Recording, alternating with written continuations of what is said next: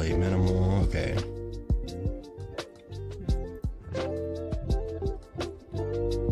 And see if... Oh, it's not doing... Okay, that's a slight issue. Showing my desktop. Display capture. Oh, did it update Factorio? And so it's having some kind of a problem?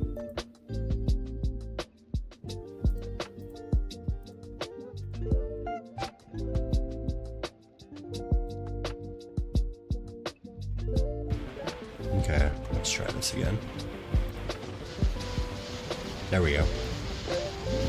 Okay, I was on the wrong scene there. All good. There's game capture, there's browser audio. Let's go ahead and turn the browser audio off.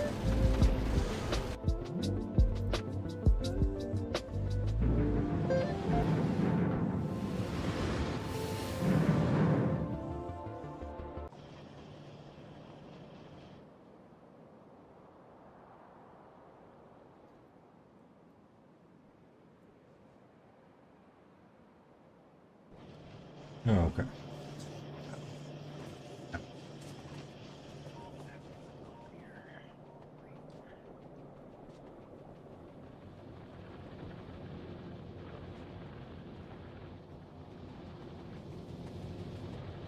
Get your rocket cycle up? I did. I don't have anything. It's not doing anything yet. Start the foundations for the pack. Should make the rocket part, start rocket parts maybe, but processing units or... Then blue circuits, man. Manually feed it for the moment. Fortunately, oh, before you start that, put production upgrades in there. Oh yeah, for sure. But it's before you put the production in, it'll be 50 per rocket. It'll be, just so you know, because you get 2% per combine. Gotcha.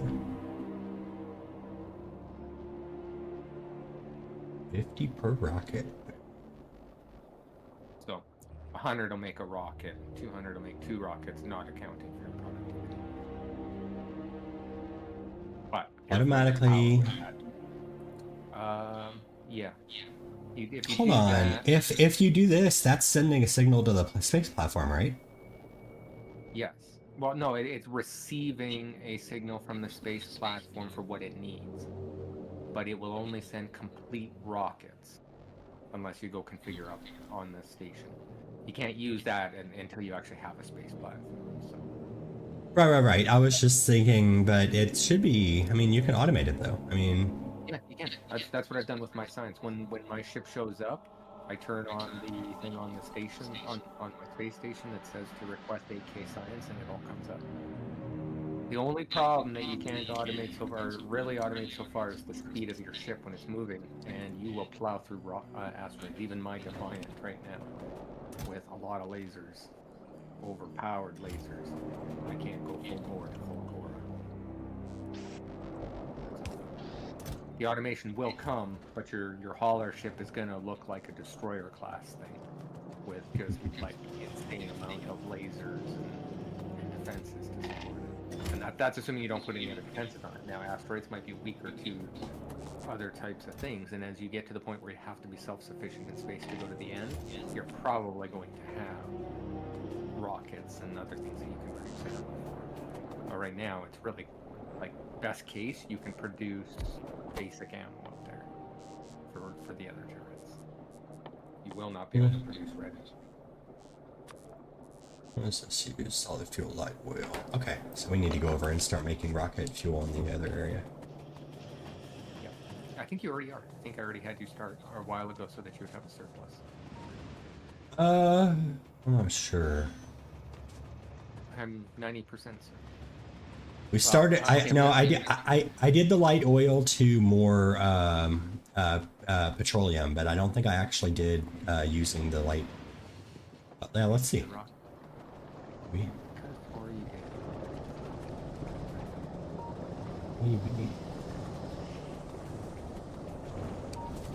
I did batteries up. Over on the right. Over on the right. flamethrower ammo. Oh, that's the thing. But that's what I.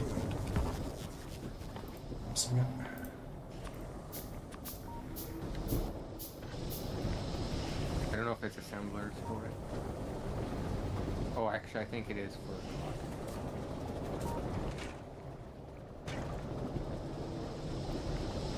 I never get. What?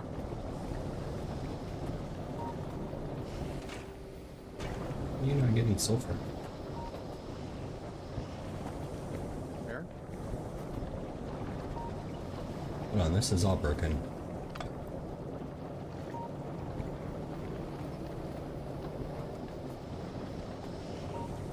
Oh, I see what happened. I was relying on the other side of the belt here. The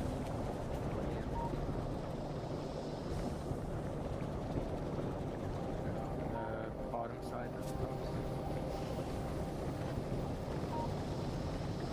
And load it off the top side. Yeah, I see. Why did I do that? Unless you swap it at the on the other side. You can swap the coal to the other side.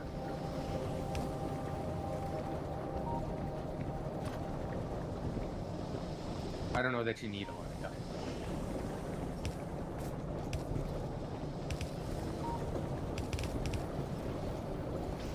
I might as well have it. Yeah, that's even.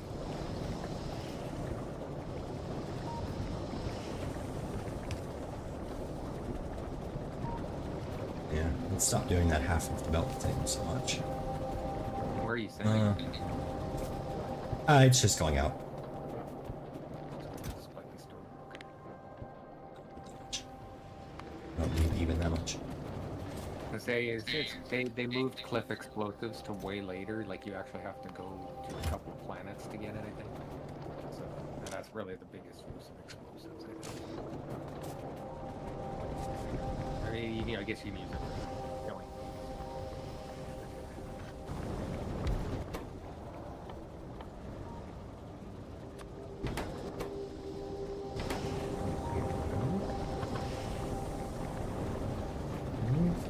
Let's go ahead and put this over. Yeah, for sure.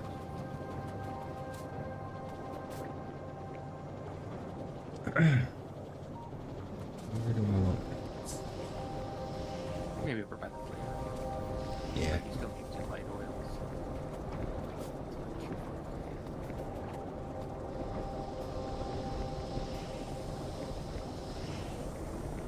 A lot going on there with pipes. So.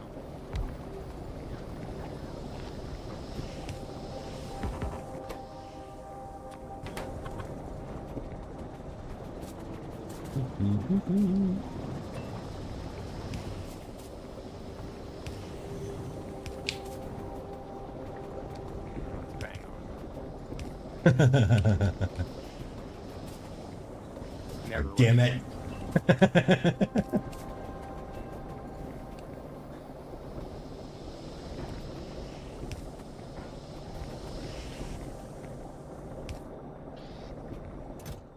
Oh yeah, you'd be proud. You should see all the yellow and purple chests that I have going on with Fulgora. Oh yeah. Because when it scraps, it turns into 12 different things. Yeah, and then you have to like cycle that. And stuff. But I've got a pretty good setup on my second base. I didn't have as many. But definitely yellow. Yellow's all over the place so that they can cycle stuff back in after it recycles stuff. And I need to speed.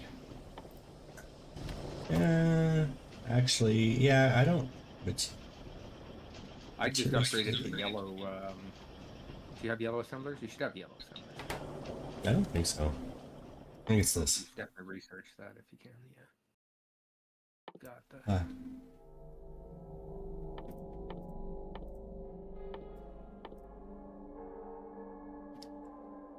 Probably the most useful of what you got left there, other than elevated rails for Fulgora. You want to get that as well. Shooting speed for lasers wouldn't be a bad thing too. Before your spaceship, you're probably gonna have some trouble getting there without lasers shooting fast enough.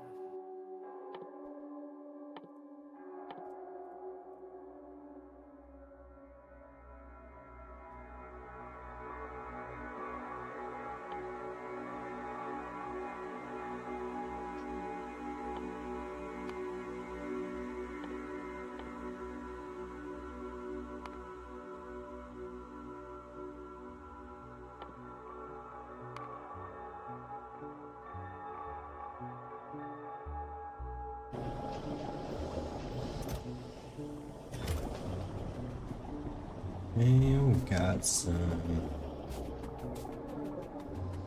parts. Let's go ahead and stop this.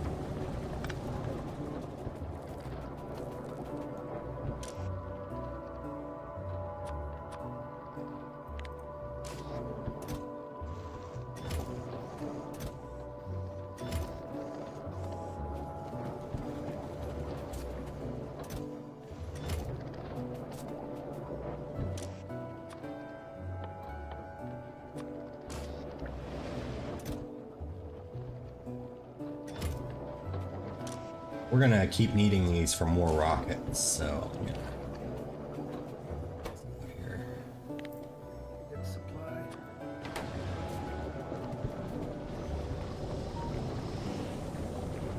Although to be fair, you'll outproduce your need for rockets after you build your station. The first couple stations, they just end up jacking up the big buffers.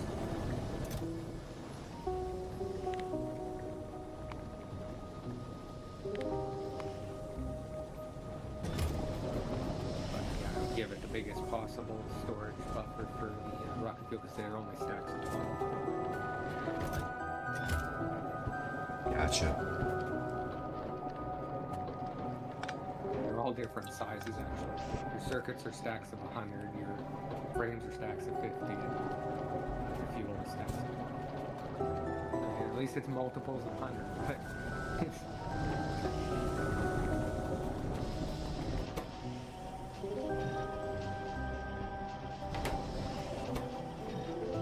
Speed. Oh, you said you're gonna I'm gonna outproduce it anyways, but I wouldn't do anything except, you know, if you wanted to, productivity would never be a bad thing if you've got this spare power, but check your power, because you did just crank something.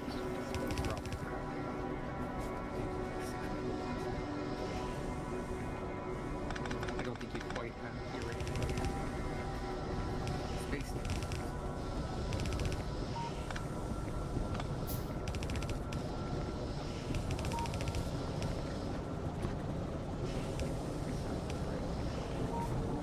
that is true. Yeah, I don't even have to sideload it. I can just, just run it right into it. I wasn't sure if you were trying to get it on that belt, but you could sideload it straight there, except that it's going to split it. So you might Yep. want to filter it the other direction.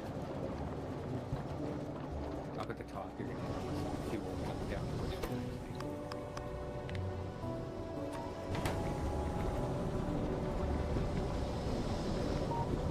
Oh, wait, will that still allow sulfur to go through there?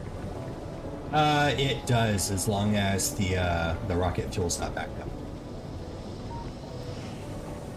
The rocket fuel gets backed up, and it stops, I think.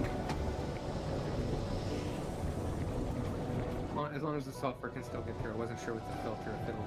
I don't know. I know actually it won't. It won't let the sulfur through there. If you grab some sulfur there. Not there. On the other side. Where you're sending the sulfur down. Stop it anyway. So I don't know if that matters, but I assume you need sulfur down. Let's go.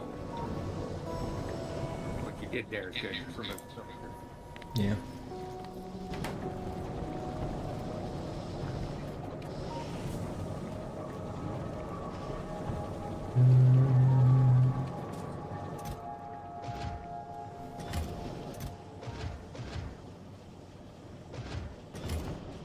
How is your power right now?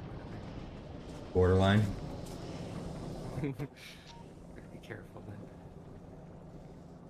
Oh no, it's drawn from you. Oh no, you're accumulator right.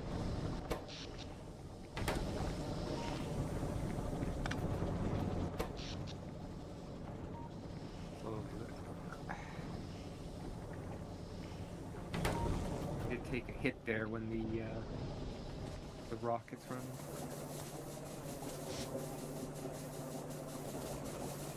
Yeah, I'm gonna have to expand. Is this connected?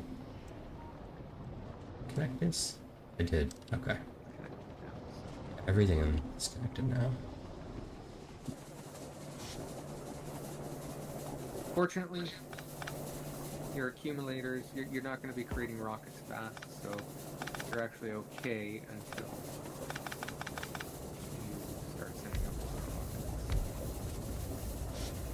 smallest station for just a regular space science one is very big. What else? Many rockets for like 5 or 6. Or no. I don't know. It really depends on the smallest station. Something very much.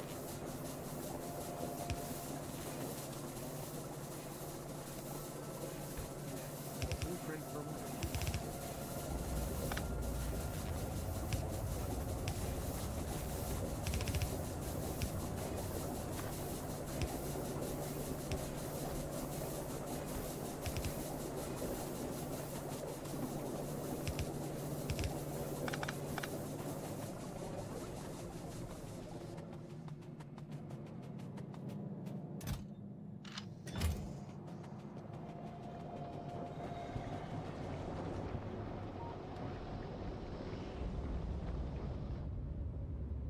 My big thing last night was making the defenses.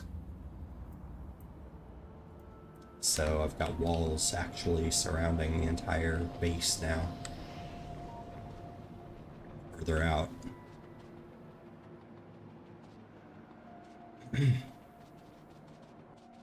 see, do I have another?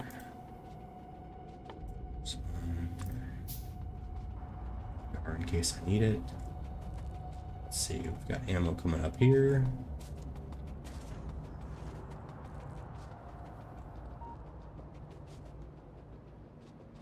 Trying to get it good enough to where I can leave the planet and not worry about it. So Yeah, the only problem is defenses for stuff that comes in, because over time the biters are gonna spread towards you, so exactly. hit all of your outposts. Yep. You need to be completely self-sufficient right down to recreating turrets, which means supplying the outposts with those turrets, with even extra construction bots, because construction bots will end up dying.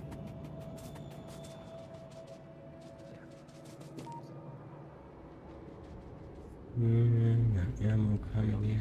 Roboports to cover the entire area, at least up to the green. Logistics for orange. You want to be able to at least have bots be able to make their way out there slowly. I mean, there's nothing wrong with doing that. It's a trickle way of getting it, just kind of chaining roboports all the way out to your outposts. There's nothing wrong with doing that. Just make sure you have enough bots, enough construction bots that can.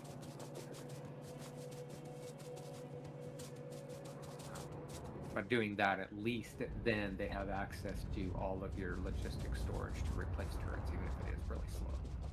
You know, it might take them 5 minutes to go back and grab a turret and come back and place it, but yeah, you'll have to mass produce them because they're so small, the range on the logistics, but in order to connect them, you have to connect the logistics.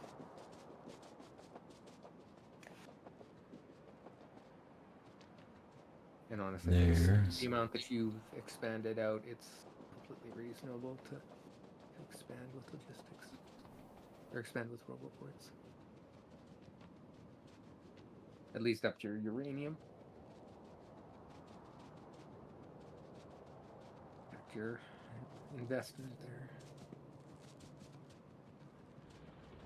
I always have roboports at them, and then with some construction bots and whatnot to repair things, but the idea of connecting your main base to it just ensures that they never run out of repair kits, they never run out of bots, they never run out of anything. Yep, for sure. It's really the only safe way to leave the planet.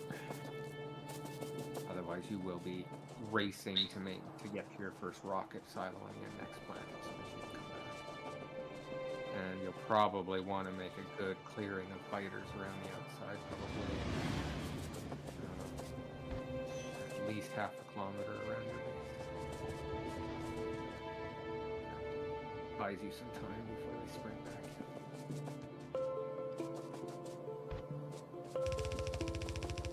I think you got your good power armor now, so you can probably get a couple of lasers in it.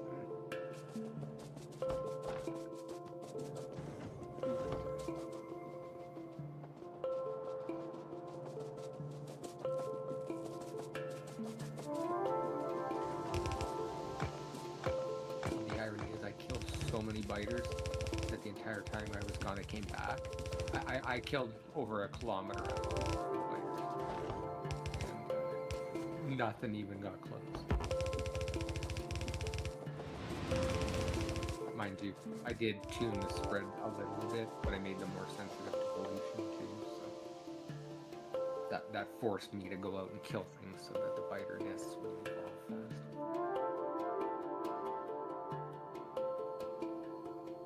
Speaking of pollution, there's another thing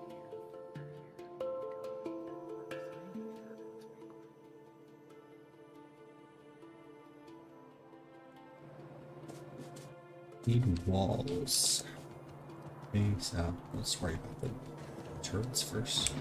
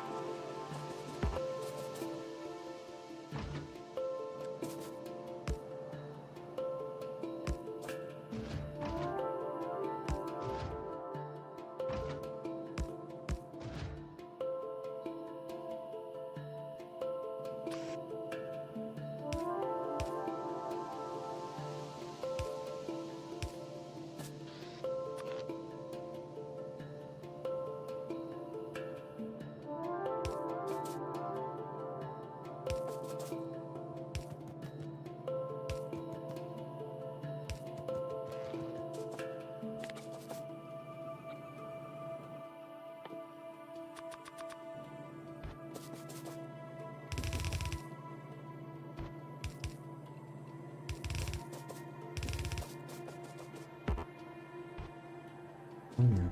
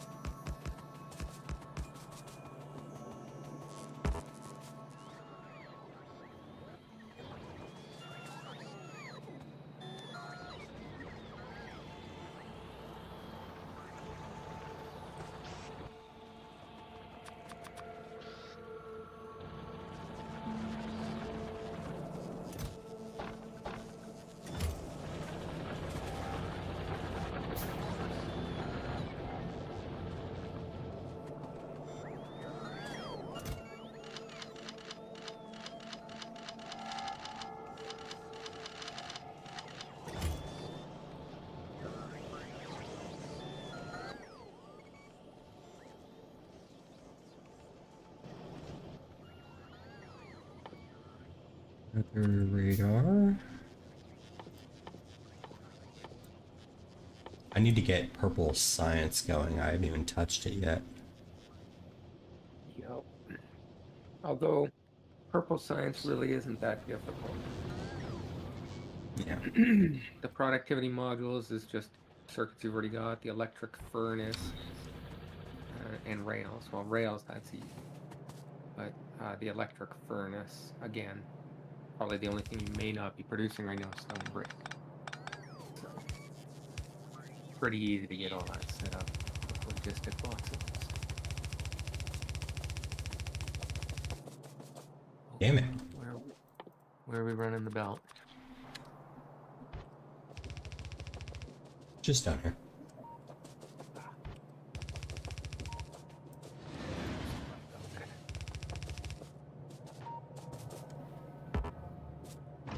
At the beginning of where you produce your ammo, do you have a small wooden box for it? It's always good to have a buffer for it.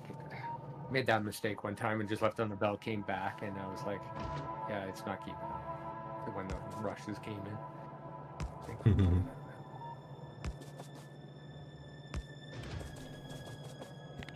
The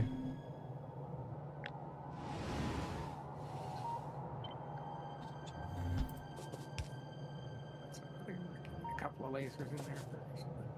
yep.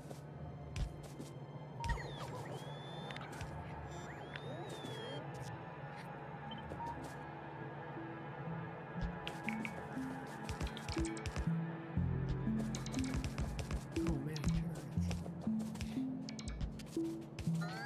They need some artillery behind it.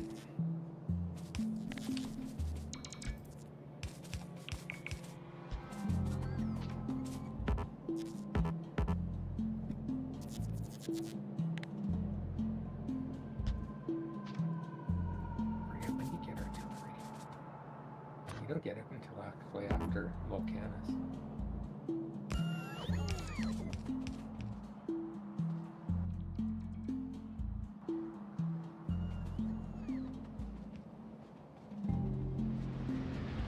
Yeah, they really locked it up behind that tough one. Yeah. Really can't much for the turrets. Well, we get the flamethrower turret, which is actually really good for small units.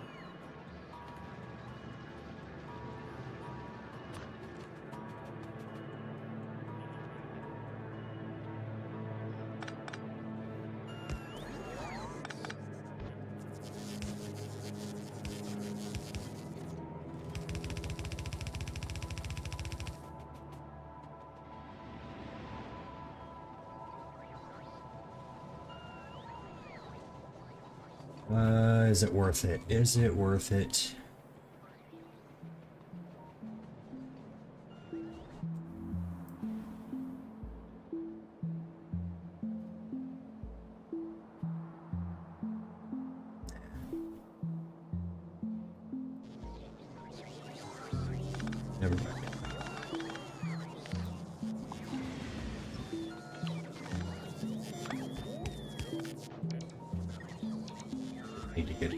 to move it.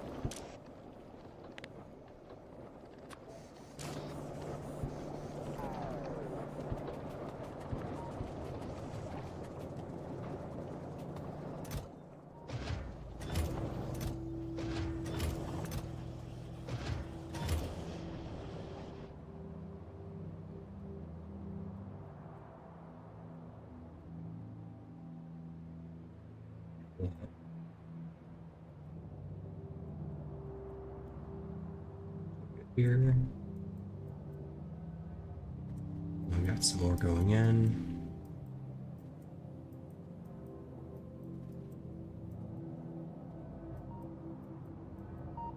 It takes a while.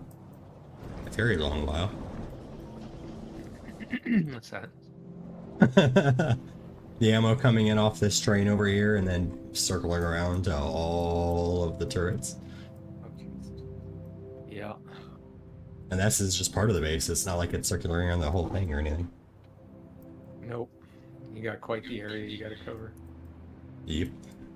But it's good. To It's be fair, done. that really is your base. When you look at the pollution, it's Yep. it's spreading out to that distance. You got to cover it, or it's gonna cause attacks. Or you got to cover it because it's going to cause attacks, I should say. That's I good. We assume by the got. looks of it at the uranium. Yep. Need to add some more defenses down there. Sections not being met. But really, the thing that's really holding you back right now is that power. So Yep. gotta try to get to space. It doesn't take much to build a small space station. Start getting that space science in.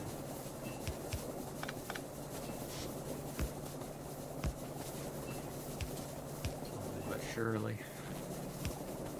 what you got? I'd say with what you got now, you've probably got enough station, give or take the foundation.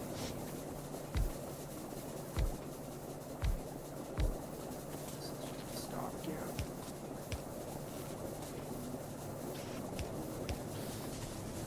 However, just out of curiosity, how much of the bright green stuff do you have at the moment? Because you've got Like enough, 60. I've got enough for the Covarex method. Yeah, you got enough for the Corex. If you put that aside, you could probably start the uranium process now and get yourself at least 40 megawatts off of that. Oh yeah, for sure. I've got some cells built up too. I need to do that. I need to set up circuits so that it's making cells so long as it has like over 50 of the 255, 250, Exactly. whatever. Yeah, just make sure that you keep even if you just set them aside for the Corex process for now and let it burn the rest that it comes in, you're gonna have more than enough. Like I said, each one of those bright greens gives you 10 fuel for a uranium reactor. Each fuel lasts for 200 seconds, so it's going to be basically you'll be finding it faster now than you need to worry about it. Until the Covarex method. So you've got more than enough built up, is what I mean. That you don't have to worry about it. You could start using uranium power. So maybe divert into working on that temporarily instead of the space station. It'll be quicker. However, I think did you already build one nuclear reactor? Yes. Okay, so even that part is done. All you need is the boilers and some heat pipes.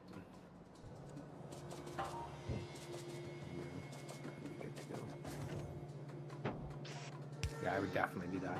That'll get you moving. Buy you lots of time to get your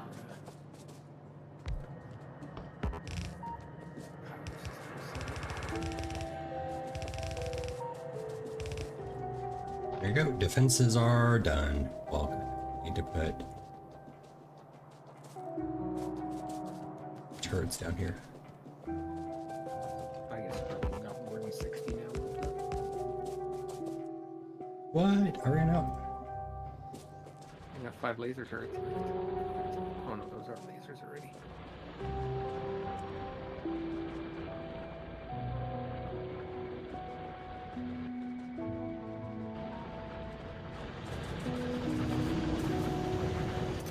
So plan to make 4 heat exchangers, which aren't too expensive. Those, yeah. And you'll need like about 12 of those heat pipes, I think. Something like that. Maybe 14, I can't remember exactly. Mostly copper. Kills you with it. Copper and steel.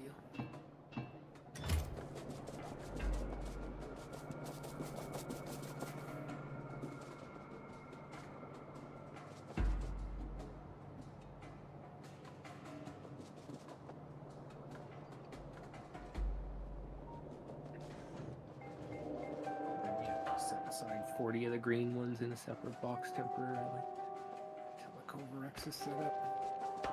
But you can also set up the proper circuit networking if you want. It's just when you do set it up, it's going to take more than 40. It's going to take 80 because it puts 80 into the actual machines. Yeah. But I think when you were setting it up, there was something about reading the machine's contents too. So. Yep. Well, it reads whether the machine's on, yes. Machine is on, there's obviously enough to produce one round. Yep. But if it's not, you want to make sure it keeps going. It should be in the machine.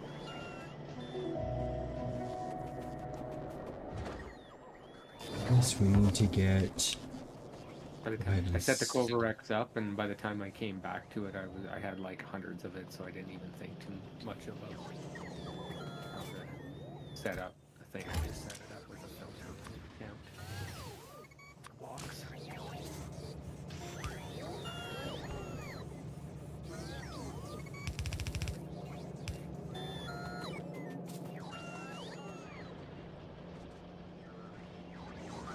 Probably just a requester chest at the base station, though. Would be the easiest thing. Oh, I don't have requester checks, do I? Alright. No, I don't. Yeah, you don't have logistics networks this early. Not really. Forgot you don't have them until the base. Man, they really cockblock you on that. Here, Well, it trivializes everything. You don't need belts after that point, so it makes sense that it's late. You do and you don't. They turn around like at Fulgora. They prove that belts and bots coexist because you literally need to run through like a blue belt worth of scrap. You're not moving with bots. So with ores and stuff, it still stays pretty relevant. But yeah, after a certain point, actually, I would say there's probably a few initial intermediates too. Like I wouldn't want to move copper coils by bots. Seems too many of them.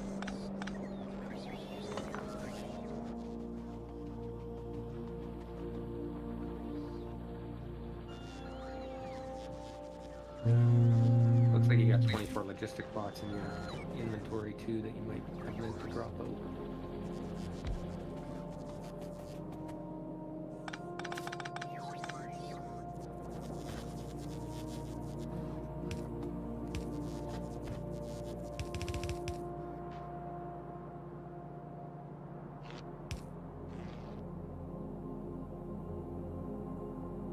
Yellow inserters.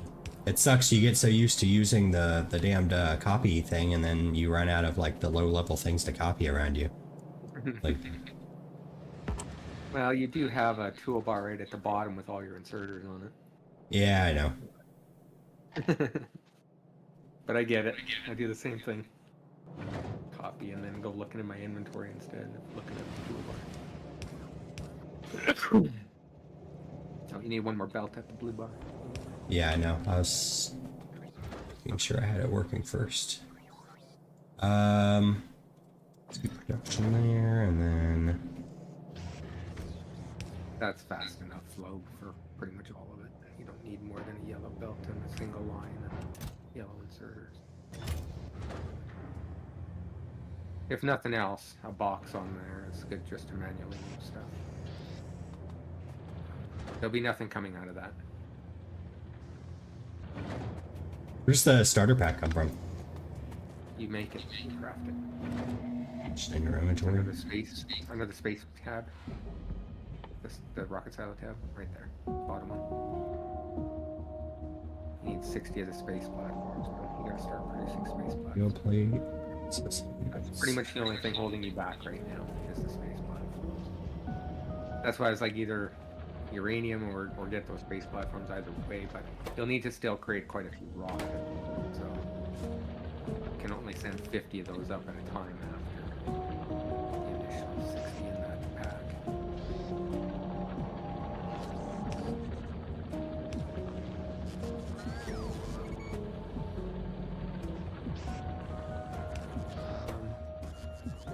Or no.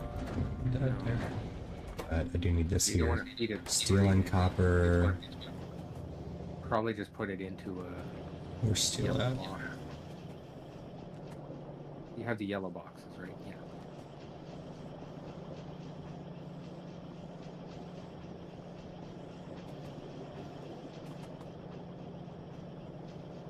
It's up north somewhere. Coming from. It's right here. North somewhere.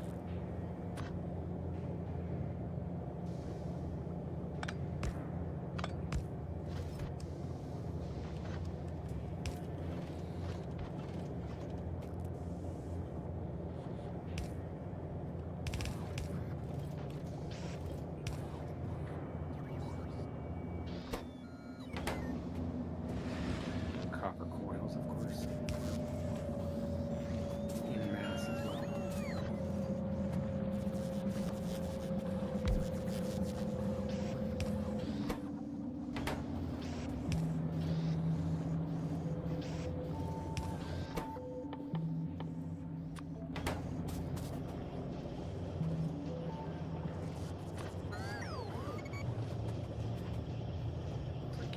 You can get it a little closer if you put the iron underground.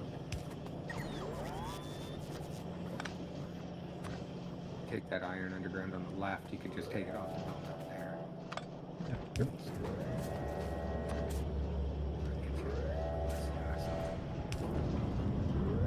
Just enough room to do it, but yeah.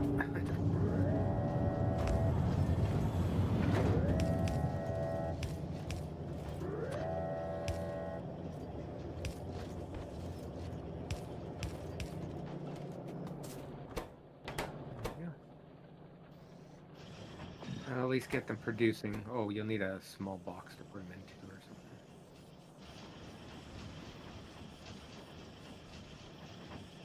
Should be able to use production modules on this?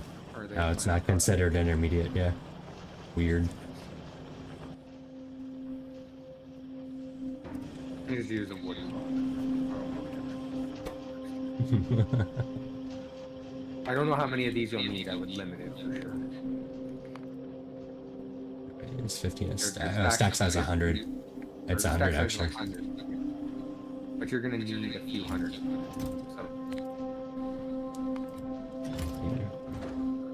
Let's do that. Let's do. The only floatant sea structures are being pulled off of blue. Both of these are being used for science right now. Should I use the science to redirect to the silo, or just not? Split it. But This is you don't being want to, used like, move it for. But I would say when it comes to the blue circuits, it looks like you're ahead, so those you could probably split off. But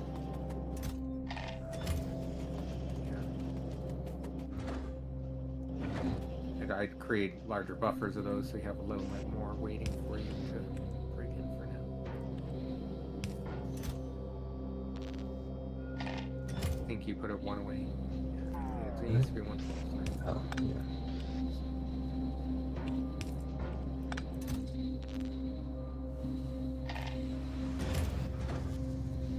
Increase the buffers on the frames. You're only allowing it to get 1 stack, and they only get how many stacks of 50. So They're so expensive. at least a couple hundred of those. Yeah. You're gonna need them for other things to use. But yeah,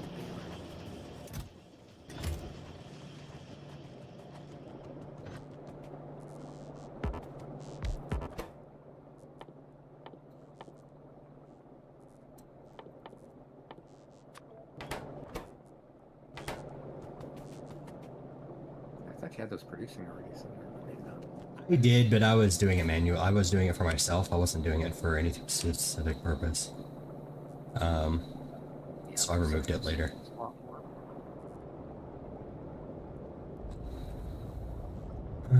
The problem is, the reason why I removed it is because all of this is already being dedicated to science. You do have a surplus. Yeah, I know, but So, but I would agree that having a dedicated green to that is probably better. If you're going to need science, so it's fine if you're just doing it for yourself. Again, getting to space is really important. Getting your bots as well.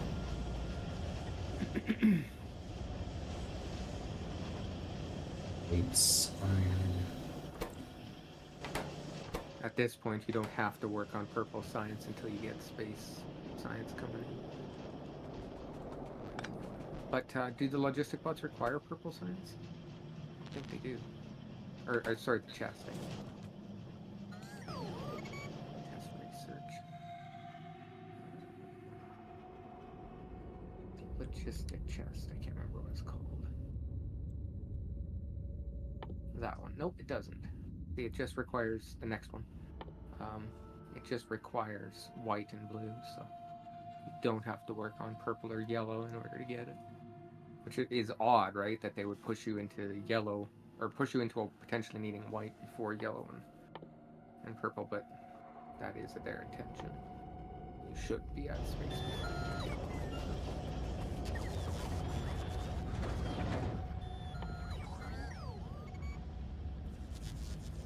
And for what it takes, you could just grab the materials too and make 60 of them. They're long craft time. All right, only 10-second craft time. But you only need 60. There's probably already. Using that material.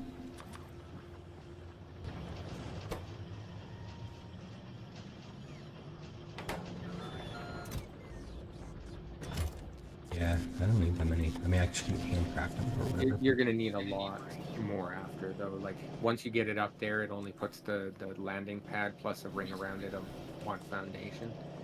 You're going to have to expand it, so you're going to be sending up at least, if I remember right, it's like I want to say close to 300 or 400 more foundations for pretty much the smallest base station. And you're only going to worry about doing 1 crafter up there, so you don't need any cargo, you don't need anything crazy, just stuff to collect and crush asteroids, belts, and servers. Can't use chests up there, by the way. You have to use the hub for storage, which complicates things.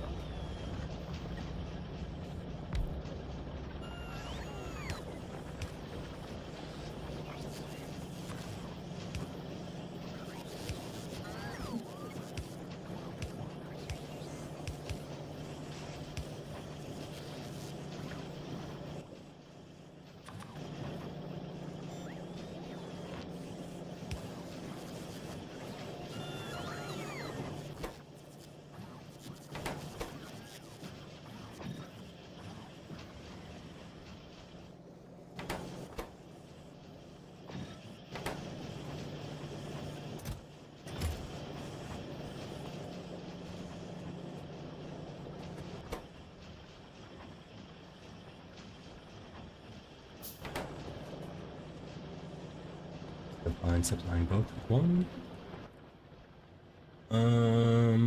Okay.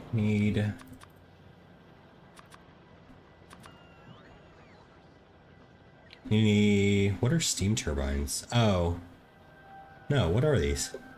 They'll be used with nuclear power. You'll need How some many? of those. But you'll need 6.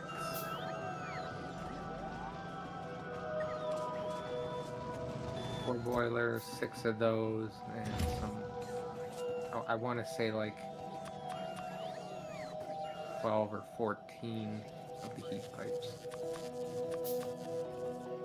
I have enough heat pipes. I have 4 exchangers.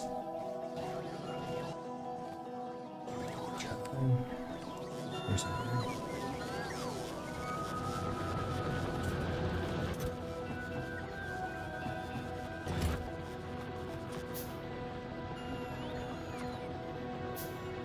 Yeah. You can go get a nuclear power set up.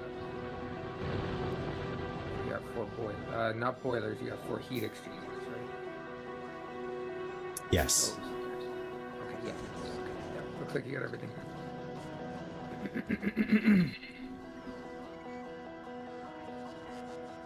Give you a nice boost to your power.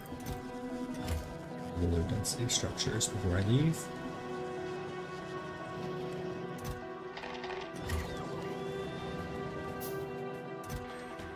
It'll only make 2 rockets.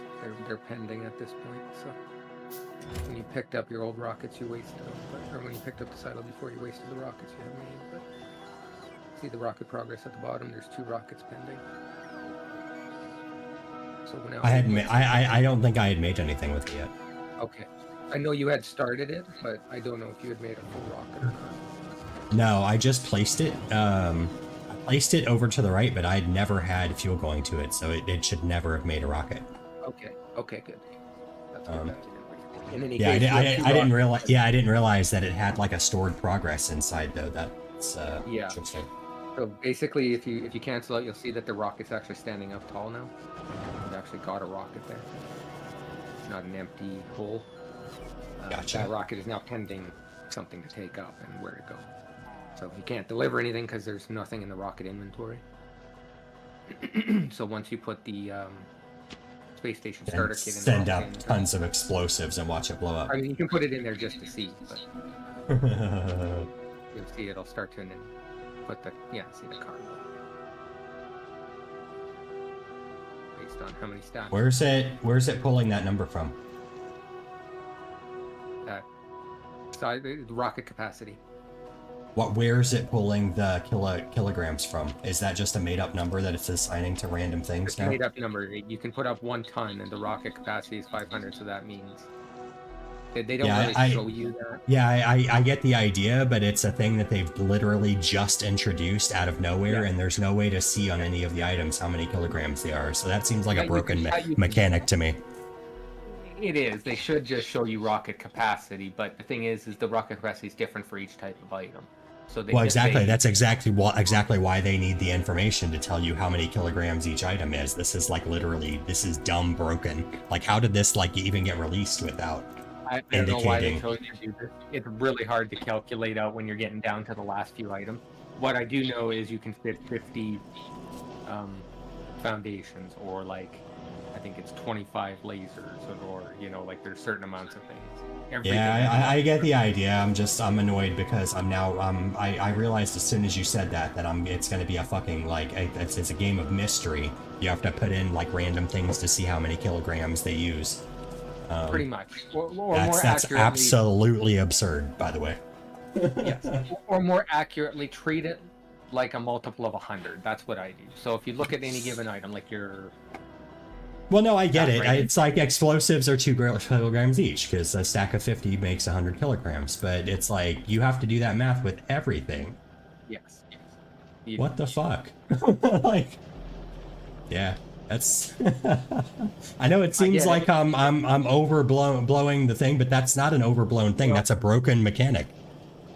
You'll get a little taste of it when you're making the space station with non-standard numbers of everything. Like, you'll have, I need 4 asteroid collectors, and I need 3 crushers, but I also need a bunch of inserters, and everything has different sizes, and it's all going to mix and mash, and it's not going to come out to an even amount. You will waste some space. The thing here's why this would be hilarious to confront this issue. They introduce a new item that is just a scale, and then you can put things on it to see how much it weighs. That's literally it. Just put things on it, see how much it weighs. It does exactly the same thing as putting things in the rocket inventory, except it's a standalone thing, and they'll call it fixed. Because now it's a mechanic that you can tell what... I mean, it wouldn't be wrong either. I mean, if they just did that, it would then be an actual, like, deterministic mechanic that you can plan for. I believe if you connect the circuit network to the rocket just to see what you can do with it. You just got to connect it to anything. There, now click on the rocket. So you can read the content and the orbital request. So that's all you can really do. You can't really read much from here. Yeah, and you can't send anything up. It's one way, right? So, well, except for the rockets themselves, obviously.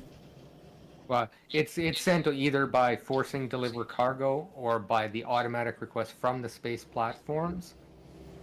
They will only ever request complete stacks, which means if you request at that platform a non-complete stack, as you will be doing, it won't send the rocket because you'll ask for 22 inserters and it'll be like, well, that's not a full stack, I'm not going to take it, and it'll sit there forever waiting unless you configure the station to ask for incomplete stacks, in which case it'll send a rocket up for 22 inserters but not complete the rocket and fill it with other stuff. So you're going to be doing some manual rocket management in order to get your first space station created. When it comes to just moving science later, it's complete stacks of one thing, easy.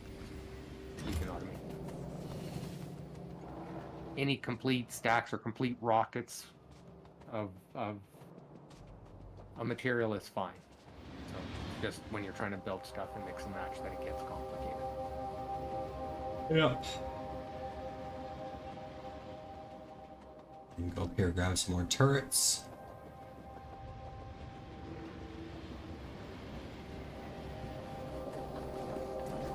Let's go dump this. Explosives.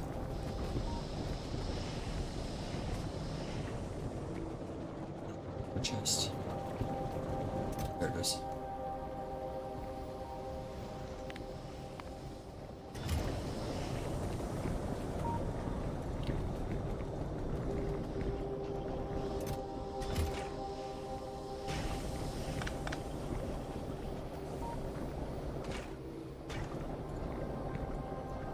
Leave that chest.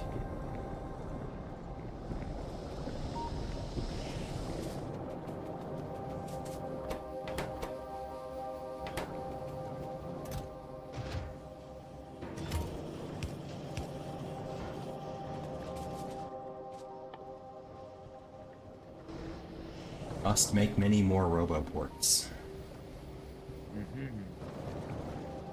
Oh, I can automate that at the dock over there, the drop-off train yard thing.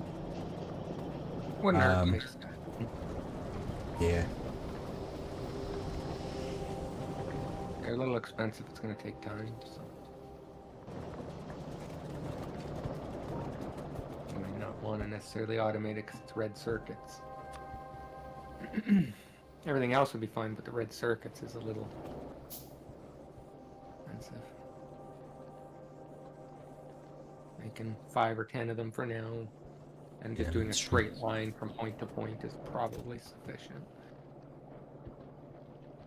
Need... Where's this? Yep. The point being to make as straight of a line between where they're going to go as possible, because then they'll follow that path and not veer off of it and then come back looking for power and then veer off of it and come back looking for power. In theory, as straight as possible.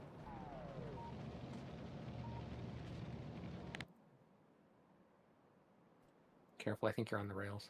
Oh, not quite. Okay. Thought you stopped on the rail.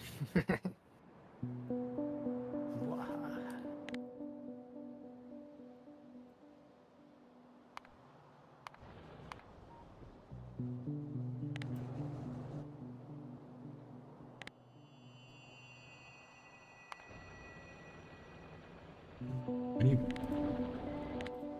kill the view each time?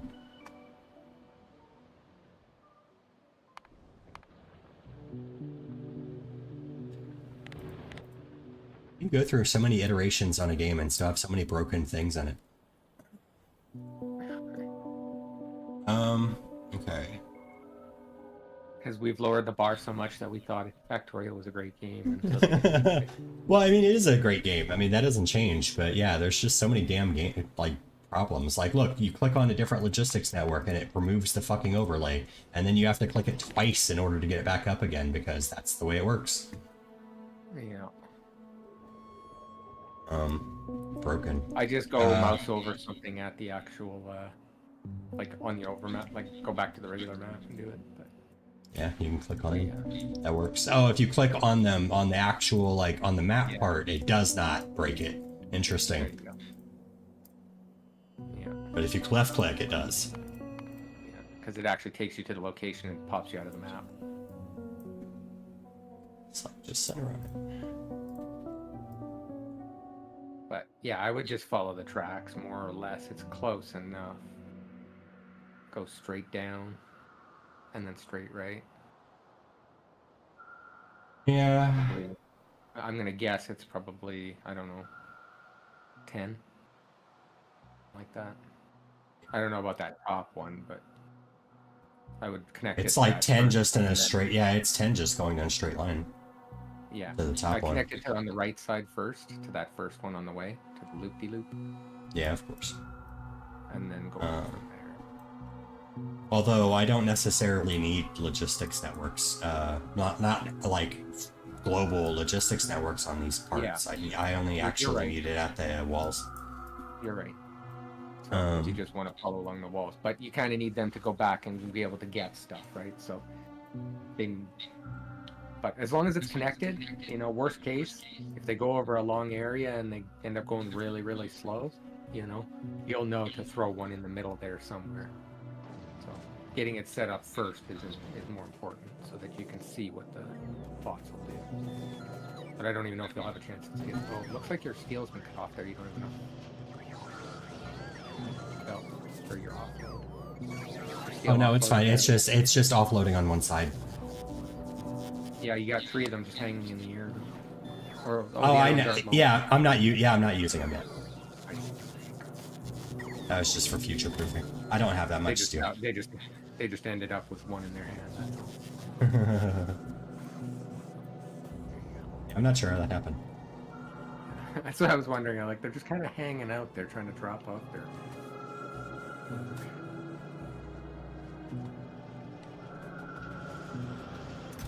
Grab a quick drink. What time is it? Still coffee time? 1:15. Always coffee time.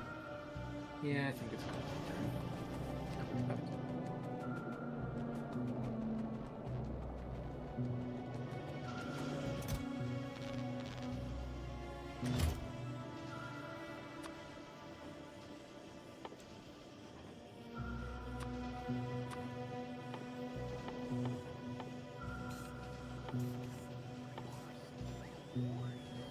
Turrets to fill down there. This. It's productivity modules. I don't even know what you're doing.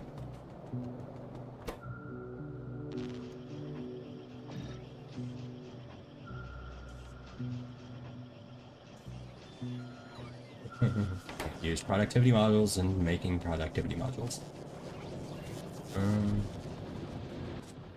You dump the same one.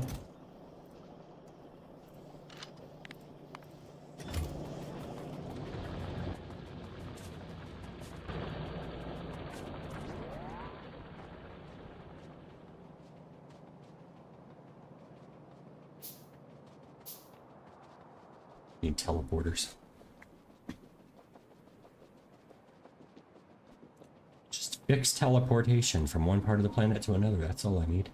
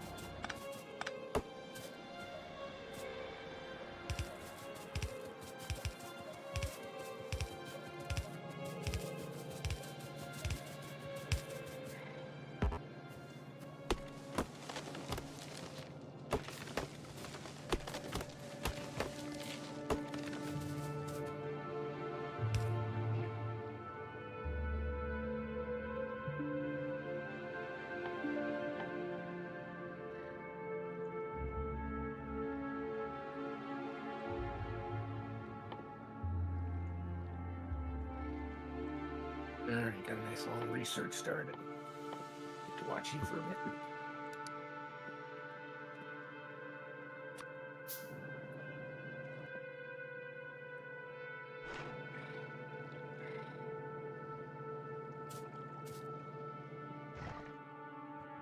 Said offshore. Was that not the right one? No, that wasn't the right one. That's the problem. I literally said offshore. I said off. Why is it? Okay. You probably did make one, you got two of them.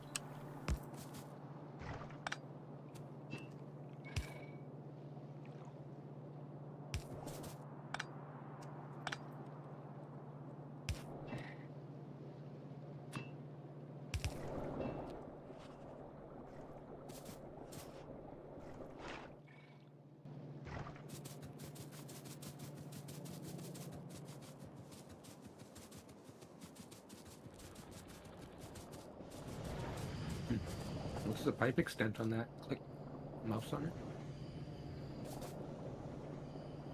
152. Okay.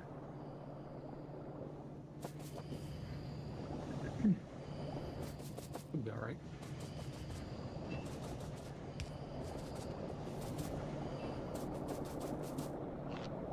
So you may need a pump anyway. Yep.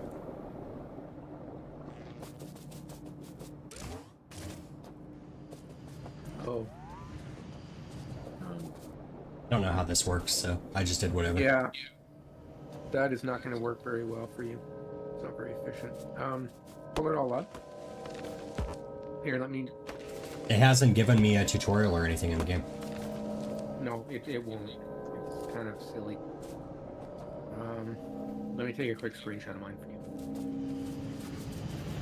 Or at least a portion of it. I mean, I get the idea with the heat exchangers and stuff. It's just, yeah. Yeah. I meant to be there when you were doing it, so... I'll send it to your high-tech guy. Discord. I only showed you one corner of it.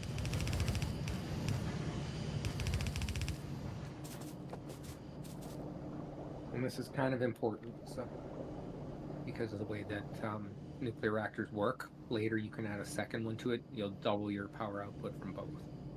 So you kind of have to work within certain design patterns. Now, what I've done is not perfect by any means, but this will at least let you have a neighbor. You've only got heat running out of one side of the thing, Yeah. though. I mean, Yes, that's correct. It doesn't matter where it comes out of. What matters is the length of the heat cables. You want to keep those as short as possible before they hit all of the exchangers. I think the max length is something like 14 before they start losing heat naturally on the heat iron. Eventually, we can do a quad setup with these, but it's really hard, and the way I've got it set up is, again, not optimal. All that needs to be close is the boilers. It doesn't matter how far you take the steam after that. So mostly just put four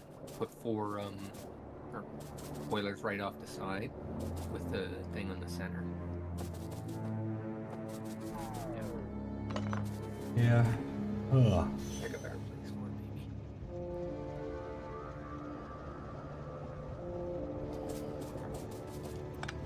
Skip. Let's do the pipes first.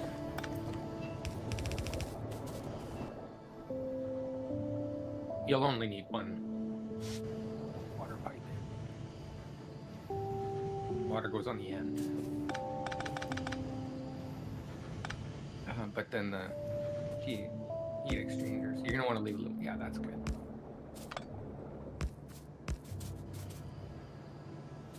Put them all right next to each other. Don't leave a gap. Yeah, it's why the damn things are getting... Let's just do this. Yep. Clear a little space. Oh, a couple rocks in there.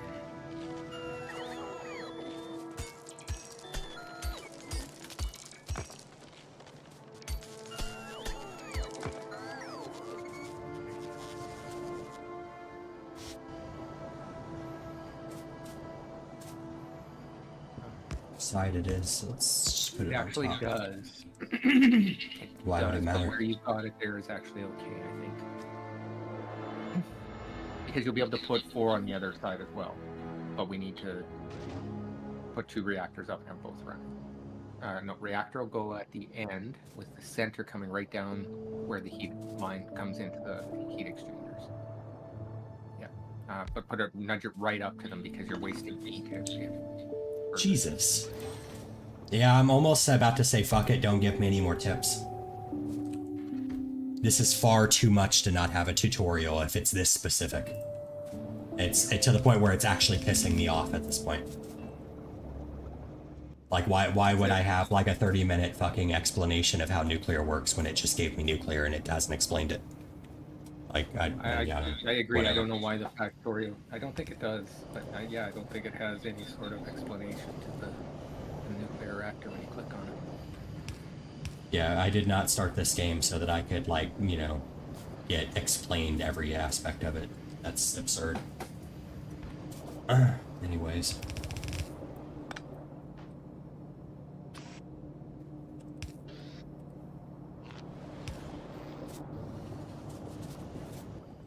see, let's do... Where's the fucking things at?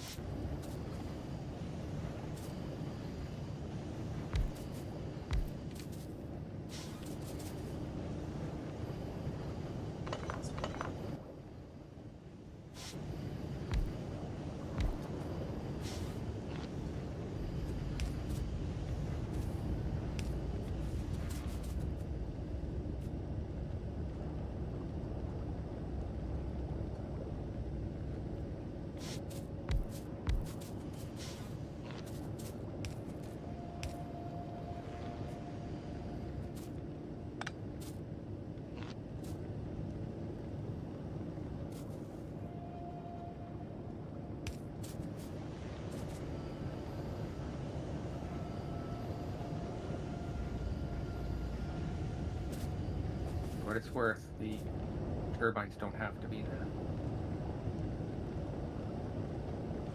There's no way to know that. I know. I'm just.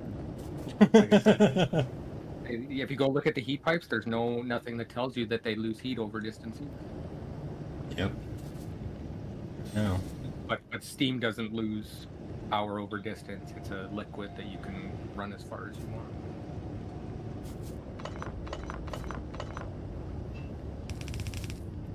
If that helps what you were trying to do here, that's all I was. Oh, nothing helps, bro.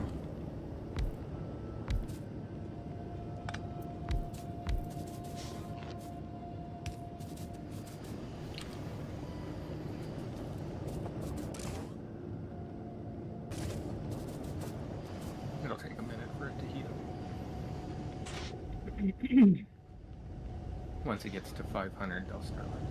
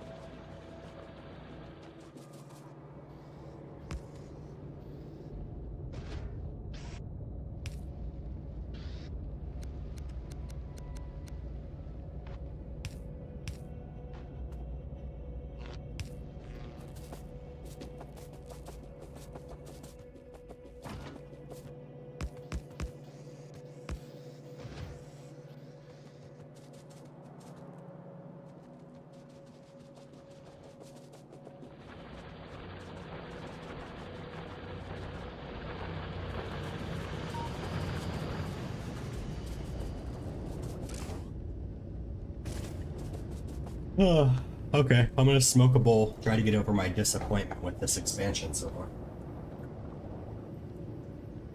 Yeah. Well, so far all it's done is locked out stuff you had access to. Yep, that is exactly the case, yes. They didn't add a whole lot until you get to space, and then it's like, okay, not so bad. But I agree. That's why I said, like, the space DLC starting from scratch was kind of like, I got to go through everything all the way up to making rockets. Yeah, it's like, normally, man, I would have had requester fucking chests by like 8 hours ago. Yeah. Which is why I wanted to comment that technically space science comes after the blue science. Even though in the list, if you like look at the list, it comes later. It comes after the purple and yellow, which makes you think that it's actually. Well, I mean, later. the funny thing is, I actually went through a lot of effort to not grab any unnecessary yellow or purple technologies. So I've got almost nothing researched that uses yellow or purple. Well, a couple of yellows now at this point. That's to be expected. I honestly didn't even start doing the yellows and purples until just before I went to the next planet. But yeah, it didn't give me the yellows and purples until like it gave me those before it gave me the fucking ability to do the space stuff. So it gave it to you at the same time, but you had to do the rocket, right? You had to get the rocket out in order to do the space stuff. Yeah. that research was kind of just stuck in there, and it's a big research. It's like 2,000. So you kind of get walled off there by what used to be the big research for the game, and now it's just kind of the starting point. Okay, so this outputs depleted fuel. You'll have to take that out and just throw it into a box for now. You'll process it later. You've actually got the nuclear fuel reprocessing current research, but I don't even have that yet. I haven't done it, and I've been running for a long time with 2 reactors just outputting into a box. This is one of the things that feels like they kind of phoned in with the nuclear system. Like you said, there's no information on it. The way they did it is kind of subpar. And then it's like, oh, and by the way, it's the most complex system. You gotta build up a whole bunch before it's useful. And oh, and it's RNG, so you have to get lucky. And yeah, it's just all of these things combined. It's like the only reason to use it is because it's the only interim power source. Not really.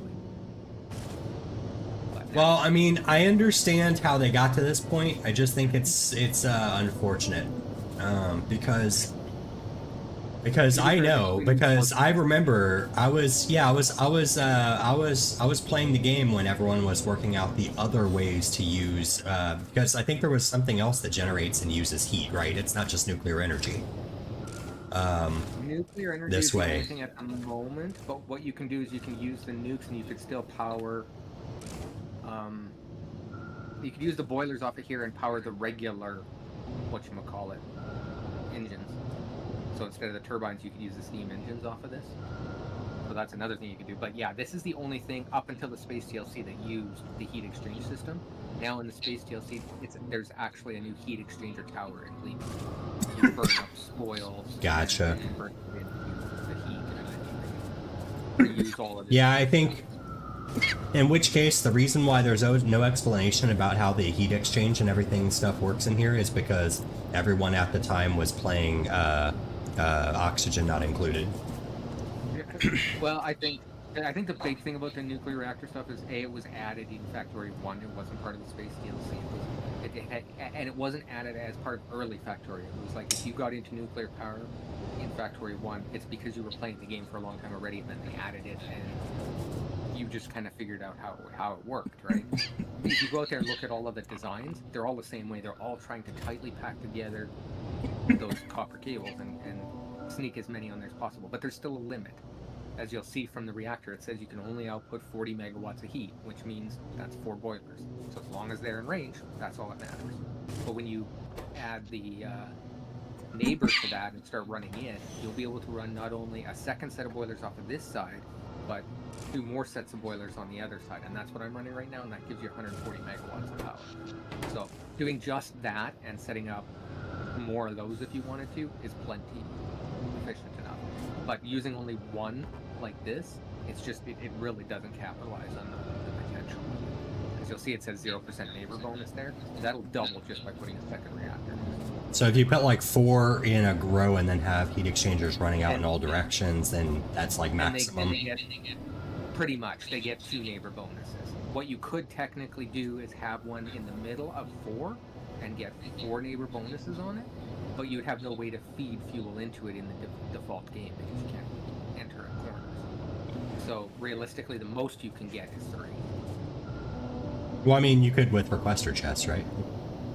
Or no, I mean, not if it was completely tightly packed. Yeah, I get what you're saying. It has to be edge to edge in order for them to share. Okay. So edge to edge. All right. So you can only get 2 neighbor bonuses. It won't even count the diagonal one as another neighbor. You get a third. If you put 3 to the right there and turned it into a T, that one in the middle would be accessible to put fuel in. Yeah, that's true. But you wouldn't be producing power off of it, right? Because, well, you could bring. You'd be producing power off of like one side of it. Yeah. Yeah, exactly. You produce power off of one side of it, and you'd have to bring your fuel into that side, which means you'd lose a little bit of the heat on the lines because you need a little bit of space to bring the power in, or bring the fuel in, right? So there's all sorts of configurations you can do. This is the absolute simplest, repeatable start with this, and you can actually add 2 more turbines to this. you'll notice that the boilers output 103, which is an odd amount, and these turbines take 60. But when you combine it all together, what you end up with is enough to run 6 per. Gotcha. As long as But if you get, okay, the neighbor bonus only affects the power output. It does not affect the steam output, right? Or consumption or anything like that. So it doesn't affect the fuel input, so it doesn't cost you more fuel, other than the fact that you're running a second reactor, but you're getting basically 4 times more power for running a second reactor. Does that make sense? Because it'll double both of the reactors' heat output.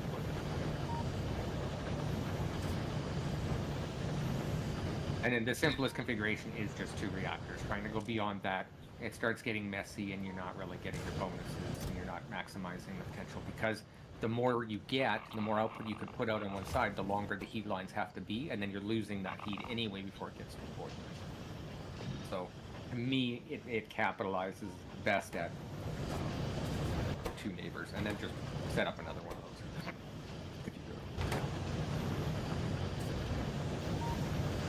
Yeah, productivity on that, double your output.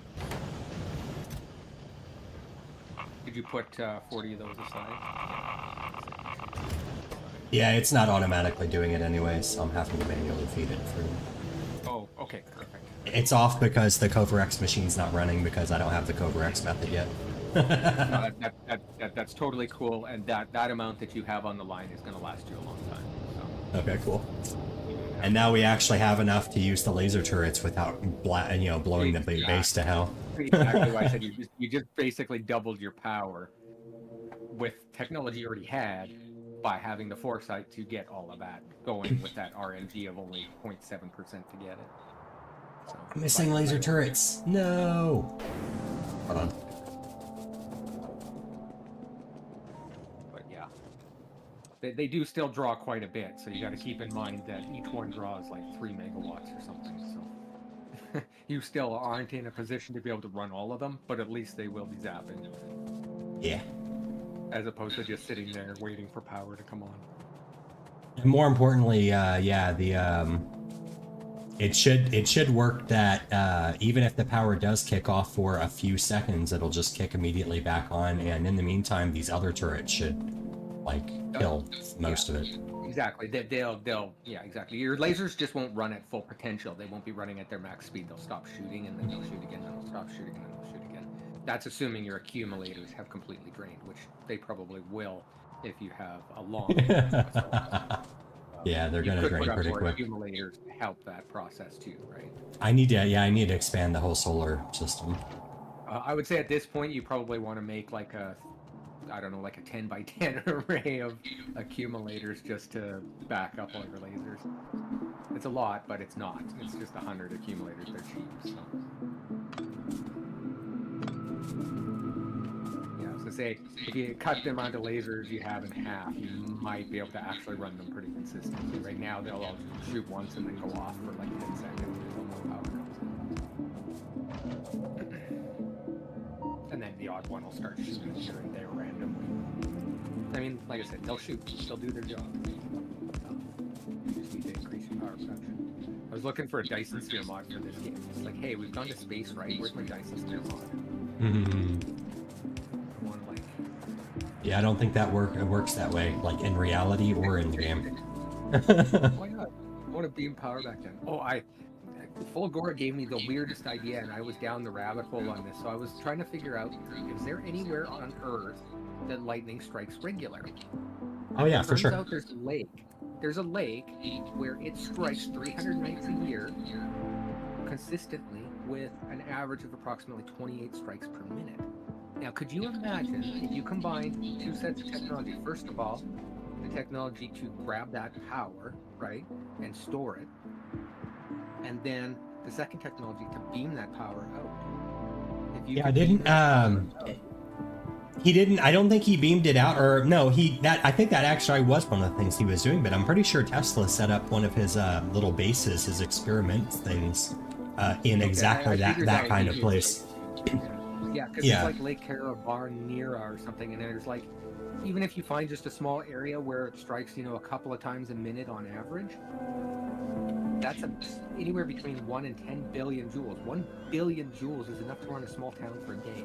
The amount of strikes of energy that you would get in a single night of energy, we need to have, we need to turn our planet into Cybertron. Because if we had underground power distribution across the planet, these lightning strikes would basically power everything infinitely forever. We'd never have to worry about it. We just need to turn our core into one big lithium battery. Well, you can't create or destroy energy, right? That's like the thermodynamics or whatever. So whatever the lightning's doing, wherever it's discharging, it's having an effect long term. So consuming and using that energy means that energy is not going where it's currently going, which I don't know much about that, but most of the electricity, when it's grounded out, turns into heat, right? And that heat is then expelled into the atmosphere. Well, that's most of what we do with our power no. What I'm thinking though is the way that this is going to work is you're going to end up pulling off so much of like like the static energy discharge in the air that it's going to reduce the total amount of lightning strikes like significantly over time to where it's no longer really yeah. But that's what I'm saying. You can't capitalize on it. You can't take it all. You would take one small area where it happens to be that, it's a fairly common area to be struck, probably because underground is a big magnetic deposit or something that is drawing the lightning to the ground, right? Like that. Mhm. That's why there's so many strikes. So Oh, because of also, that, yeah, if you actually go look at any given like mountain, most mountains get struck a couple dozen times a night. Like even when it's not even like storming or anything. Yeah. It's and because of the height, it has to do with the elevation. The elevation, the higher you are, just like the closer you are to the clouds, the easier it is for the lightning to hit or whatever. But ultimately that also reduces the amount of power that's in that strike, right? It's not. Yeah, you're right. You're right. Like any static electricity, you can go and create a lightning bolt by rubbing your feet on the carpet and go, right? That's a lightning bolt. That's 10,000 volts at a really tiny current. But yeah, based on that logic, go find someplace that's below sea level that gets hit by lightning would be like the biggest, right? I would say below sea level would be ideal, that gets hit a lot, but at a lake, at that lake is probably pretty low in terms of close to sea level. So, but more importantly, it's about the phenomenon of it already happening naturally there, right? The fact that it strikes so much, just lightning rod that shit, store it into batteries, and then use the photonic transfer for energy. I mean, surely someone's had the idea. There's probably a blank that you can Google like why it's not Sure effective or whatever. But it's got to be effective. I know where it's not effective. We don't have good power storage. How do you take 1 billion joules and store it so you can transfer it? I mean, so is this what I store a little bit? But yep, that's right. And now I put this in here and then just click this? Yep. Click build new space platform. It's going to pop up to name it. Do I want to do that yet? Yeah. There's no harm. You don't have to worry about anything. Give it a name, and then just hit create. Jefferson Starship. It gives me just a completely common like random name, so I change it to a completely common random name just for the memes. Give it a second now. The rocket's gonna take off. It'll take a minute. Rockets, even when you send them for supplies and stuff, but you'll see it's starting to make another rocket. Another one popped out because it had one ready. Like it's already started making. Yep, this is totally how rockets work. Mass produced and sent into space. All right, now on the top left there, you can click on the surface and go to Jefferson Davis. And now you have your space station. So the first thing you can do is click on that space station, and you'll see that on the right you have the ability to, or sorry, in the middle you have the ability to go requests as well as requests from ground. So first is request for construction, the second is request from ground. Now that's if you just want to send stuff up naturally. So what you need to do is cancel out here, close this. Oh, a second. Don't worry about those for now. can't do anything. I'm just looking around. Okay, so add station. So it does work like trains. Oh, what is this? Kind of like Oh, there's an electrical network. Oh, for this thing. Okay. for this station, yeah. So now hit E or whatever it is. I forget the button. Yeah, E. This is the E menu brings up now a ghost build menu. So you can, for example, go into the rocket section where the foundations are. Select the foundation. Double click it. And now you can add. And then when you do, you will see that it is now requested for construction. So as you expand this out, so go ahead and add 2 all the way around it. You're going to need more than that anyway. It's safe to add 2 all the way. Even 3 is fine. Here, gonna make it even. Yeah, I think it ends up needing to be 6 all the way around the edges in the end, but so now if you just click on the station and cancel out of this, you'll see that now you know how many you need. 114 just to add that. So that's going to be over 2 rockets worth already. Because you can only get 50 on each rocket. And it says the rocket capacity is 50. So now, if you go and throw 50 of these into your rocket silo, it'll automatically send it up and build. So if you got 50 more, make sure you send a whole 50 on.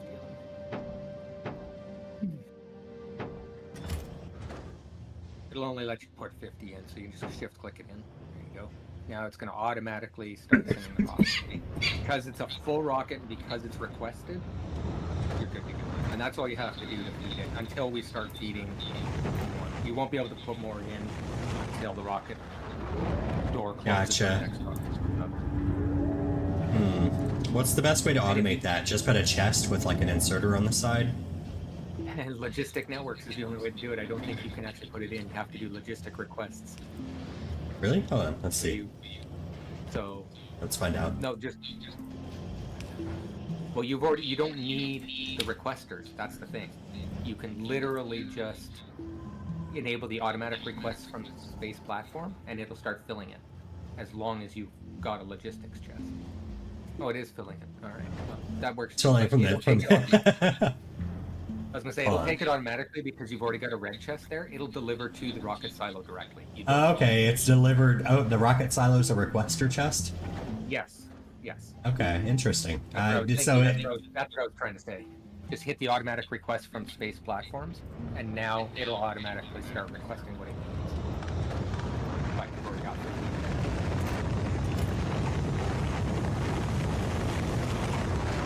that empties, and the next rocket is actually created. It won't start filling it until the rocket is created. Yep. So we've got the thing right below it, so let's see if this works. You probably also don't need a full rocket's worth, so you might want to. That's true too.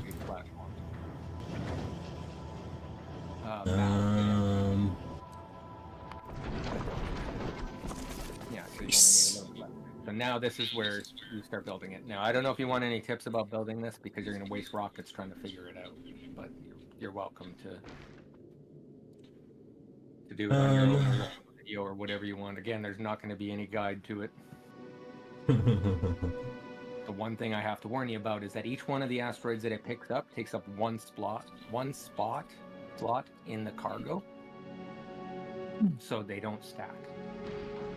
Which means you're going to have to do a little bit of decider circuit network stuff to decide when to pull more in. And I can help you with that if you want. Okay. Yeah, I don't really understand any of this. Let's see. Under the space part, there's 2 things you're going to need. You're going to need asteroid. You're going to need 3 crushers for sure. There's 3 different types of resources that need to be crushed. And then I suggest at least 4 of the asteroid collectors so that you can cover most of the space around it. The asteroid collectors have to go on the edge. So you kind of need to build small the size of the asteroids. platform first. Large asteroids must be broken into smaller chunks by turrets. We don't have large asteroids here until we go to other planets. That's why you don't have to worry about it destroying your platform here. Those are the 3 asteroid chunks that will be coming. So these are the smaller ones once you break them up. Yeah. Those are the ones that you see floating around you right now, actually. Okay, so you can get it if the collector is something like it's like a tractor beam. Then you can probably tell it like what type of thing to collect. Mm-hmm. Okay, I got you. And that's why we use decider combinators to set the filter on it. Gotcha. So saying we don't have enough of these, start pulling in more of these chunks when you see them. Okay. Exactly. And we do it to all 4 of them so that, we don't just waste our time looking from one collector for one thing all the time and wait for something to pass by. We can use 4 collectors and set the filters and have it populate. Okay, so the crusher seems to use a lot of power. Yep. You're going to need some solar panels, but keep in mind that you'll put a battery up there and the crushers don't run frequently. They only run to very short periods when an asteroid comes in and needs to be crushed into its materials. So they aren't running full time ever. They run probably 10% of the time. If that. Gotcha. But you need one for each because they have a type that they're set up to craft.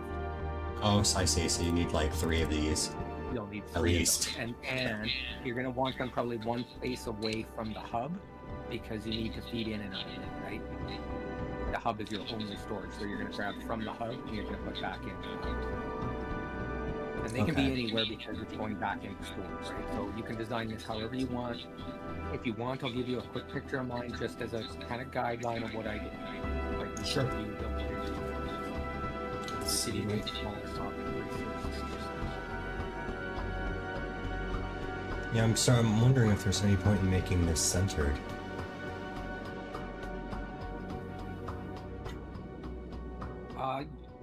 The lab? Or like the hub, I mean? The hub, yeah. Yeah, you want to keep it centered for sure. Because like I said, it's your central point of access, right? Oh, look at that. I can even give you a shot of it going out and grabbing an asteroid. I'm not happy to catch it. So there's what mine looks like. Just when you put out one of the asteroid collectors, you'll see it's kind of range. But those 2 that are at the top, they're such that they're edge to edge in the middle. So they cover the front perfectly. That's more important when it comes to moving, but that gives you an idea of roughly how big their range is side to side. And then you'll see that 1, 2, 3, 4, 5, 6. No, 5 or 6 to the left, to the side. I'm sorry, 5 or 6 what? The range. Oh, I was thinking you've got them like kind of spaced apart, like 12 spaces, 10 to 12 spaces. Yeah. I can give you an exact number. So from the edge side of the collector, it's 1, 2, 3, 4, 5, 6. So from the edge of the collector, it's 6 on either side. And it will go back behind it 3. So on that left side, it actually kind of wraps around the left edge a little bit, and we'll get about 1 up to 1 behind it, and a few out to the side, obviously.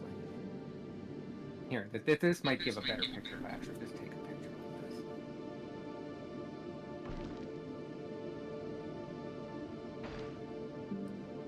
A lot easier than trying to explain it.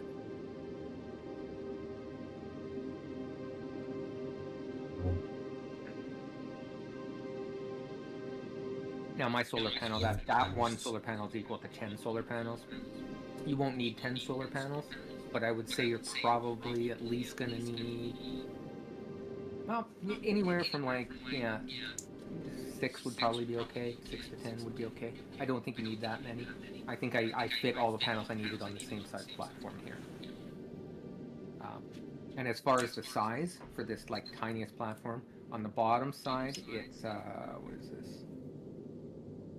1, 2, 3, 4 on the bottom. 1, 2, 3, 4. I see why you said that it should be centered, because you're feeding all of the chunks into the hub and then feeding it out of the hub into the crushers, and then crushing it and then feeding it back into the hub with the chunks. Exactly, and then feeding that into the assembler to make science and feeding. Okay, but you could have daisy chained this and fed directly into the crushers. No? No, because all of those asteroid collectors are collecting all 3 types of asteroids.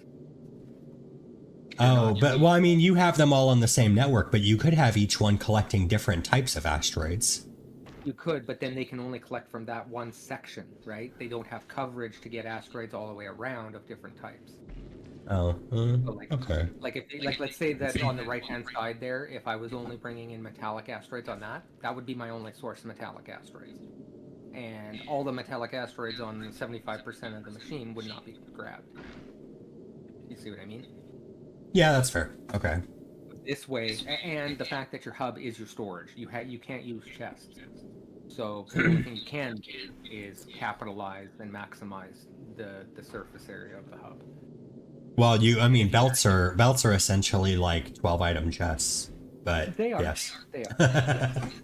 Or However, 16 items, or however many it is. In this case, belts actually kind of work against you because you can end up picking too many of one asteroid up, and then it ends up on the belt, riding the belt, waiting to get into the hub before it gets registered as being there. Then all of a sudden you got 15 metallic asteroids clogging up the works. It does happen, which is why you want to keep the belts as short as possible and as fast as possible. You could use blue belts if you can, which you can now, and I couldn't at the time when I did this. So blue belts, short as possible. That north side should be shorter. It should be. You can't make it shorter, narrower, but you can make it shorter up and down. So you could at least remove 2 belts from there. You could also use long-handed inserters, which would skip a whole belt segment. Like there's different things that you could do to reduce the time that it's sitting on the belt, which ultimately is time that it could be picking up another asteroid and clogging up the works.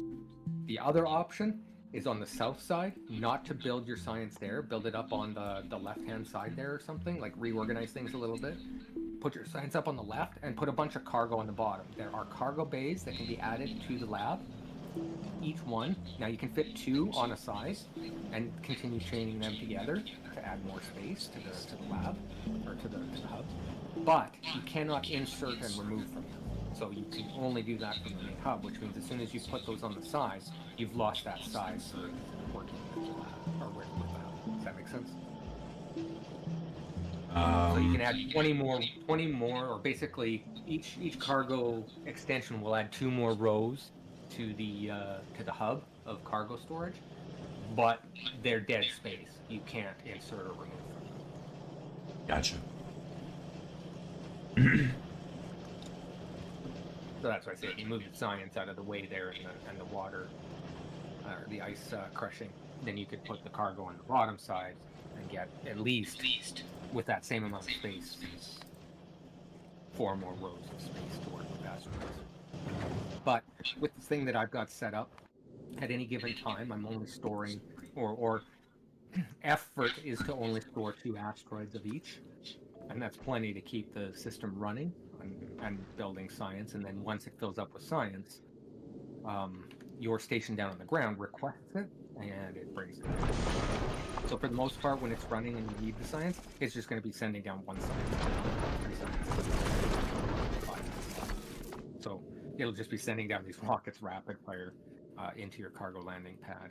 And then once you get caught up and it starts storing a certain amount, you have to set up a circuit network to stop it from overproducing. Or again, it'll clog up the network. Again, space is at a real premium on this, so it doesn't hurt to consider adding some cargo just to make life a little bit easier. But with what I've got set up, it's enough that I can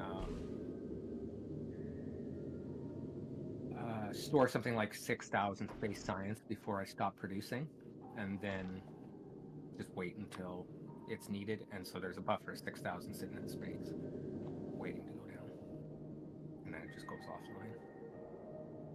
Sits there. Okay, so these. So we're at 39.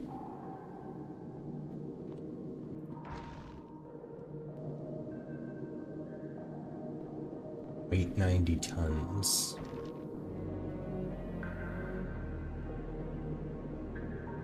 So you can keep making it bigger and it keeps making it heavier. Yes. Now, I don't think the weight actually matters so much as basically the amount of foundations you use. I don't think the weight changes when you add other things to it. So go ahead and put well, you don't have any up there, but if you added like asteroid collectors, I don't think they add weight to it. It's just the shape of the thing, the foundations that actually add the weight to it, and that in turn creates drag for how fast you go. That's the only thing it has an impact on, is the speed at which you move. And since this station won't have thrusters on it, you won't have to worry about that.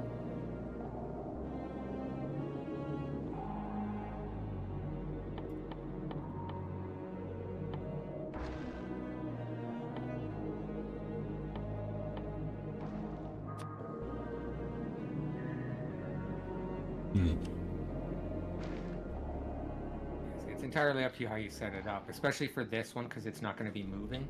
So collecting from everywhere is basically the goal. See the range here. Yeah. Yeah, it's not One quite more space. tall enough.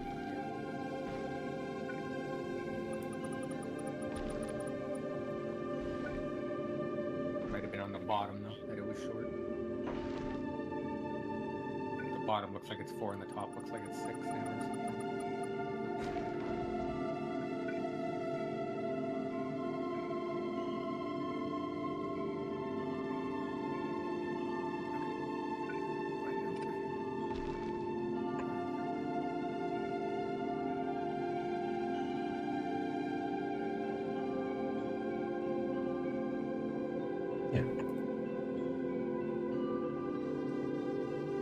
Now with what you have here, you're going to end up with longer belt on all 4 of them, right?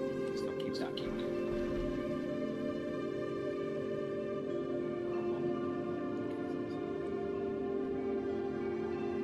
Some overlap is not going to hurt it, so if you just want to center that one.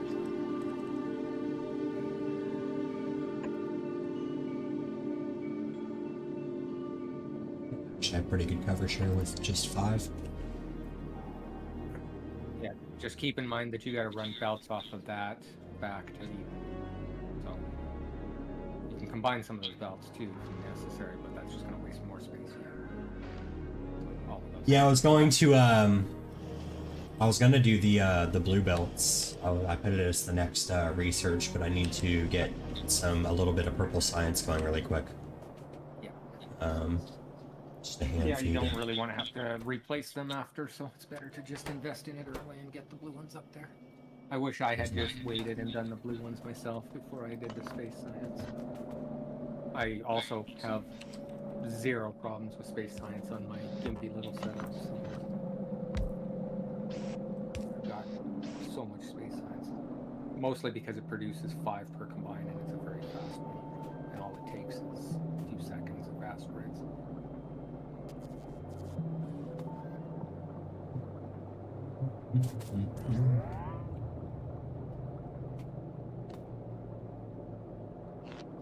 So the only thing I don't like about the space DLC, to be honest with you, is that you can easily waste a lot of rockets just trying to figure out how to build it. Like, you don't have that usual freedom that you expect at a Factorio to rip things up and rebuild. You do, but you have limited storage, right? Like, I no joke, no word of a lie. I missed one fast inserter up there on mine. I had to send a rocket just for one inserter because it stopped the whole system. Oh, and I had to send another rocket when I realized I was going to need the combinators for 3 combinators.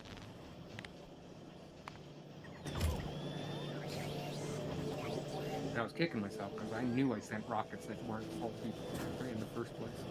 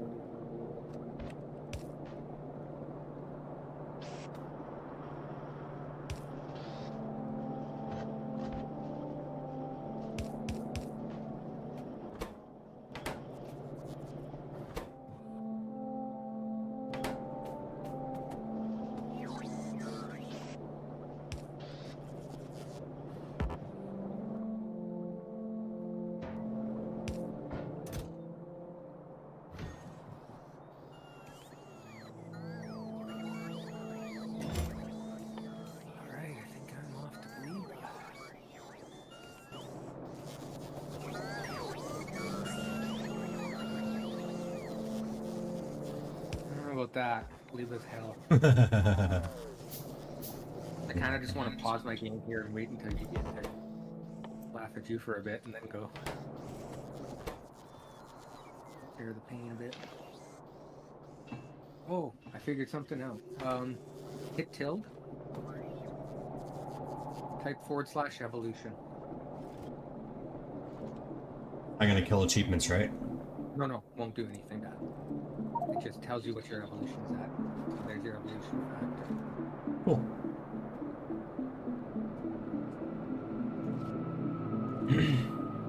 So it does it only go up to 1, or does it just keep going? Keeps going after that. It's just a factor. The factor keeps going up. I think 1 is where you'll see the green biters and stuff start to appear. At least I'm noticed. Each evolution is, I think, where the next size of biter appears. So that's where you'll start to see the medium versions of things, and then the next one will be big.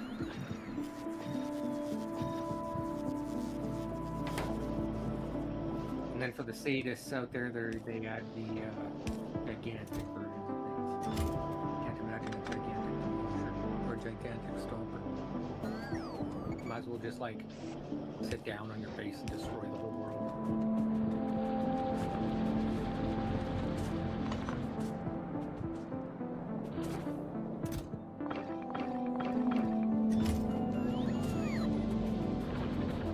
Taste it, you're close to the logistics network. Over it. Not that that matters. You're benefiting already.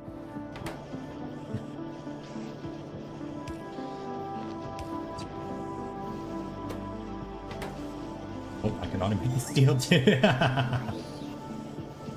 Okay. Yeah.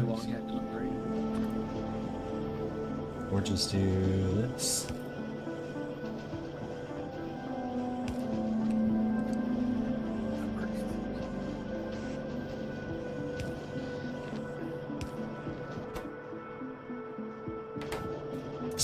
Love it when shit works out.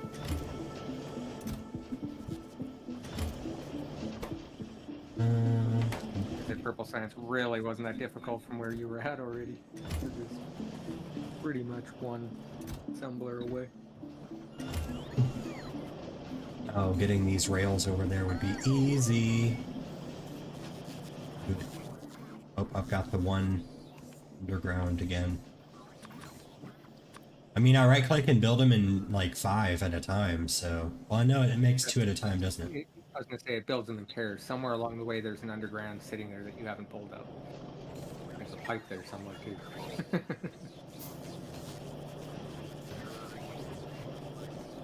When you finally do your base cleanup, let's say it probably happens after your first planet, or even before your first planet, but like after space and everything and most stuff is opened up, you're gonna. But the nice thing about going to the other planets is you actually get some stuff from them that you can use here.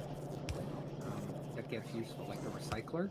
You can actually use it to get rid of excessive resources, or to get rid of things that you don't want. Like a shit ton of explosives. I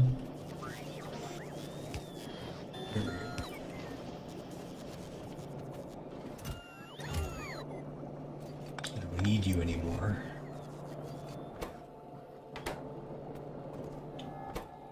Probably.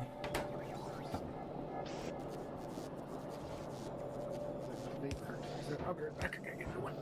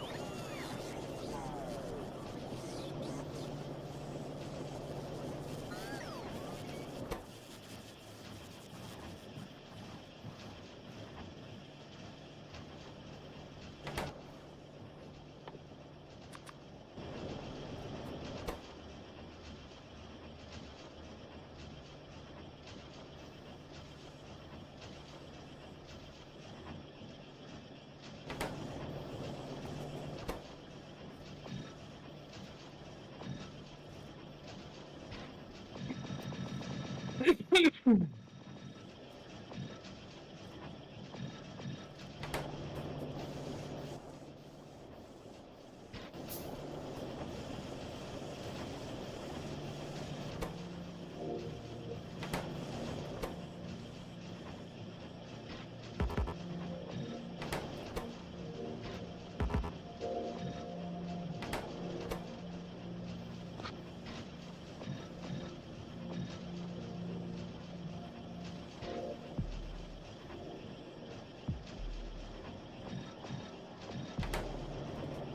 my conveyor filters have almost completely eaten away all the pollution around my main base.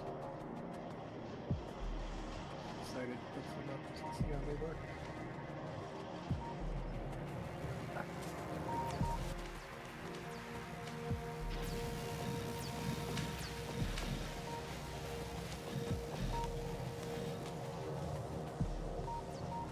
Which means those are getting used on Gleba right away. Except I don't have coal there right away, so I have to make it to where I have coal synthesis, or at least bring a bunch of coal with me.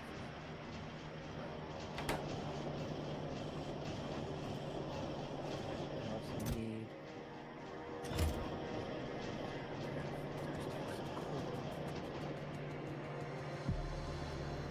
I could just take some coal. Just try to get to the synthesis. Oh, but I need to take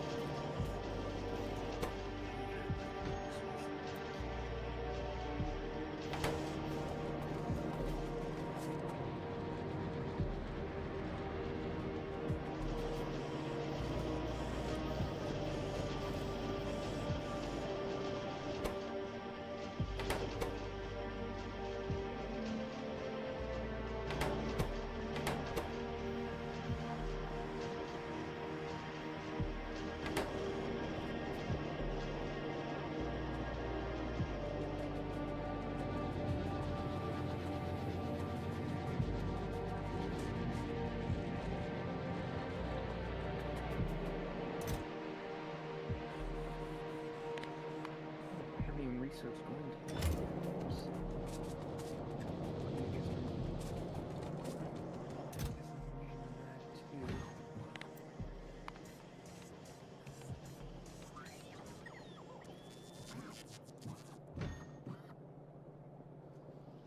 that's okay, I gotta send 1,000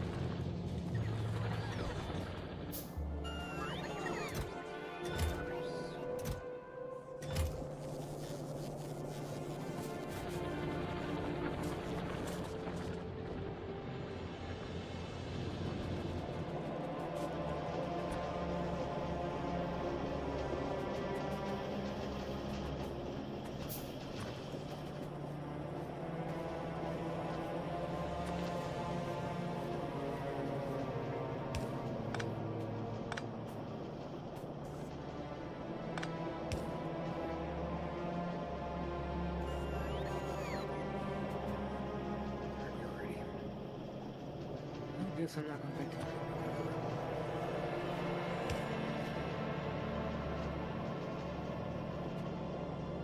That's okay, well, while I was playing Factorio, we played that up. I was back and forth reading Rabbit and Q and writing cow. Different stuff for the event stuff. So. Getting my work done still. Just weird hours.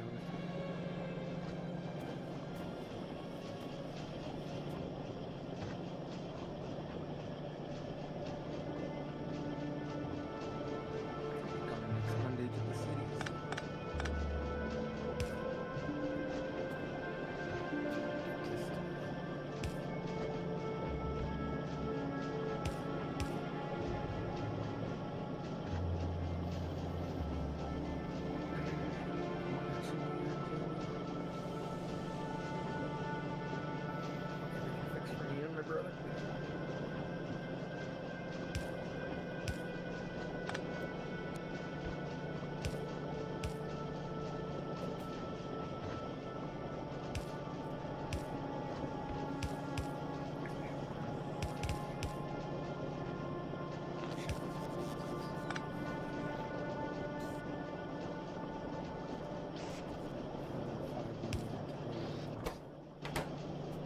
Probably still okay.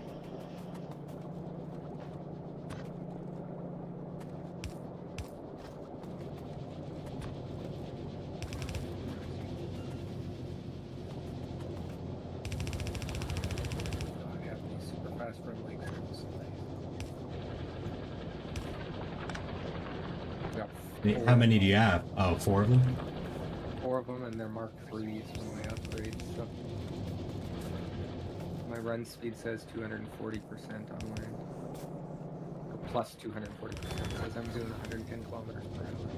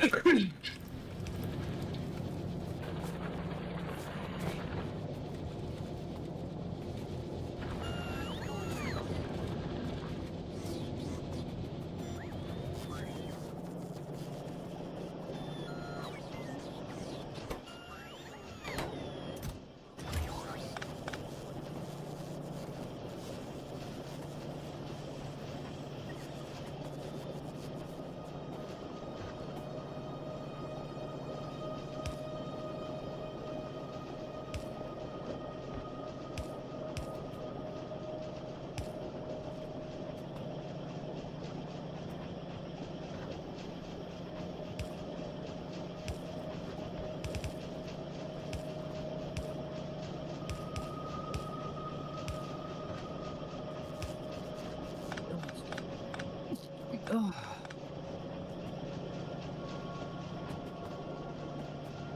Brain orgasm.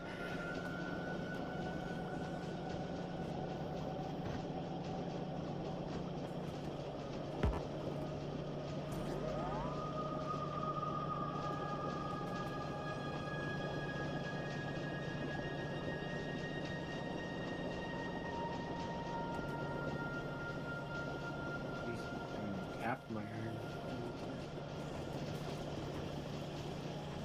The edge ones. I got a whole deposit set up ready to go for 7.6 million on this. I don't think I'm gonna need it.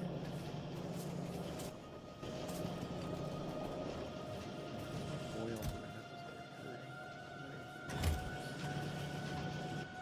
I've been attacked.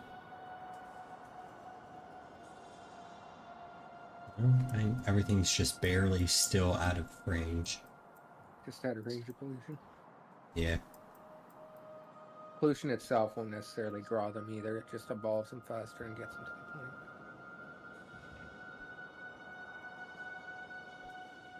If anything was attacked, it should be over here. Oh, we do have an oil set up over there. And apparently up there. 3562 and 6,724. Oil supplies. Actually need it.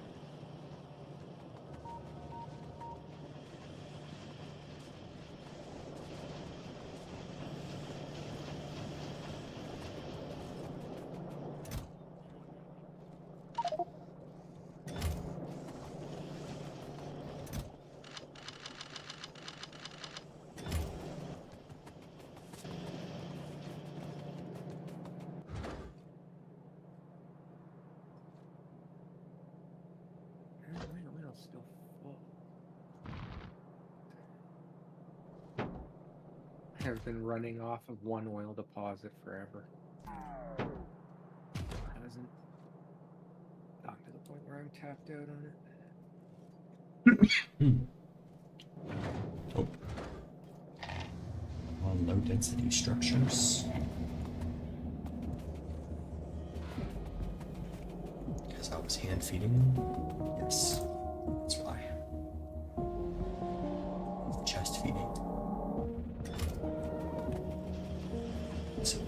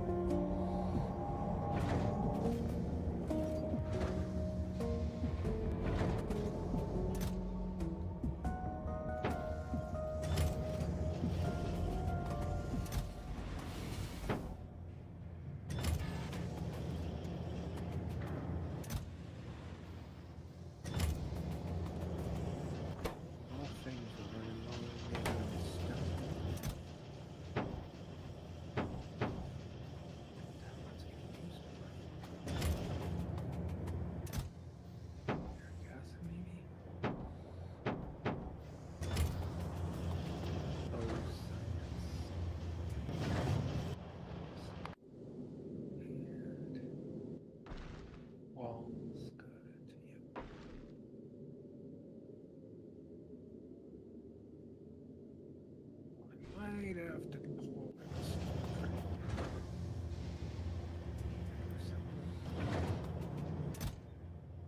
Yes.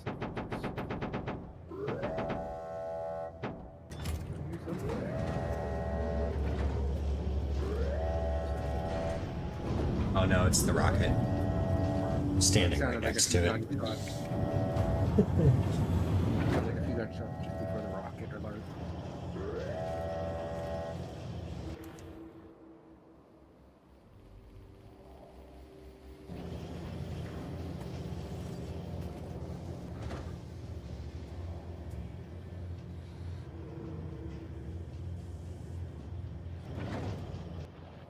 Go up to the platform, click this, click. You just don't have any crushers out, so it's not requested. So you put crushers in the cart. Oh, you just crash left. Oh, Just disappeared somewhere. They got put in. yeah, it goes up here. Okay. Go find out.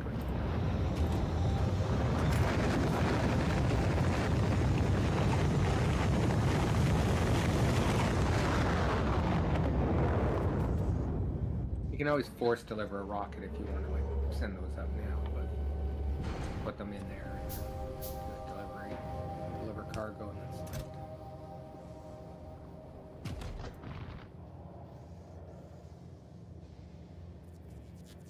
Yeah, it's not gonna quite work the way you think it does. That's why it uses the logistics network.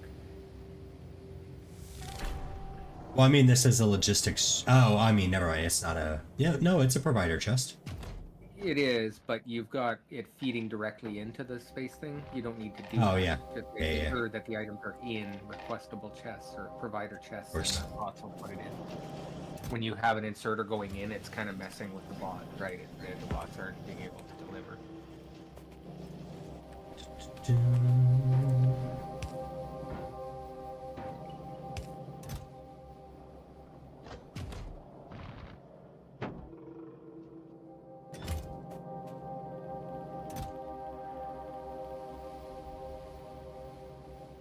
As long as it's there or somewhere on the network, the bots will go take it when the actual station requests it. I think that's everything.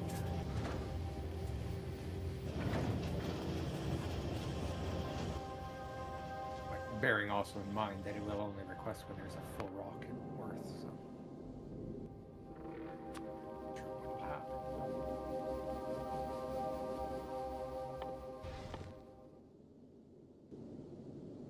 Six is 67%. But What is what? Blue Oh, belts. logistics. Gotcha. Yeah. You can still place your crushers, and then it'll at least request them. Yeah. I suggest rotating them once because you can. And it wastes less space because they're 2x3. There you go. Still leaves you with a little space. Yellow inserters are good enough for these? They are, but I've been sending blue because why not? I mean, some things yes, some things no. Like that, it'll be fine.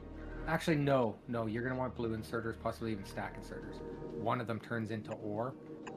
And yeah, it's like a stack of ore, like 50 ore at a time.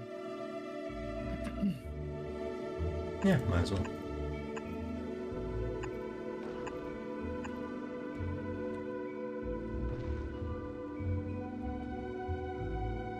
I'm just not sure about the stack inserters when it comes to pulling in asteroids. It might try to grab all of the asteroids of one type and send them in there, which may not be. But I mean, that's not a bad thing either. It's just it's going to consume them all at once.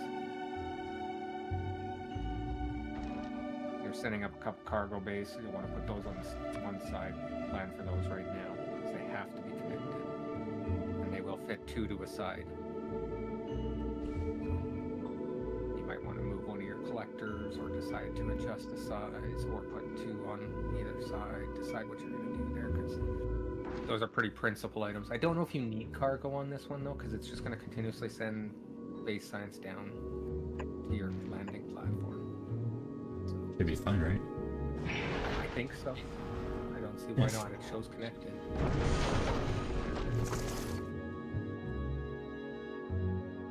If not, just bear in mind that you can always pull them up and move them once they're up there. It's just that's for down on the planet. That's a cargo landing pad. That's where cargo will come to. So you want to build one of those on the surface for space science to come down to. That's everything basically, except for the circuit network stuff. Well, that's collection, crushing. You're going to need an assembler. Wait, solar panels. You're going to need solar panels. You're going to need at least 1 or 2. But I would get all your like other stuff in first, because it's going to be kind of hard to like place solar panels until you know where the logistics in place. You're going to need an assembler. Yeah. To actually craft the space science. That should be directly close to it. Just like right here. Yep. Okay, and you're gonna need an electric furnace. How fast are the inserters for the science? They come out 5 at a time, so I've been using fast ones again. Just fast is good enough, but if you use a stack, it'll drop them out faster. Yeah, so I do. Okay. You can set that to science right away too. While it's oh, you don't have space science, right? That's okay. Yeah, you'll get it as soon as you send a couple of things up here. An electric furnace in one of them. Right. Electric furnace. It has to be electric, so you don't have to pull or anything. This is going to make your plates, which is one of the things that's right here. You need 2 spots, one in, one out, so it looks like you're good there.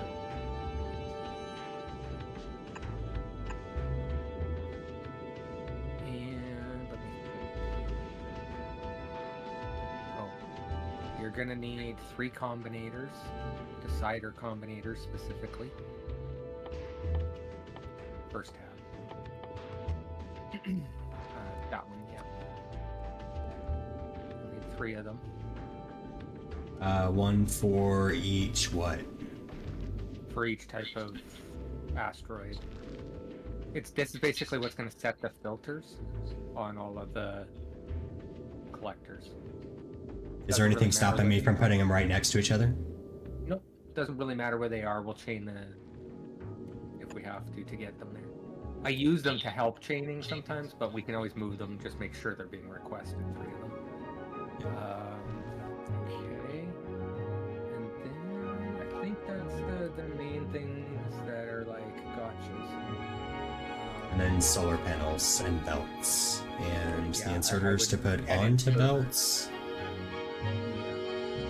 Do you do bulk inserters off of the asteroid and collectors? I use fast inserters everywhere on the station. So Gotcha. Let's see, how do I want to maximize this for you want to solar shortest distance to the panels? hub. Okay. That decides it.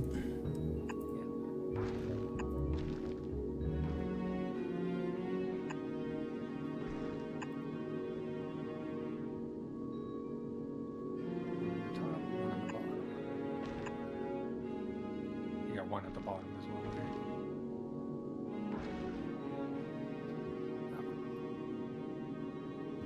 Here.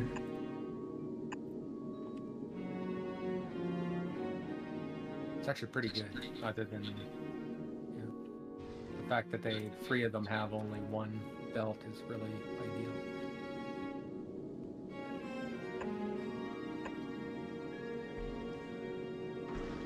I'd say put in 1 or 2 accumulators and then fill the rest with solar panels.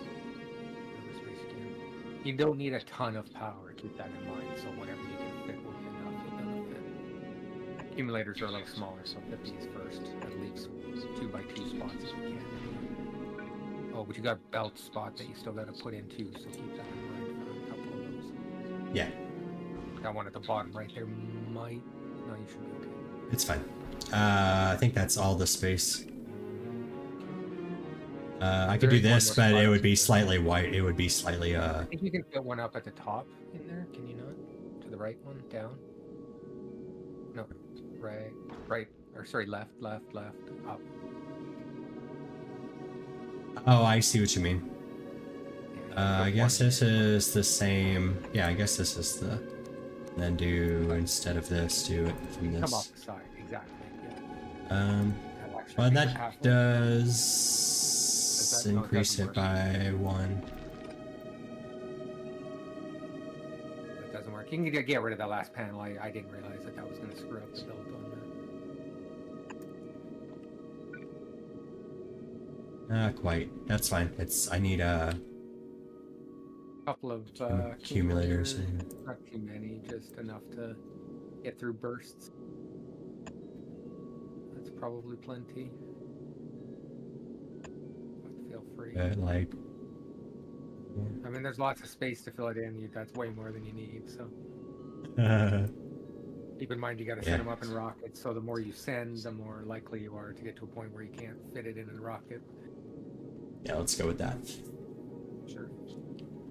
And now put your belt... Oh, you can't put the belt in yet, but... Nope. A couple more minutes, or another minute. And then... What else was there? Was there anything else? Combinators, furnace... Collectors, crushers, assembler, solar panels, accumulators. Oh, is this being an assembly machine 2 good enough? Yeah. For the science? Okay. Oh, yeah. Yeah, it's plenty. Oh, never mind. I put the cargo base in there. Yeah, you put the cargo bays in. You just gotta be sent up. Yeah, I think you got everything.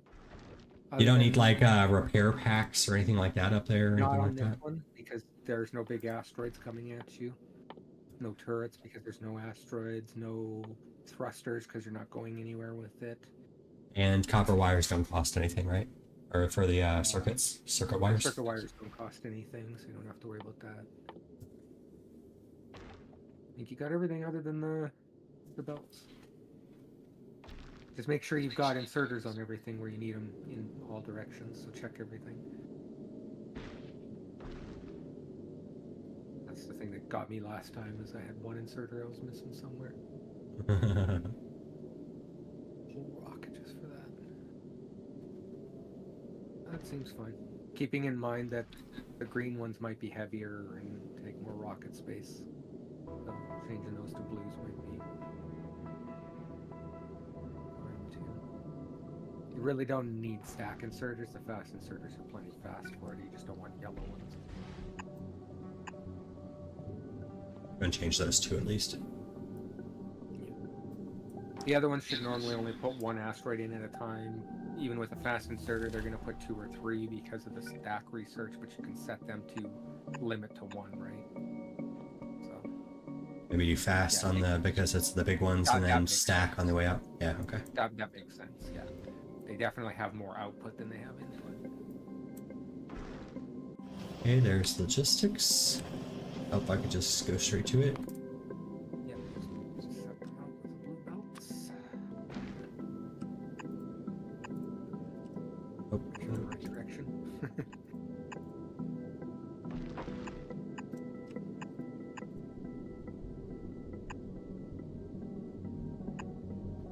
One on the left. yeah. These did not really need to be fast belts. But that's Not really, but it really doesn't matter. The faster it gets in there, the faster it registers those signals. So, not only that, but technically, if there's only one belt, then you could link that to the network too and have it actually count those. And with your short belts that you have here, it might be worth linking the 4 or 5 belts you have to the network all across the belt, so that you can always know exactly how many asteroids you have in the whole network, right? Because you can count the contents will be counted from everything that's linked. So if Gotcha. one asteroid is on the belt or in a collector because it's being collected, blah blah blah, Yeah. you can actually have that count. Yours could actually end up better than mine because of that. But because mine had such long belts, I was like, I am not putting signals on 15 belts across the top on each of them. It's going to look ridiculous and act all wonky because it's going to continuously count it as it moves across the belt. So.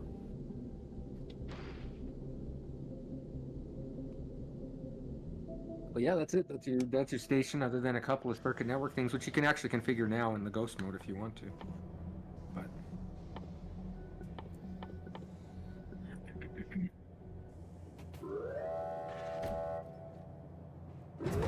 yeah, needs lubricant. Unfortunately, only need a few of them.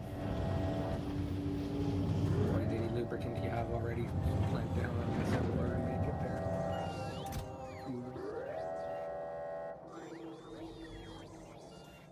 I wish the actual silo showed what was being requested so you could see it.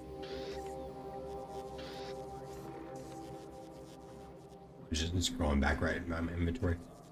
Yeah, they are.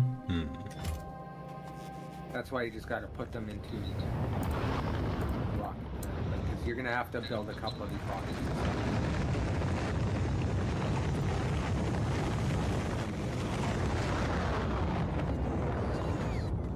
20. Oh no, but you've got 3 bulk inserters. Like 19, 17.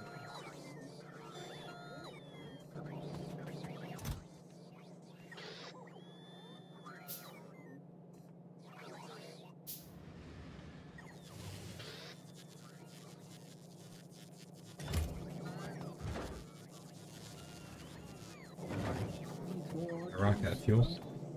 Yeah. And you got like 1,000 bots chasing you. Hi, bots.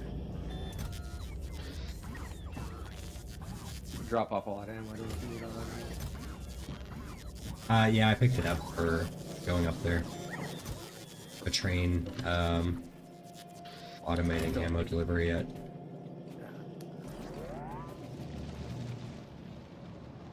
Because I wonder when they'd probably drop it off wherever it's supposed to go. Cause it's in the inventory for a while. Yeah. Going up to the same place anyway. What's up with the rocket fuel? Make more. Need to get you some more legs.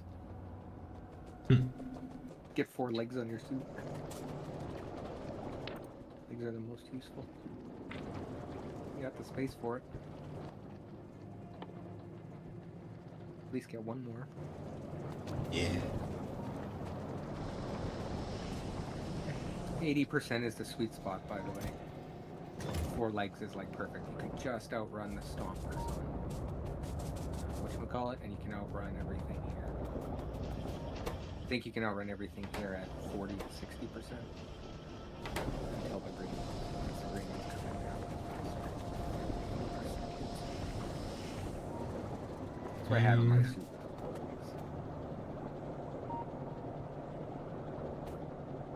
Stopped.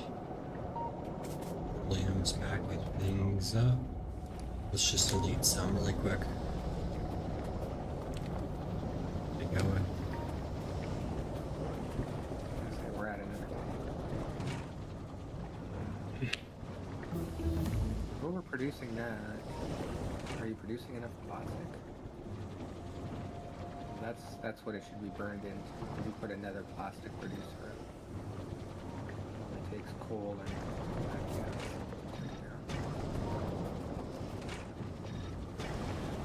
Easier in the light oil, guys.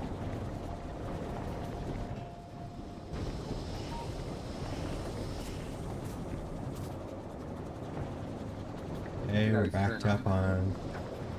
If you need light oil, just turn off one of the ones that's cracking.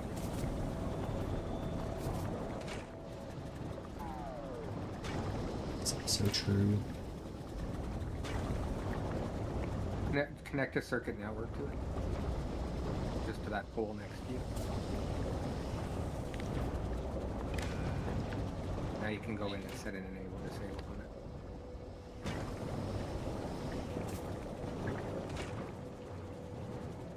It's the cheater's way of putting a switch on.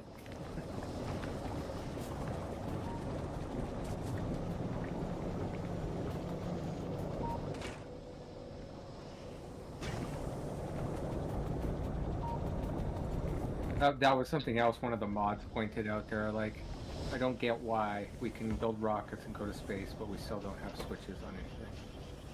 Mm-hmm. You can't flip a switch to turn anything around.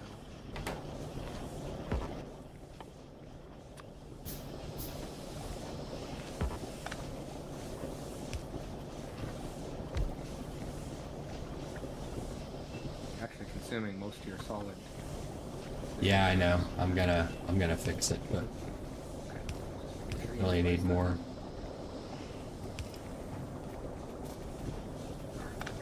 Just actives here. Whatever.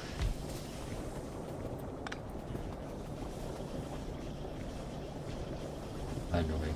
You'll have to belt it on. You have to make the belt go under.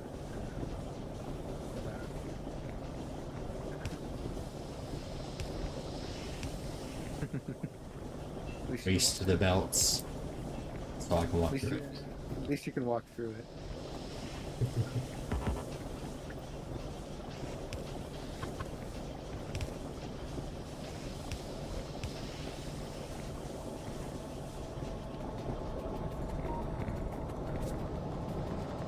Could also upgrade those. Did you get the level 3 automation? I think you did. Could also upgrade it to a level 3. That'll give a 50% boost on it.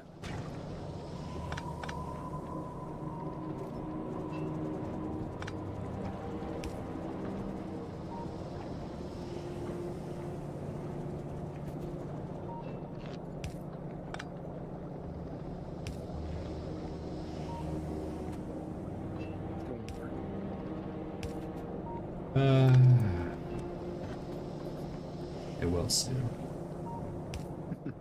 Like what? Spaghetti Factory! Love it. Oh, this game just is so good for me.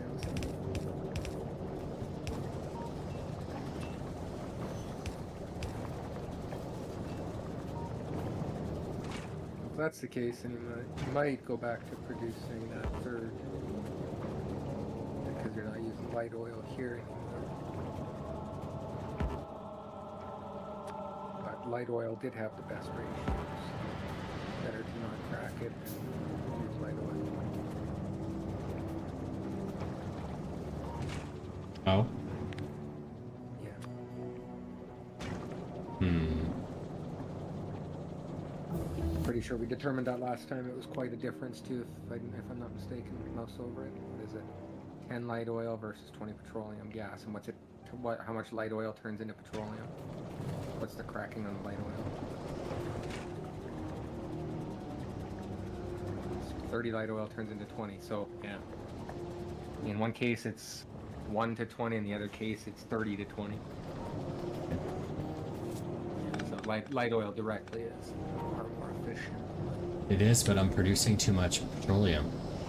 Right. That's why we stopped cracking some of it, though, right? So we stopped cracking some of the light to make up for that. At least that's the theory. I don't know if you're going to still have enough light or not. You might need to stop a second one from cracking.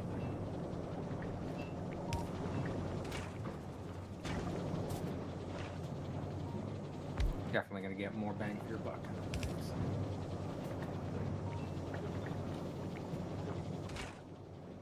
Good. Those aren't even. You run it all the way. There you go. It's worth a shot. Let's see. Now we know how to get it out. Yep.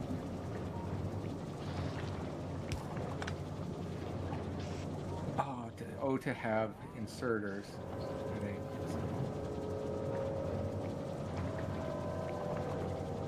Would just reach that.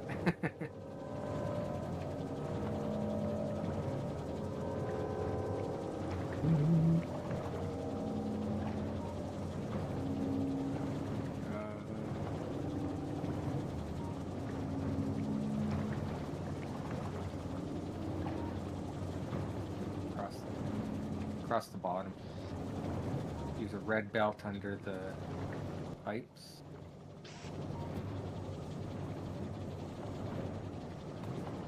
Or that, yeah. Hold on a second, Go I'm straight thinking. down.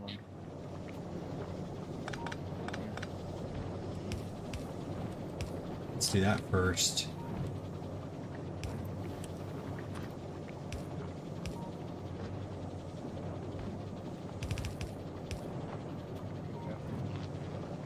I had the same idea, just on the bottom under the pipes.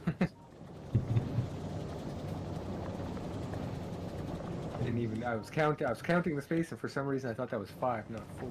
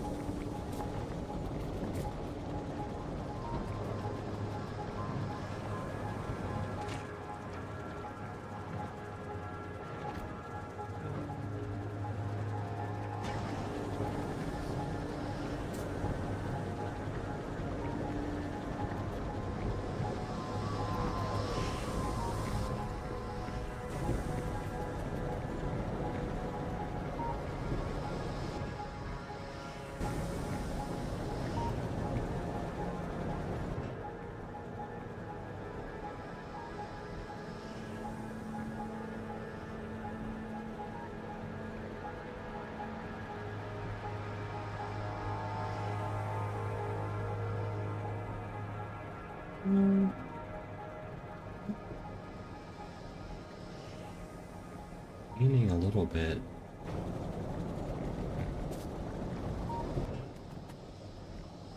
And I'll just delete more. Now it goes, still gaining a tiny bit of petroleum on the tanks, but If it's gaining too much, to shut off one of the light crackers again. Got another one down there. we've got Save light for rocket fuel.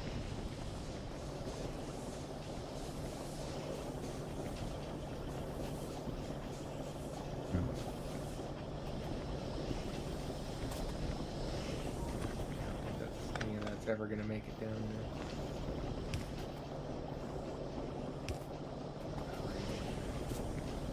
But I don't think you need it anymore. Look at oh, your the power. right now. Yeah, I don't think you need it anymore. Look at your power. Yeah.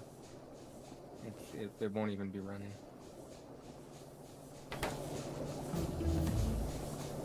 You could just delete it all if you wanted to.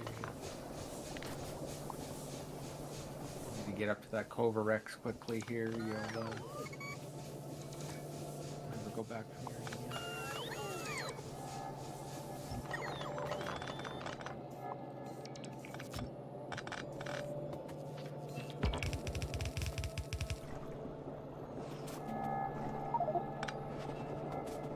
I think. No. I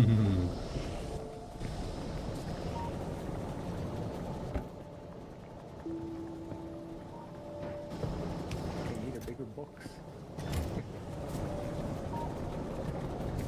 First world problems.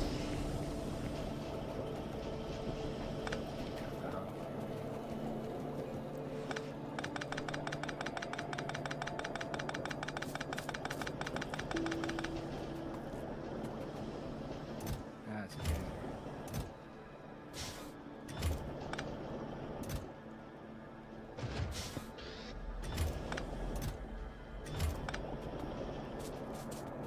It's random stuff ending up in buffer boxes. Not even sure why those buffer boxes were there.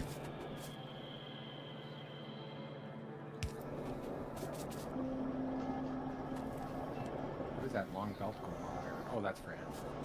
Yeah. The underground area. Speaking of which,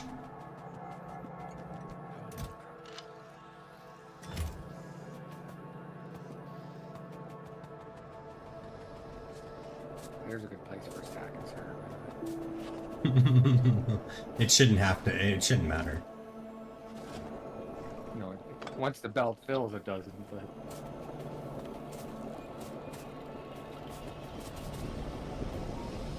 Still connected.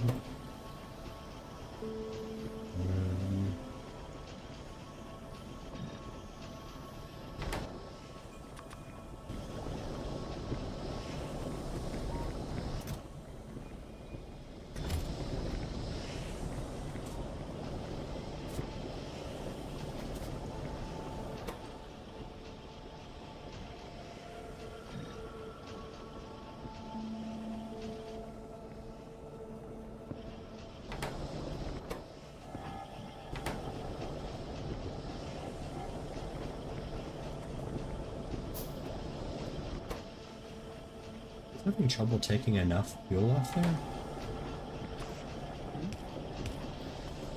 No, just got it's buffered up and full already. No, I just filled it by hand, but yeah. Oh, I was that's just, why. yeah, it was taking a while, so I was like, screw this. Yeah, they do need a lot of. That should be better. Still got some solid fuel left over on you if you want to drop it off. Let's see.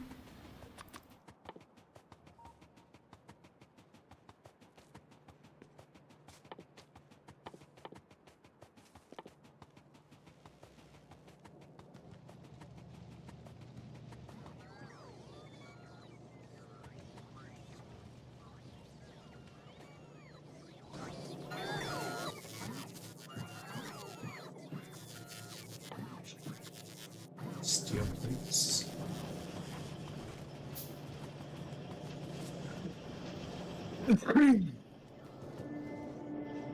Alright, no more procrastinating. Time to make my way to hell.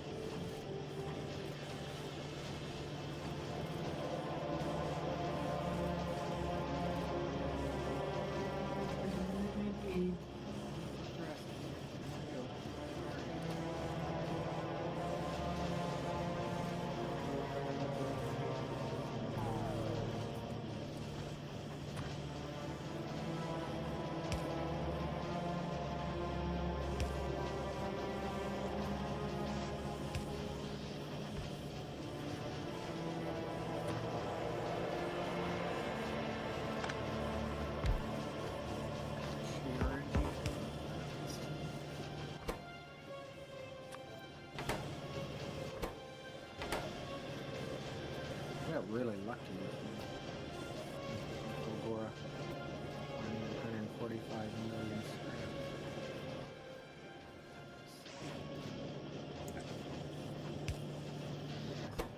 I completely, like, I abandoned my old base. I left it there because it's still producing science and self-sufficient. And it's got 35 million species. That 145 million, set up a base there.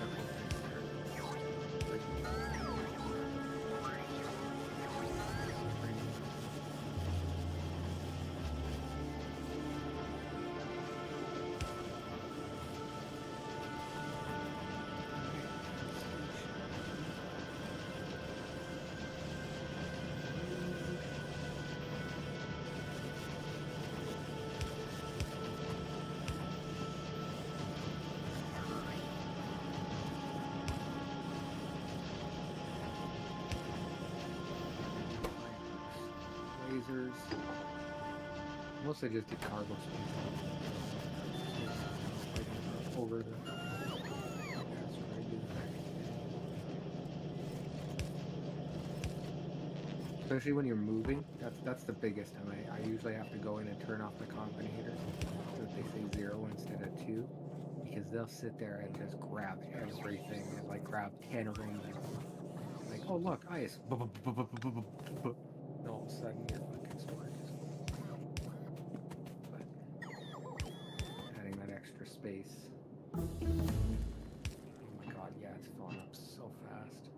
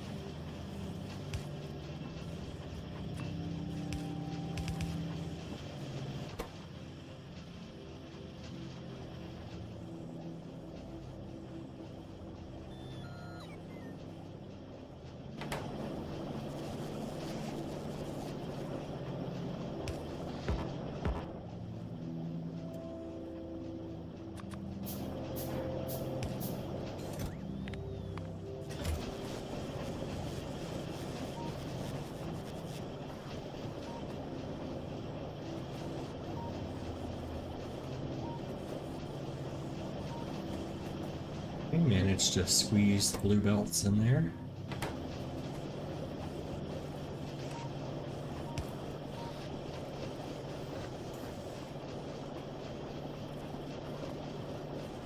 Did you do a manual rocket? I wasn't watching. Oh, squeeze blue belts in there. Gotcha. Yeah. The funny thing is, you need what? 10? Nah. Well, for now, but I need a stockpile to build up, obviously. Yeah. But nice thing is, you don't have to move them over there. The bots would take them from right there, right? So feed them anyway. But I think you might, because in this particular case, well, first of all, you've got no rockets, maybe. You're missing something. Light frames. Need to fix that. But you could just request them to that too. You could request light frames and circuits. Oh no, you can't. You don't have requester chest. God damn it! I keep forgetting that.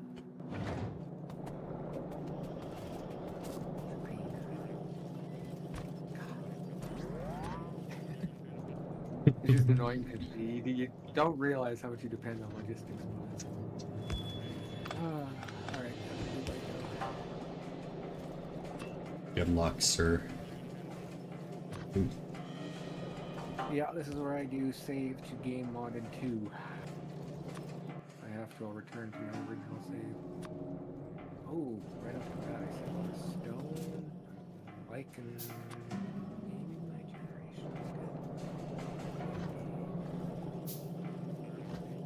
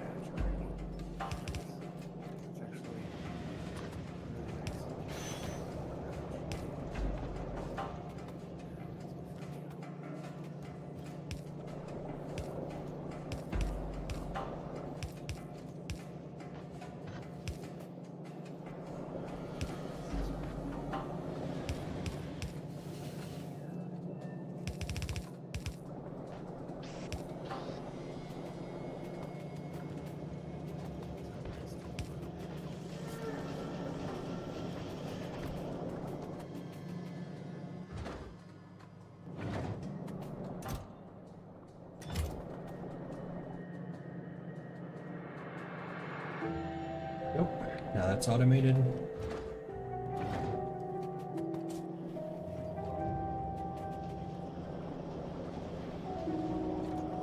And while it is stealing from science, it'll only ever be able to steal like half anyways, so.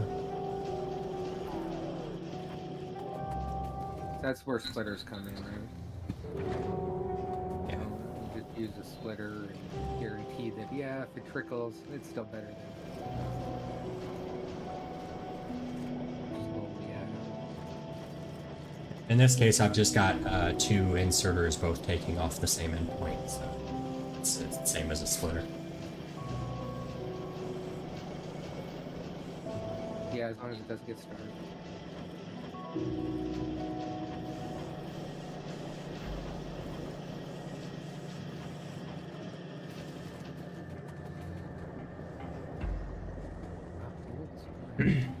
I'm curious, with splitters, if an item takes like a full like 5-10 seconds for a second item to come through, does it even go to the other side? Yep. Yeah, it load balances around routes. Oh, okay. That'll go back and forth.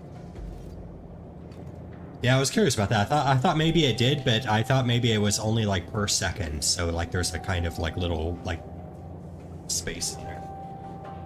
No, it's just got a permanent toggle in it that goes back and forth. Okay, it's like a physical switch. Yep.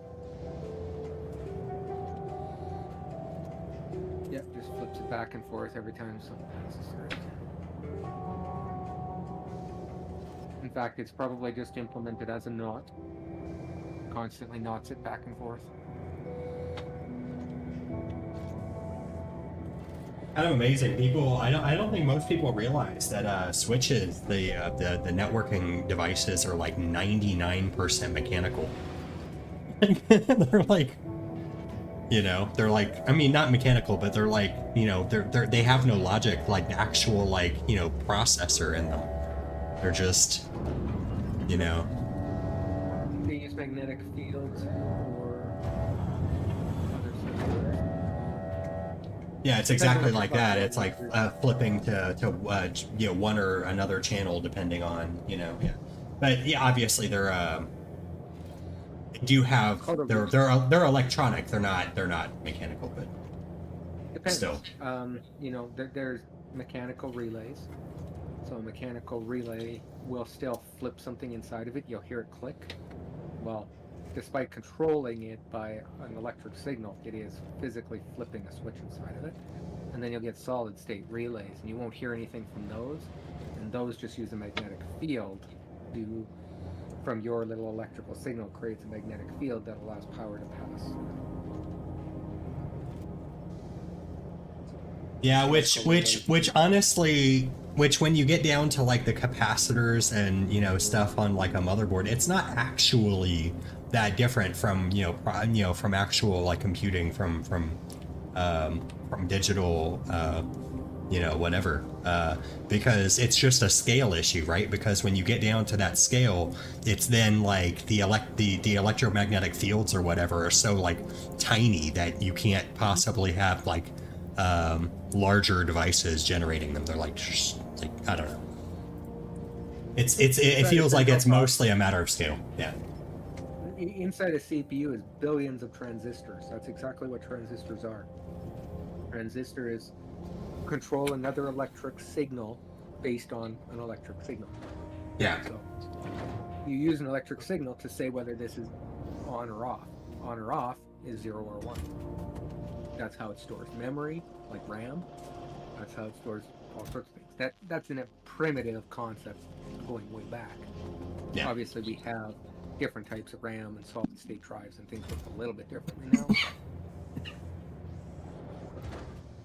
But concept, like some of it is literally a magnetic media. There's a little exactly that, a little field producer that sits above the sector on the solid state drive. And when they want to write to it, they just send a signal to it, and then it stays in that magnetic state.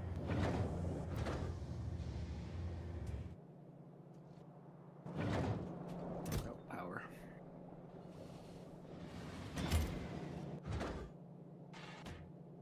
Okay, so it's got 2 rockets.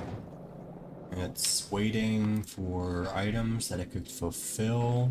I have cargo bays, electric furnaces. I have all of that in there. I don't know if this does request. I think you might have to unlock an upgrade or something for this to automatically request from Go to chests. the space station. Go to the space station quickly. Mhm. Click on the hub. Auto request missing concern. Okay, you did that. Okay, it's saying not enough to fill 1 rocket. That's why. See? It's because you can't fill 1 whole rocket. It's not going to try to request it and thus not send it, even though there's enough to fill a rocket. So you have to fill this manually yourself now. So make a note of what you need. Obviously, 3 crushers, 5 asteroid collectors. Put those. Well, let's see. The solar panels should be pretty big, right? I don't know, but I know that those the collectors and the crushers, you can only fit 10 of those combined. Same with that. So all of that combined is going to be 1 rocket. Those first 3. Gotcha. Oh, it's not adding them up. Each item, like the different items up together. You want 1 full stack of each thing in order to take it. Ah, that is so dumb. Yeah. So put all of the first 3 things in there. There's a full rocket worth. Exactly 1 rocket worth. 5, 6, 7, 8, 9, 10. Yeah. Because those are all 1 of 10, or 10 per rocket. Oh, you gotta turn off my microphone. And see, 1 full rocket. Now just hit deliver cargo and select Jefferson. Yes, it's dumb, but once you get to the point of only doing full stacks of stuff, it becomes kind of difficult. You don't really care anymore. You're not sending or like servers trying to make moves to your rocket.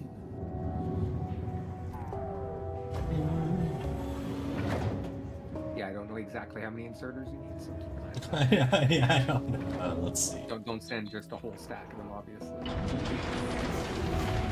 That's cool. Yeah, see, because it's basically like having free construction drones up here. Oh, it sent a stack of fast inserters, apparently. So drag that to the orbital drop slot, and then it'll bring the remainder back.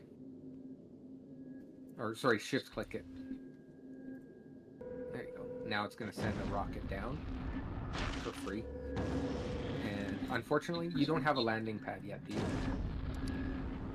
I do not. I don't think so. Okay. So I have no idea where these are going to end up landing. I think they end up near the starting point. Initial starting point. But something will pop up in a minute when they land, and you'll be able to find it.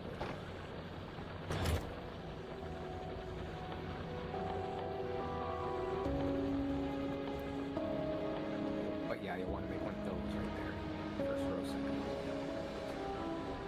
You can only have, I believe, 1 per planet until a much later research session about creating a second. So this is also where you'll land when you come back to the planet.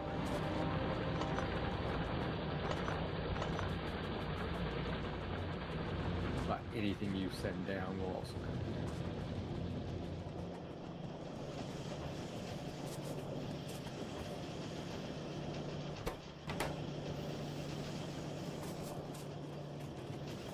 Space science pack finished. Space science pack because you put an asteroid collector up there finally. Yay! Overx enrichment. I would definitely queue that up, and as soon as you start making science, as soon as you get the cargo pad, it's going to start sending science down automatically to it. So put it somewhere that you're going to be able to put the science onto a belt and send it to your labs. There it was, just in the middle of my base. Yep, I told you, it's just going to random the rocket in the middle of nowhere. I was like, wait, what is this? There's another one up north. Here it is. Right there.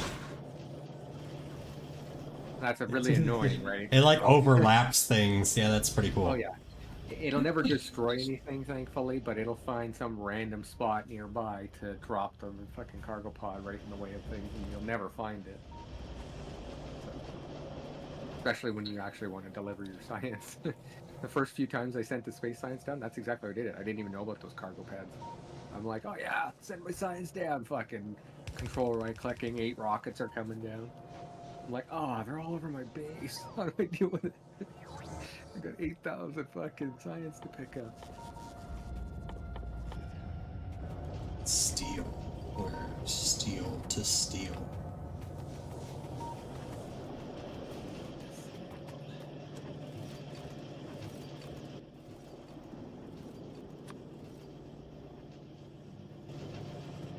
Yeah, so make sure it's close to where you're going to drop your science.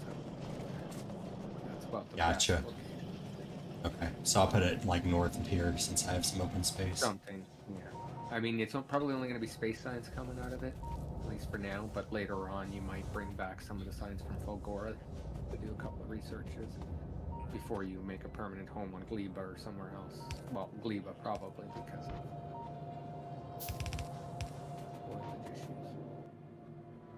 spoilage issues. Because it has infinite resources from infinite spoilage. No, I don't. Or from well, that's part of it. You are right about both things: infinite resources and infinite spoilage. Infinite spoilage means infinite power. Infinite resources obviously valuable, but because the science itself spoils, you can't send it home on a rocket. Which means anything that uses Gleba science has to be done there.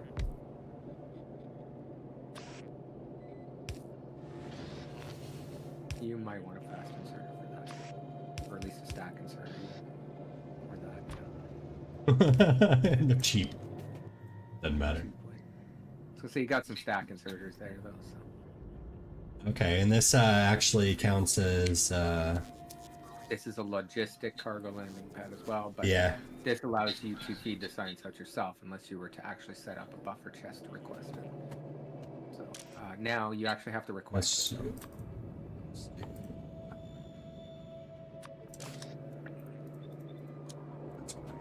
go back into the cargo landing pad.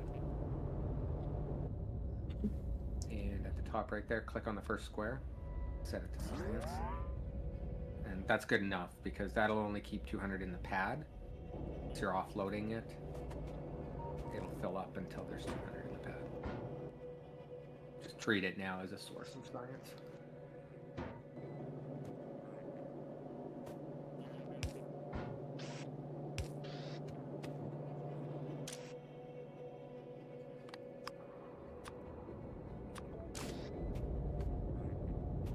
Why are you putting science in there?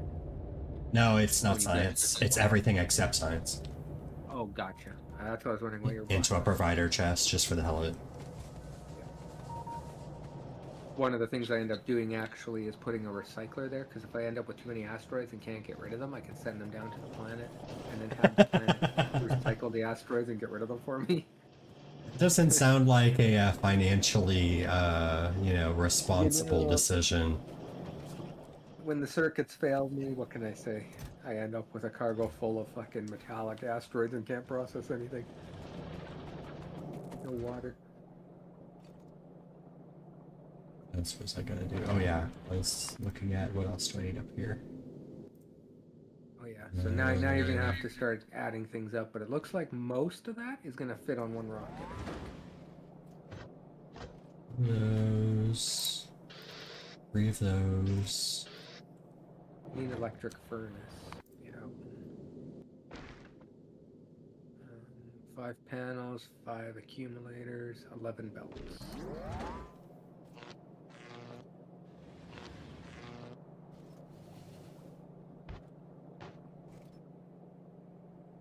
Coming up a little short of numbers.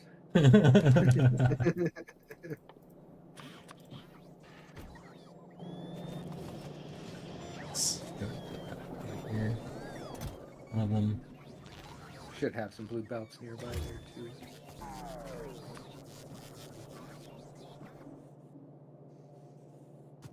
Those.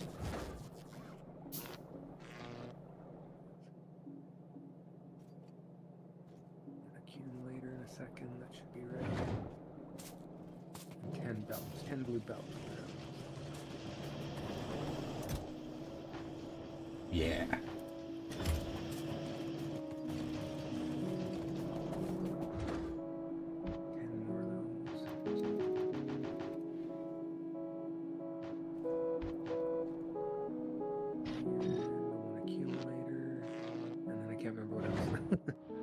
Oh, 3 decider combinators. Yep, 3 decider combinators, an electric furnace, and I think that's it. Okay. I think you made the combinators already. They were in a box. Maybe they're in your inventory. There's a trash box down here. Let's check it. There's one.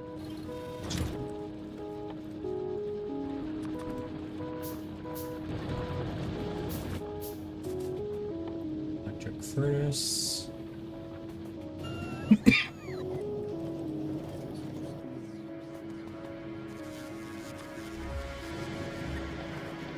you go. And how space science coming. Be nice. And I've got nuclear going. I've got to go get that Cobra X thing. Decider combinators. They're in the middle. Yeah. Right in the middle almost. I think that's everything. One last double check. Okay. 3 bulks. I'm pretty sure I saw you put those in. Assembler, furnace, 3 combinators, power, batteries, and yep, so it looks right.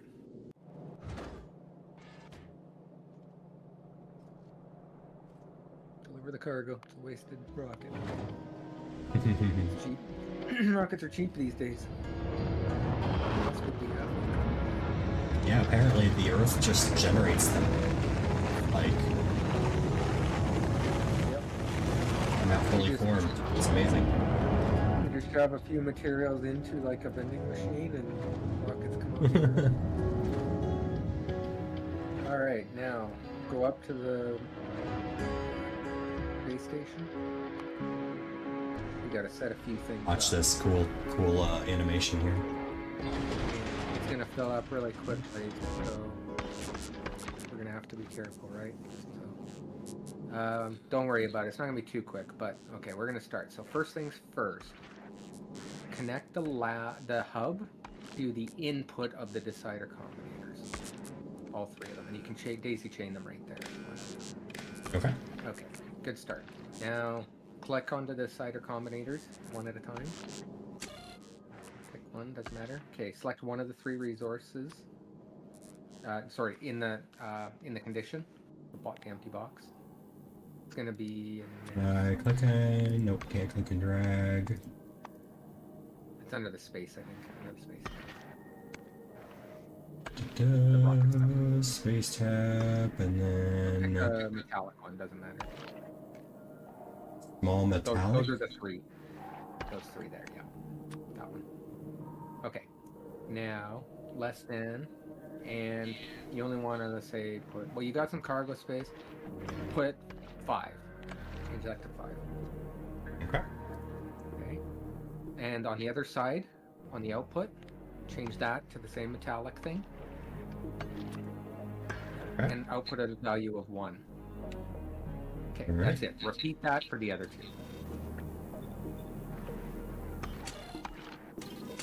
All right. But Done. change change it to the other materials. There you go.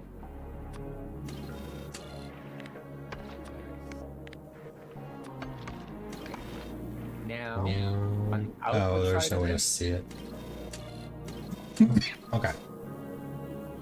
Now on the output side of this, connect it so that they connect to all of the asteroid collectors. Sure, use a red one. That's what it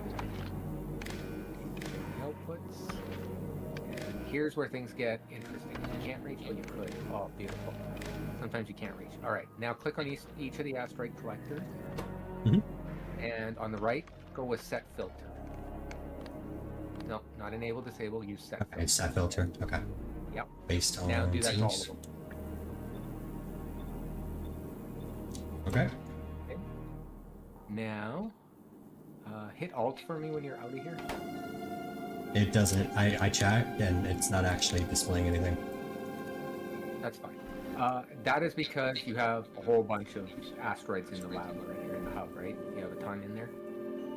Yes. Okay, so we're fine. That's fine. Now, that's the first part. The second part is controlling how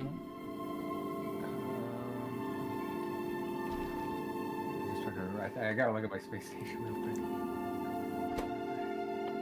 Need to switch this to space science. I gotta switch this to, what is it? Making this here? Chunks? Yeah. Each one, set up each of the trunk makers. Oh, can that be smelted? What am I smelting here? Oh, smelting iron plates. Oh, you don't need to worry about that. It's gonna automatically. I don't think you have to put it in there. What you want to do is actually the inserter going into that. Change the filter on that. Iron ore. Or iron ore, yeah. There. And get rid of whatever you said on that, because I don't know what that's gonna do. Yep, you're done with that. Now we need to prevent it from constantly just filling the inventory by consuming asteroids. So for each of those ones that go into a crusher, connect another green wire to them from the lab, or from the hub. Green wire to the inserters into the crushers. Yep. All three. Alright.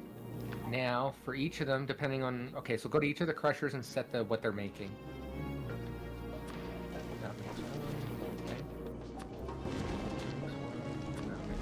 Okay, so now for the first one, this produces iron ore. Yeah. Okay, so that gets then smelted iron plates. So set the enable disable on it to iron plates less than 50.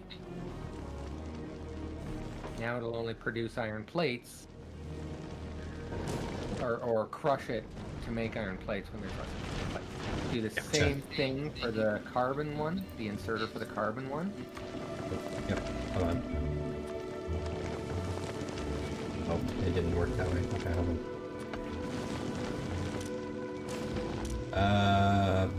The first one's already doing plates. The second one is going to be carbon. Top right, second from the right. That row, second from the right. That's not carbon. And again, 50 or whatever. Doesn't matter, just as long as we limit it. And the last one, same thing, but the ice. And I think that's on a different tab. Nope, right there. But yeah, third row, last one. No, that's not it. That's water melting. Third row, last one. Third row, last one. Gotcha. And same thing. Whatever, good enough. You're done. That's it. That's all your signals. Where are you looking? Short on power. Why are you short on?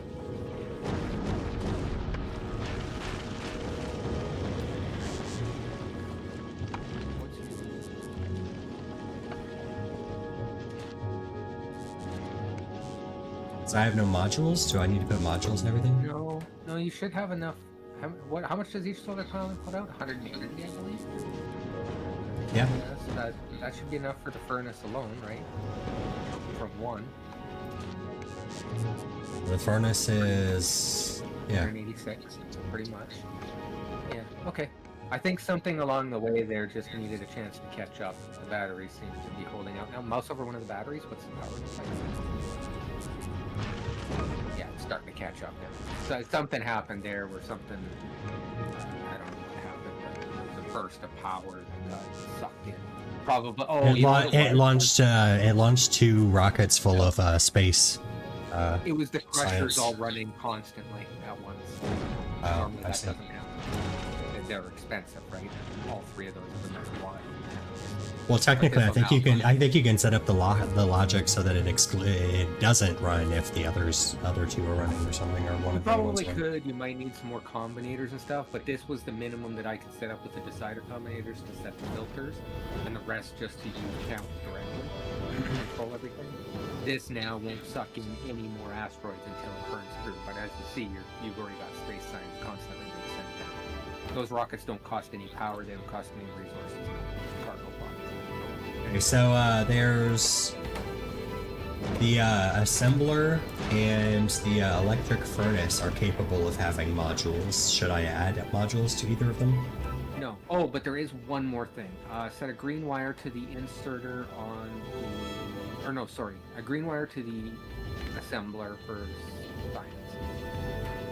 Or okay, to the Sorry, that assembler to the hub. God damn it. Okay, now go to the assembler. Enable, disable. Science, white science. You have to scroll down a bit. It's on that tab. oh, it was on the top. Yeah. It's just, and then something like 6,000. Don't keep more than 6,000 in inventory. And it stops. So now it'll just only run until you have 6,000 science, which right now it's all dumping down, but once you're full down there, you don't want this to go. That's the last thing. After that, if you really want to, you can. I don't see a reason to throw modules in, especially when you're limited on power. That will just amplify it, unless you use power efficiency, but that's really not going to help you. As you can see, as long as the crushers aren't all running, everything is fine. So this is it. This is pumping out constantly. You could expand this and add more assemblers and some more panels, but you're going to find that you're overloaded on science. You'll need a little bit right off the bat, but your Cobra Rex process. Keep in mind the Cobra Rex enrichment process takes 7,000.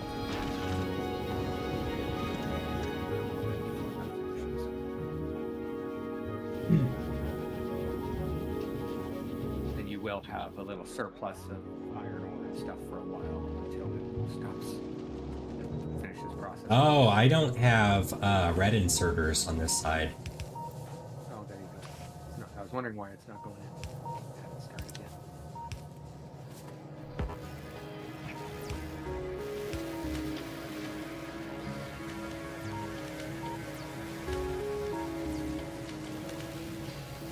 At least the process will be started and going now. It'll take a while, but you can ignore that now and go back to other things until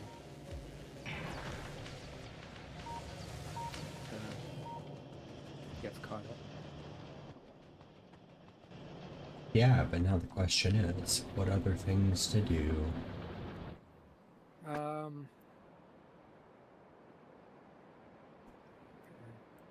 Well, you're kind of stuck waiting on the science for a bit, so ultimately, if you really wanted to, you could expand that and speed it up, but I don't think you need to.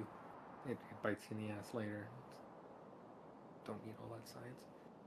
Another coal, got another copper. It did look like you were running a little low on coal, but looks like you could do some biter farming. How are you on lasers and legs? You were making legs.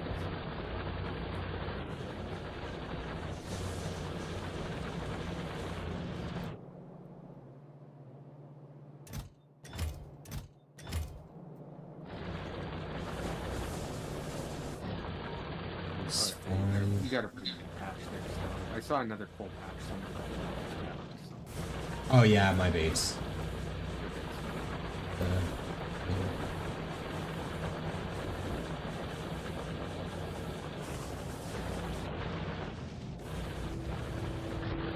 Need to put a Roboport? yeah, roboport over here so I just dismantle things remotely. Oh, there is a roboport there, I just don't know if it reaches the other roboports that have. I don't have any chests either. Yeah, the same chests. I don't know if you have any drones. Assume yes. I don't think so. No drones. No drones, no repairs. Just a port. It's just there. It was there for I don't know, self-supply. I don't even know why I put it there, honestly. I think maybe you were going to put your defenses there and then you decided to put them further south. Yeah. Got a nice wide wall here. Base has got room to grow. Space. More space than you need, obviously. Yeah. Plenty of space. But you could do a big train depot if you wanted to in there, which is nice. Mm-hmm. Yeah, Yeah, you weren't on when I did this, but no, yeah, I see you added a new depot. Yeah.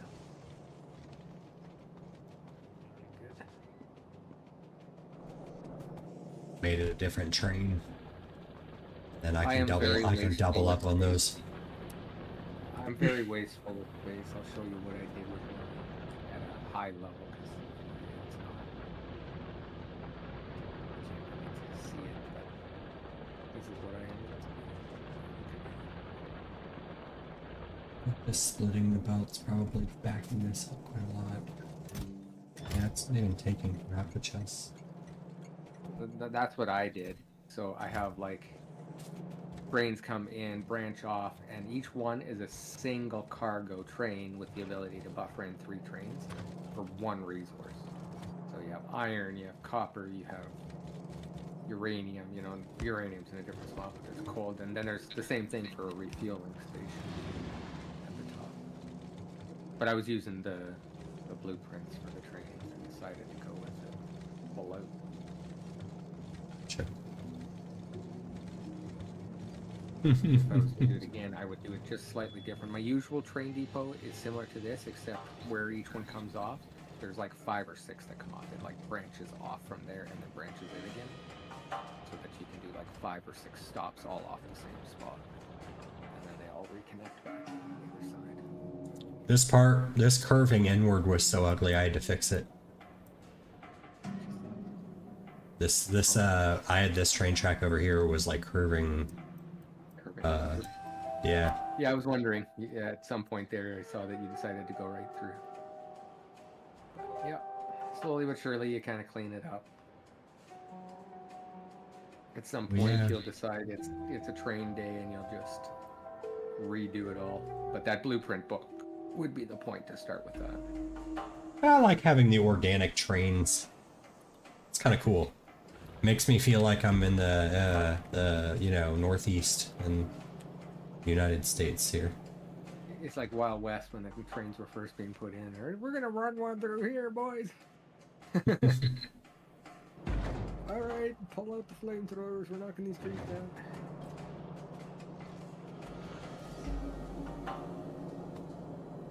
Now that we've sent everything up that we need, everything is quiet. I can't tell if that's 7 or 2, but you got bots that are stuck, unable to drop stuff off, I think. Somewhere. Oh no, 2 entities are missing construction robots. Got it. Because you tried to do the deconstruction up there. Yeah.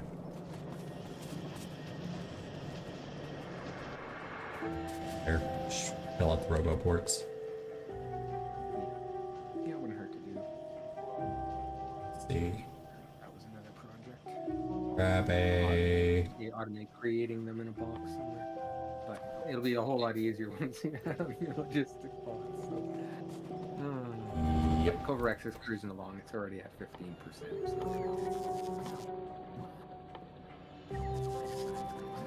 Oh, actually... On the correct side. Steal some steel plates and make a couple of legs. And if you have the space, some lasers. I'm not sure how much space you have left. Start with the 1 leg and see what you've got. 60% might be enough. I mean, it's always nice to have some fast ones. But you gotta have the power supporting too. So. Although you only have the Mark 1 leg, so I don't think you have to worry too much about that 2 reactors. I do not have 2 reactors, actually.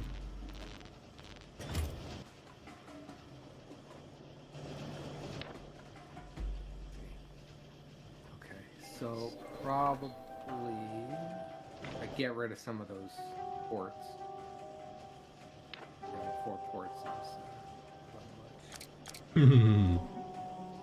I don't think I had that many construction robots anyway, so it was fine. No, you didn't. You've only got 9 on you, so you're not even using the 2. I dumped them in one of the other ports.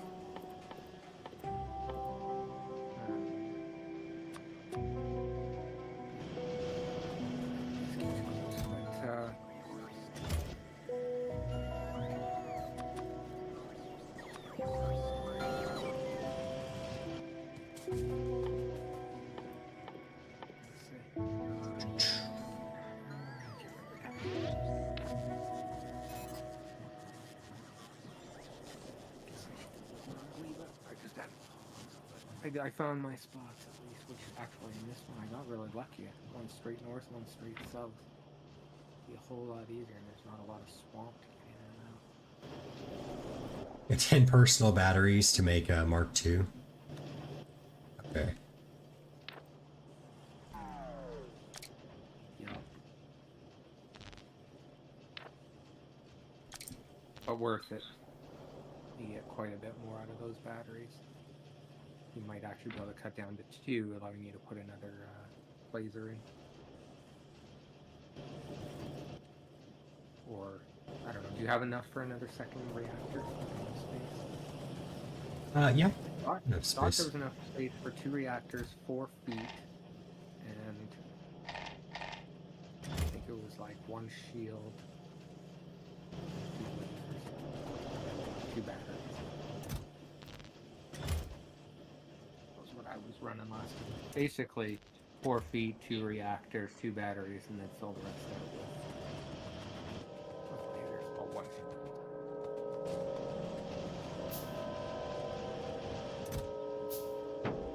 Speed are just so hard to pass up. It's only 20% each time, but at that 80% movement speed, cruising around the base.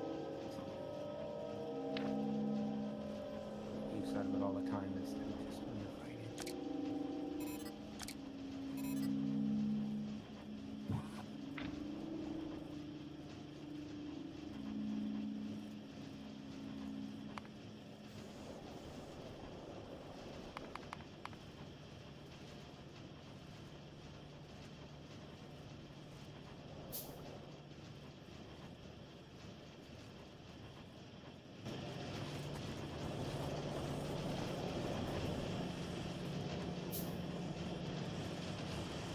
Putting on a new planet with no bots, no nothing.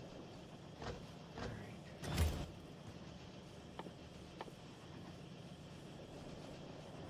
We have power.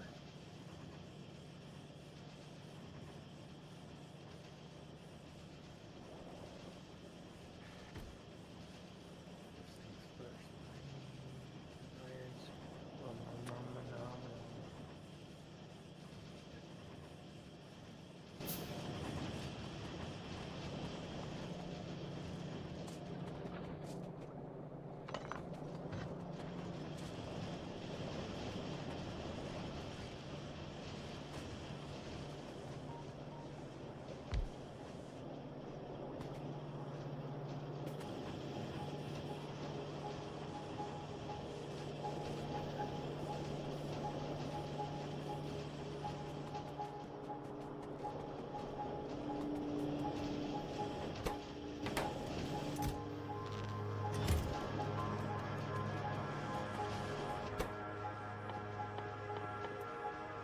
Yep, nothing like starting over again. Here's your first stone furnace.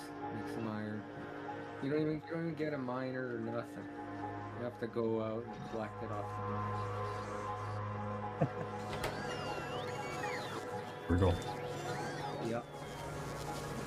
The only benefit is they give you it spoils, but they give you a fuel source with 10 megajoules on the ground. Literally the jelly net will like last.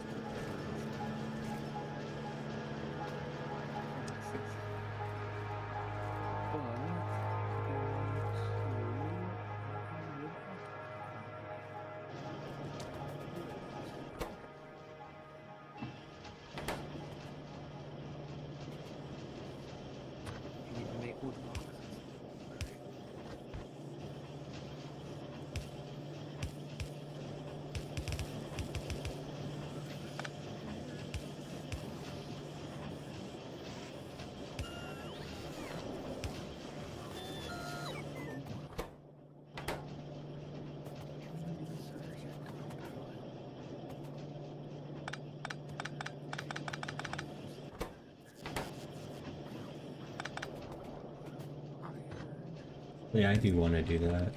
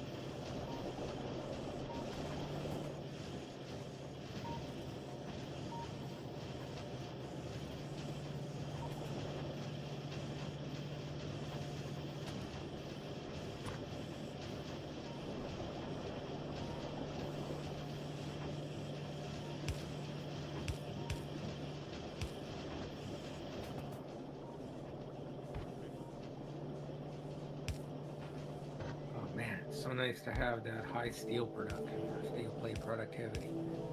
From a little iron into a regular old stone furnace, and I'm still getting like 50% firing. I'm at 40% right now, working on 50%. Get those extra steel early on makes a really big difference on these planets.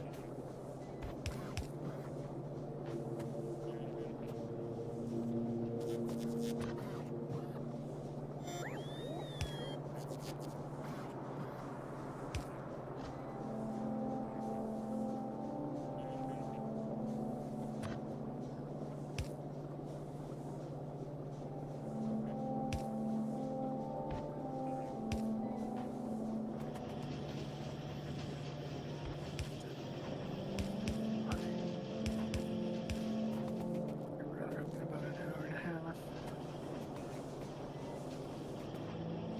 8 hours sleep after that if I do.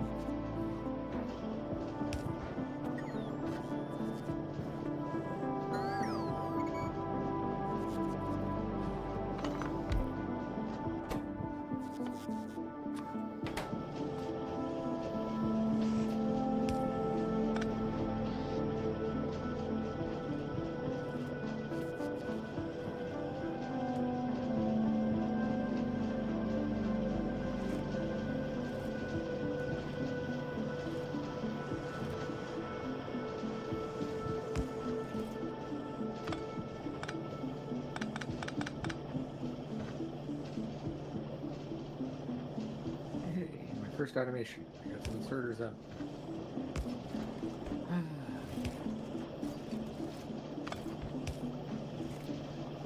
Sounds like it took some effort. A little bit.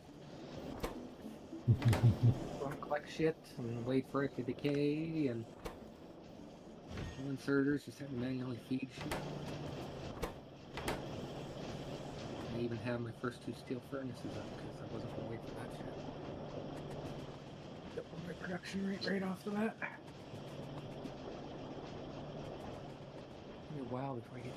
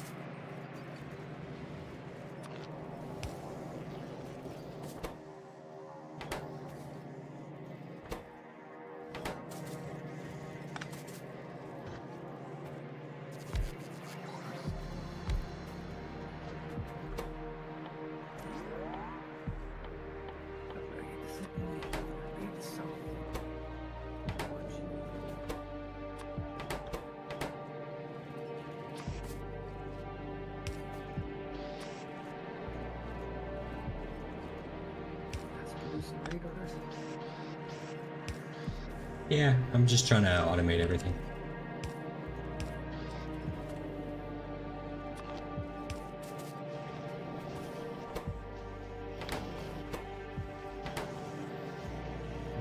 Let's see. Really wish they gave you a Mark II radar with a little bit more range.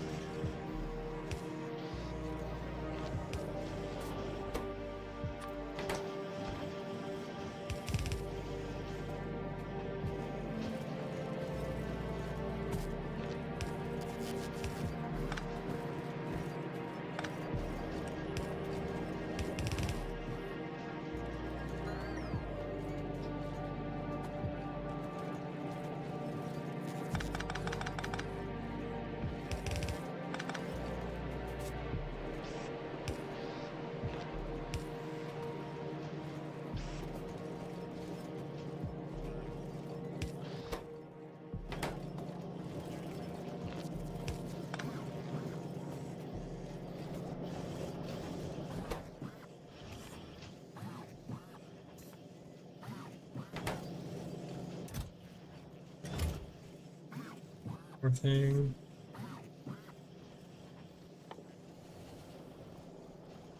Yep.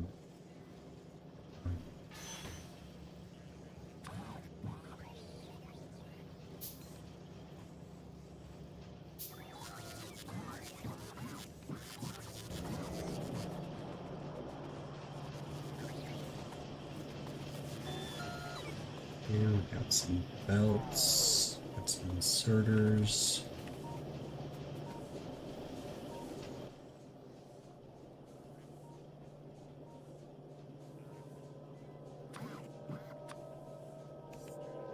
I don't know if it's worth automating bulk inserters. Probably not.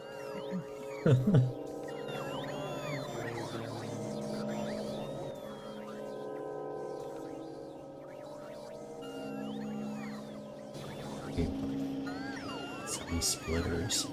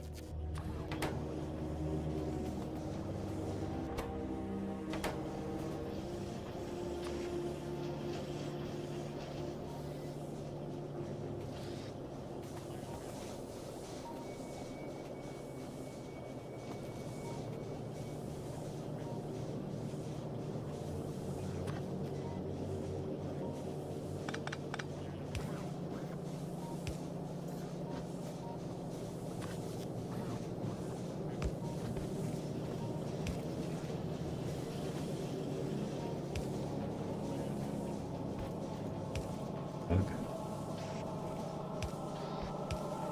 Whatever. Maximum spaghetti. Perfect. Get the achievements in. Get the achievements. This is what it looks like when your factory gets sucked into a book.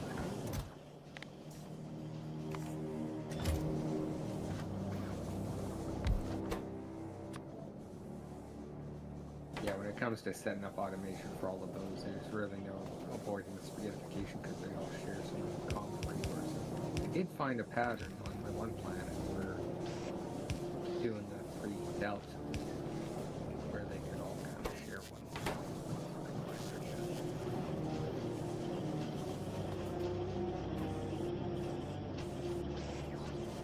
Didn't bother automating the others.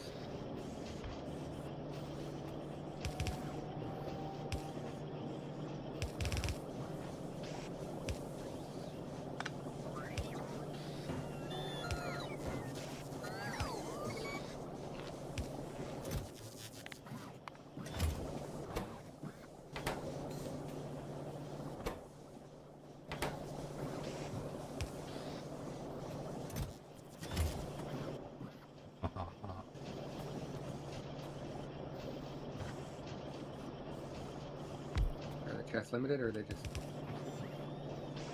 Yeah, they're very limited. That's good. Experienced the oh, where did all of my resources go? Oh, why do I have like 4 billion like red splitters? Yeah. Yeah, I'm gonna use those.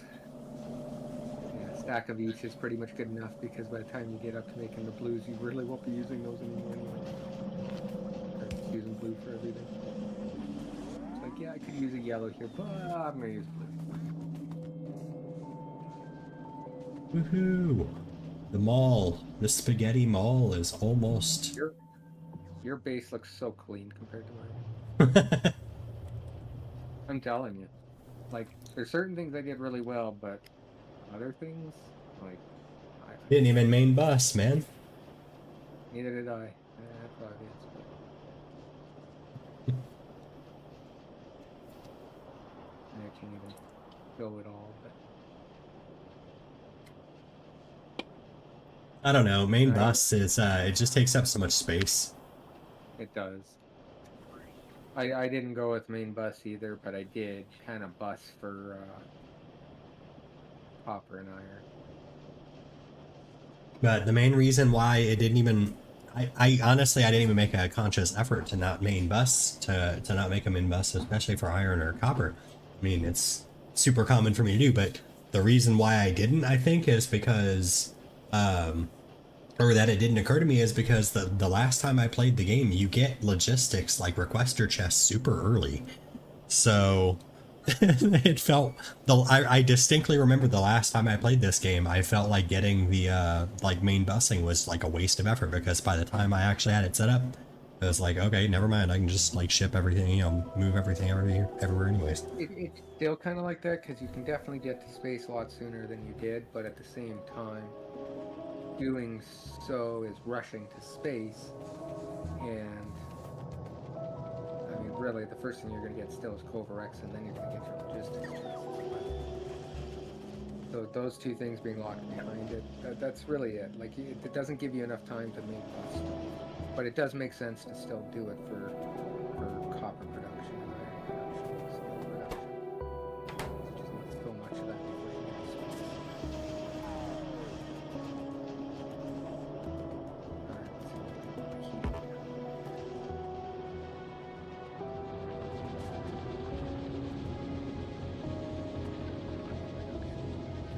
I use this space here to make more red circuits.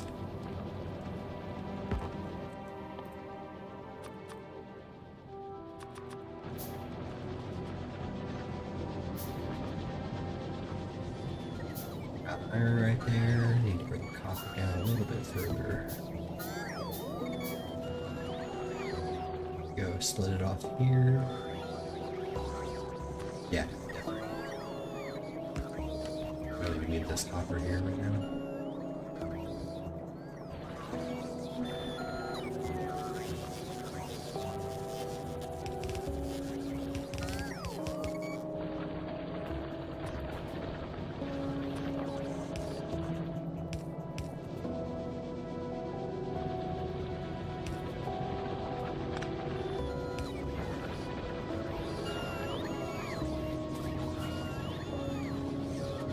Got iron here.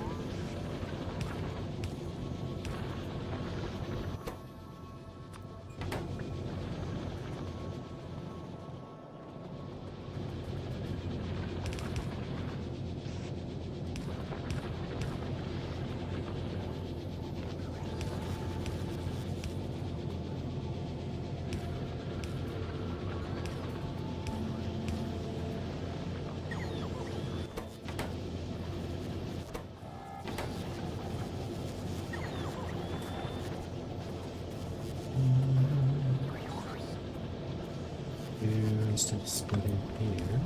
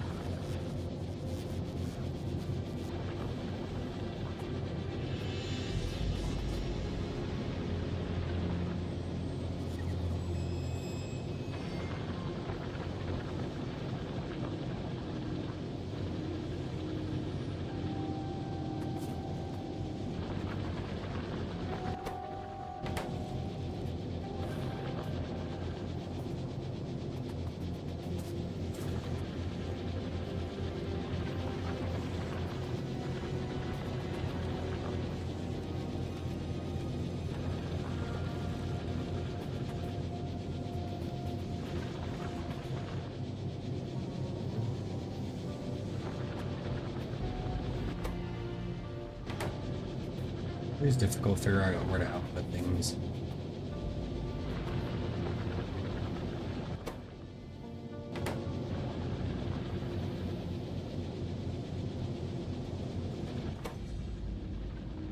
Yeah, I know I can get the plastic in there and that. That's enough. Where do I output this? No, we're already being output. Let's just this here.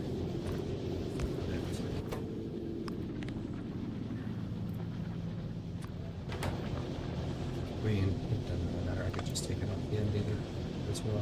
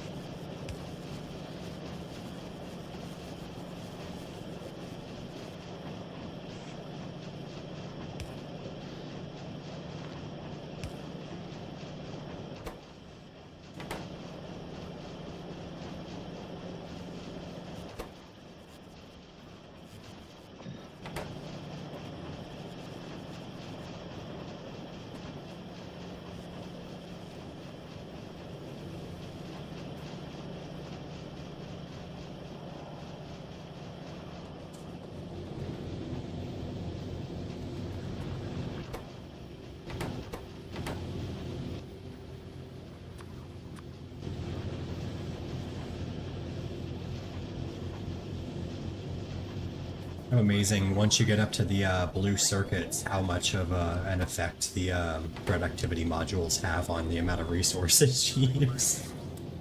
Yep. It's like exponentially more, Ah, crazy.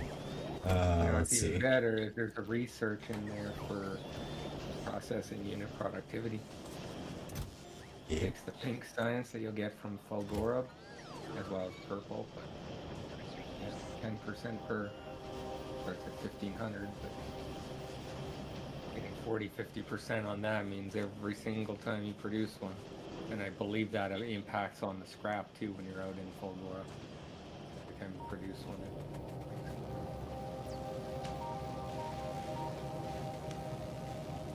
more. Or no, there's scrap.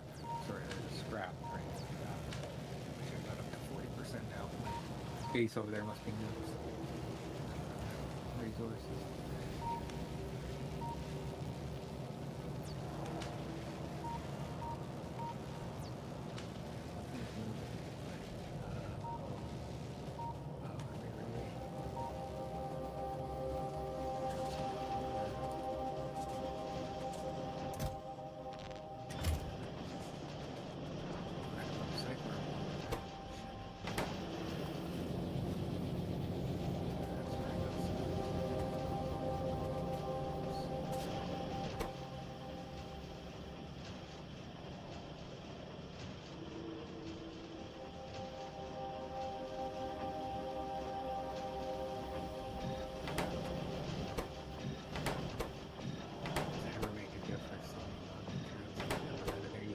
Streams of the same stuff now. Usually you'd get like a couple of batteries here and there. Now it's like a steady stream of batteries here and there. But shit, I can't do anything about that. I can't go back until I have rockets here.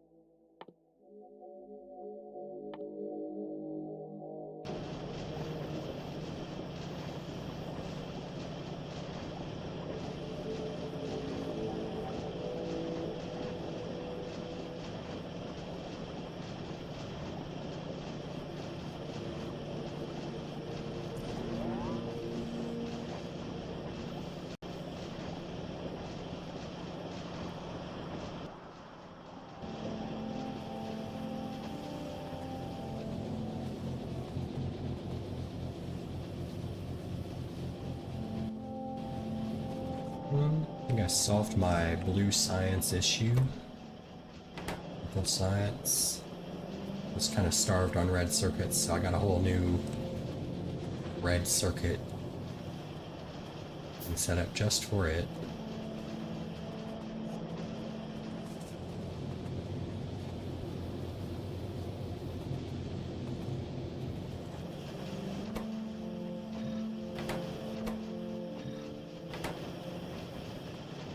Then switched from productivity to speed modules, so that'll probably make some difference. Yeah, it's definitely faster. Less efficient on materials. Yeah, of course.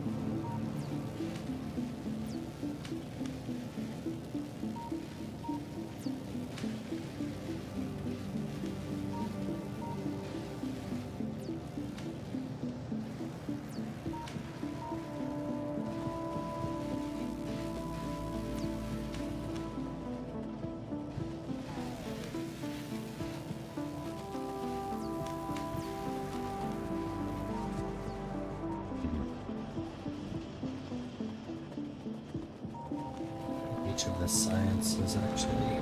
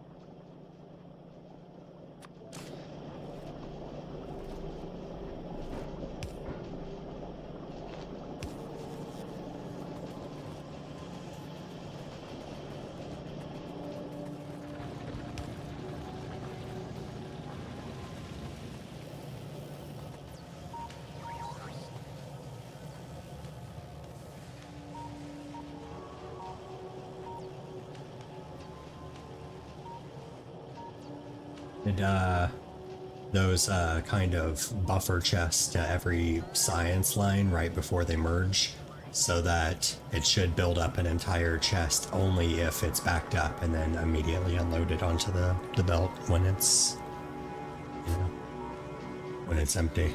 So yeah, should be able to build up a chest worth of science now when I'm idling.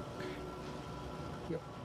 It never goes bad. So, Yeah. not just that, like it never goes bad in the sense that there's going to come a point where you need like 11,000 science for one infinite research. So it'll be 11,000 reds and 11,000 greens, 11,000 blues, 11,000 purples. Yeah. For sure. Also, it's kind of annoying me that so much of my factory is kind of quiet because I didn't need more red science or whatever. So it's like, no, make more red science, damn it.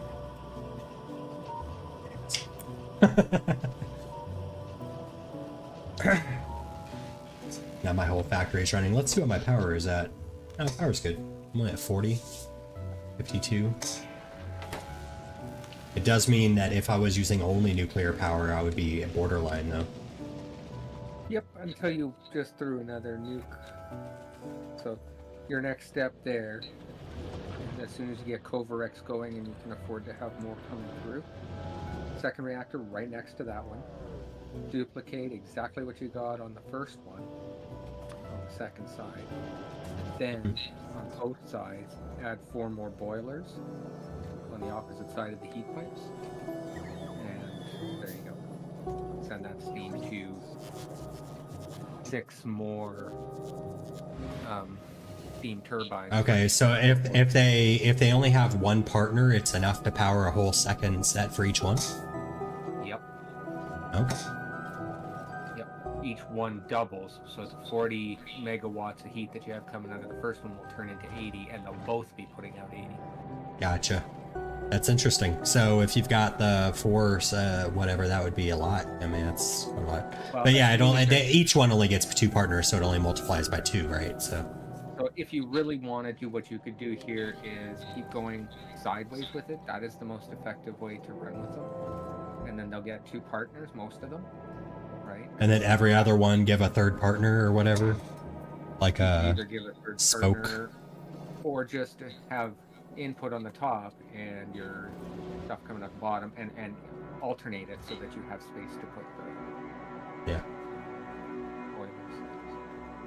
So every other one, one's on the top, one's on the bottom, one's on the top, one's on the bottom, and then just Gotcha. send all that steam somewhere where you can handle it for all I see. turbines. That's one thought I had. But yeah, the steam, like I said, doesn't decay or anything, so it's much cheaper just to put one pipe off of those and get the steam the hell out of it.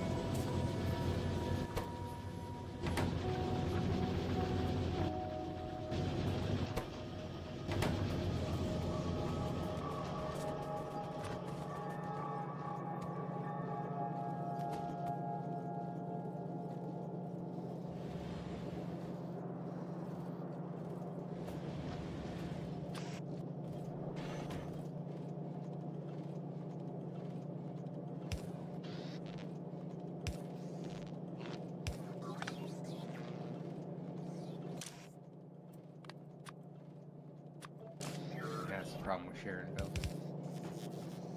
or split them, unless you need both.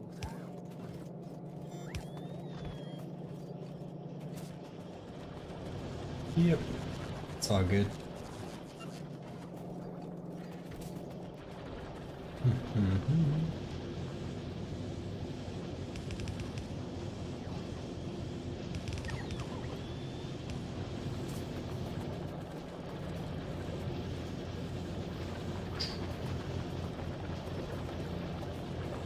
Underground there. One underground. Concrete. Yeah.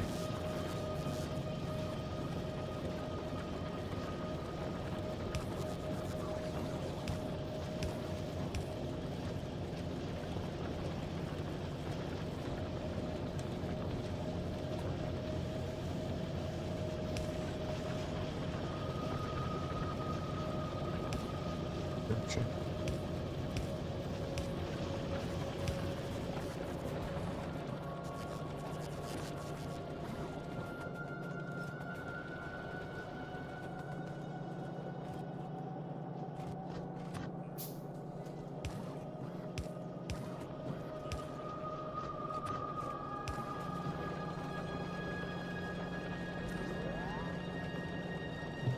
A red underground there.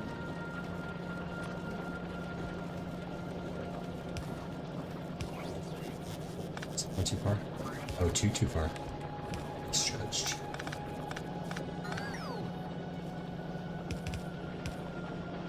Not that one. Still don't think it's connected. It's not moving at all. No, it's not. Oh no, that one that you went with the red underground.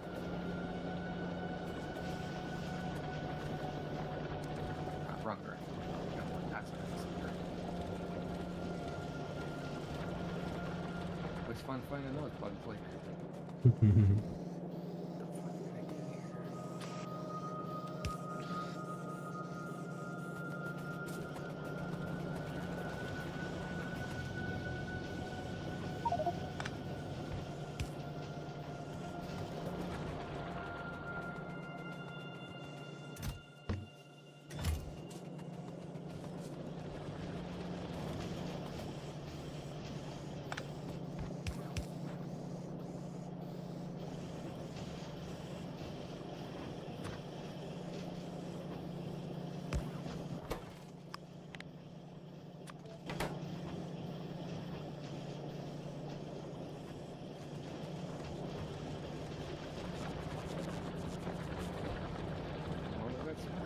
Oh, in case you send double plastic. Yeah, I didn't want to screw it up later. Because I would.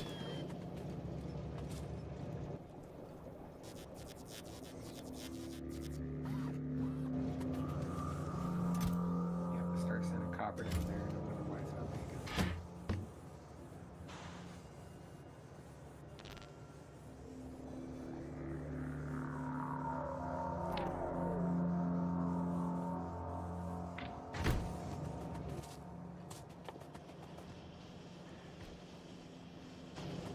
I do need batteries.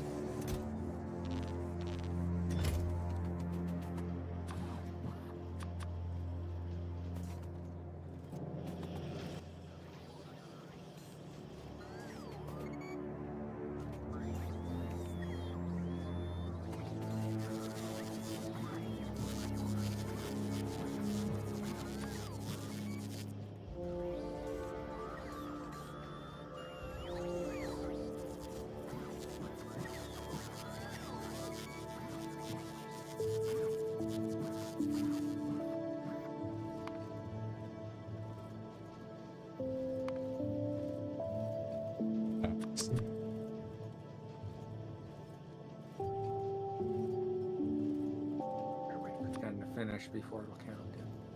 See, now it's going to try to craft 3 extras. Yeah. They're not finished. Wait until you have 10 and then it'll.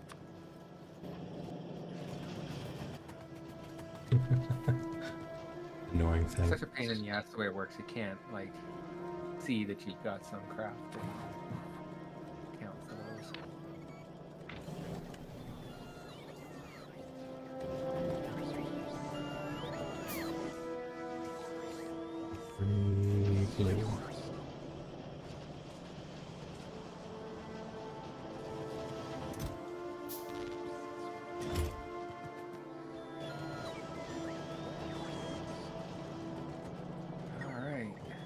first parabelts to my first resource on Earth.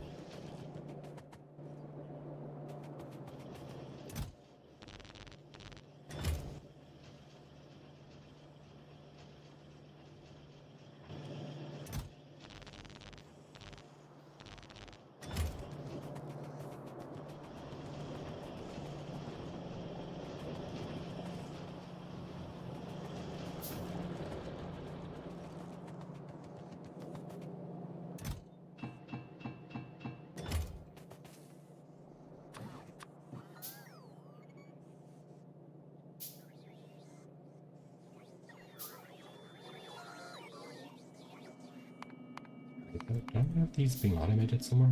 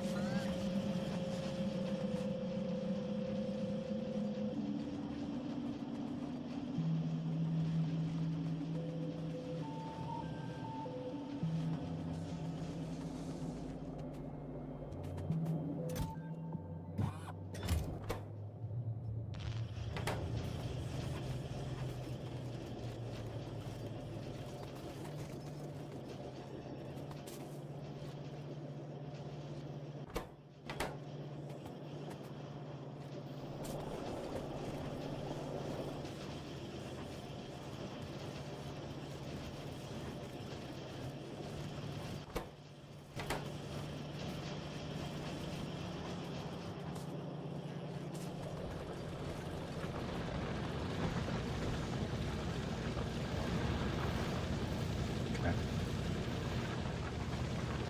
I see. Not actually making enough copper plates.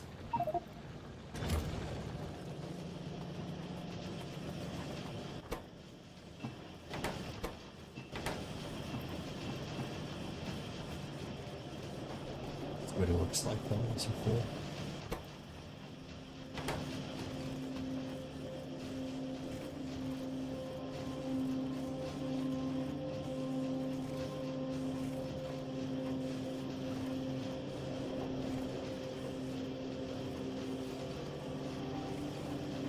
Okay, it's good when it's full, and these are all making. Okay. So just need to expand the copper a little bit.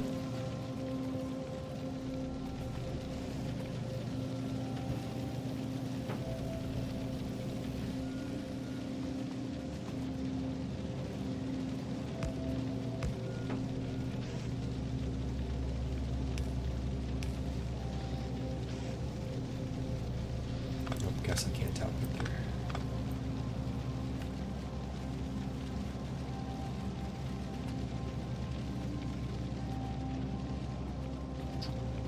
Alright. First planet's coming in, the Yamako's coming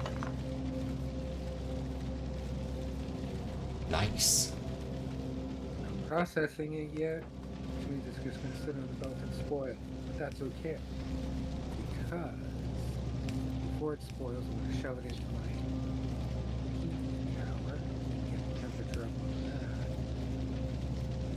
Anything that spoils, so I'll go in the power in.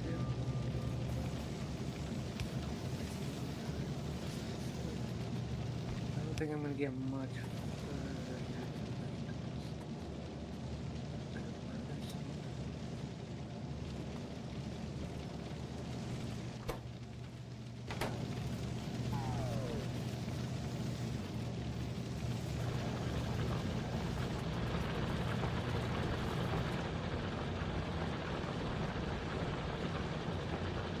It'd be so easy to expand the copper production here once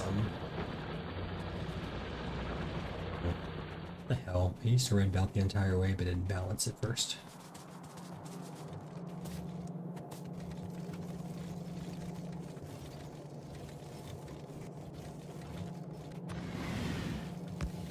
Whatever. Easy solution.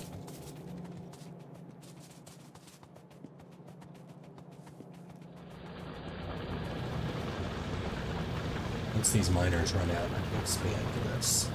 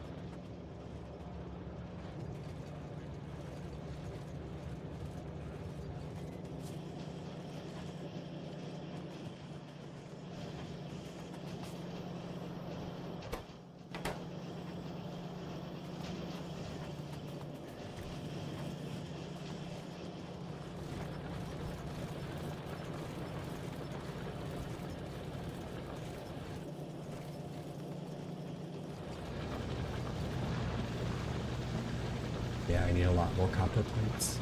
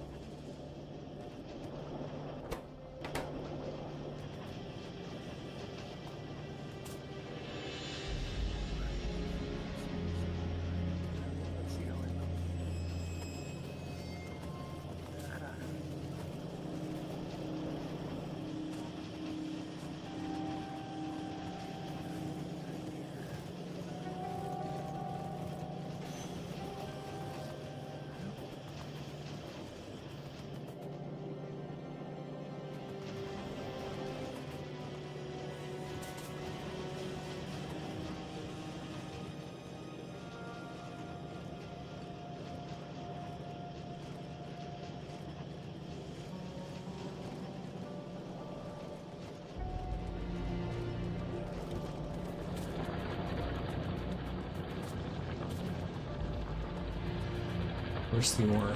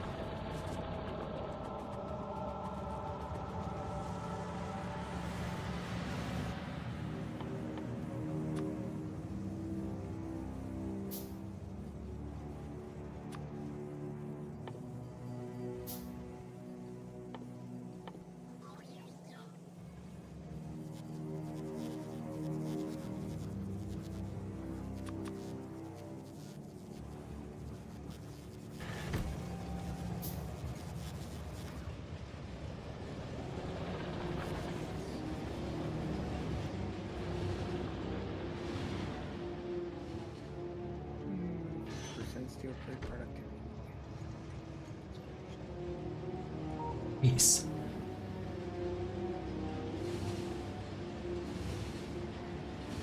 To speed up the iron and copper here. Rate at which I'm moving ore to my base.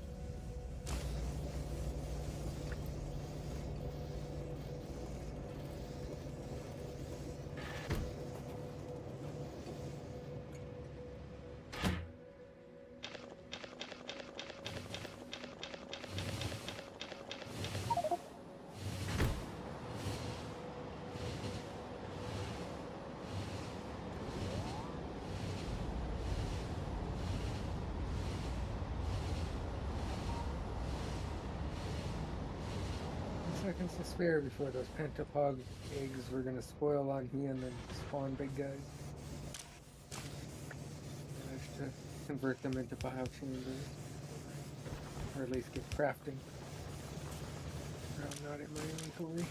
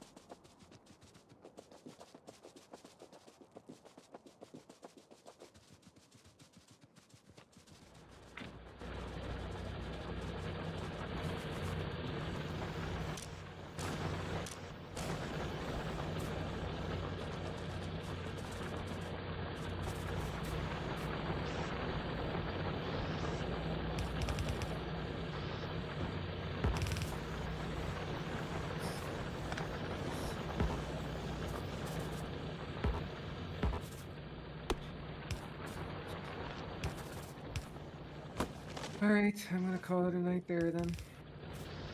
All right, bro. Have a good one. Oh shit! Almost died.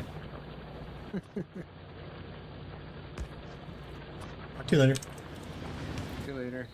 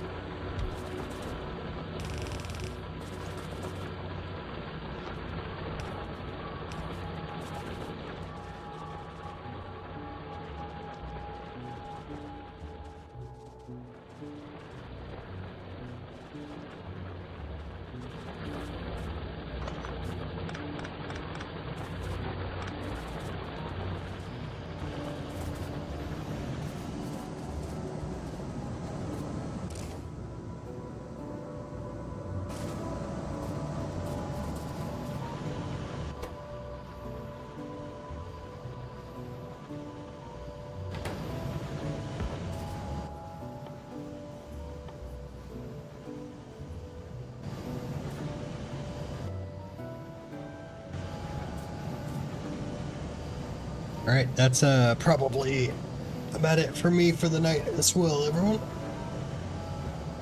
Everyone out there in TV land, no, in YouTube space. Yeah, I think tomorrow I'll probably.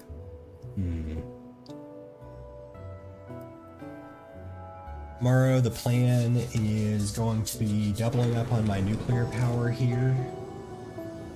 Well, I guess it'll actually be quadrupling it. And then by putting another one side by side. I also need to go over and expand the copper and iron mining operations just a tad bit, and I also want to get iron plate and copper plate production happening in a second location, possibly at the mines. But I think maybe I want to make a new stop along the tracks here and just set up plate production there for some backup. The amount that's going into the base is great for what the base is currently running, but for anything, you know, anything more that I want to do later, I feel like I'm going to need more plates. I'm going to need a bigger supply of plates. So we've already got the train running around with 2 trains now running around taking ore up at the various mining stations and dropping them off at the base. We've also got the 1 train running around picking up the plates, copper and iron from the main base and dropping them off at a couple of other smaller places that need them, like the power plant, things like that. So it'll be pretty easy to expand on that, I feel like. Let's see. Also, I mean, of course, we're about to get the Cobra X enrichment process unlocked, so we'll be able to just get this little cycle going where it turns I think 40 of these into like 41 or something like that. Some small increment of these rare ones that like increases for each process by consuming more of these more common 238s, which I have multiple chests full. It's backing me up right now. So consume a lot of those common ones, get a little I think we've got circuits set up pretty well already, so it should just be a matter of activating it here on this assembler, and it'll keep going only as long as there's enough to actually continue fueling the process. It won't allow more than, you know, It won't allow to decrease below the 40 point needed to run the process again. You know, turning it into fuel cells, so it should be pretty well set up, I think. I don't know. I haven't tried it yet, so we'll see. Anyways, so yeah, that's it for me for the night. Go ahead and save here. Fourth night. Oh, nope, I already called ahead of fifth. Fifth night.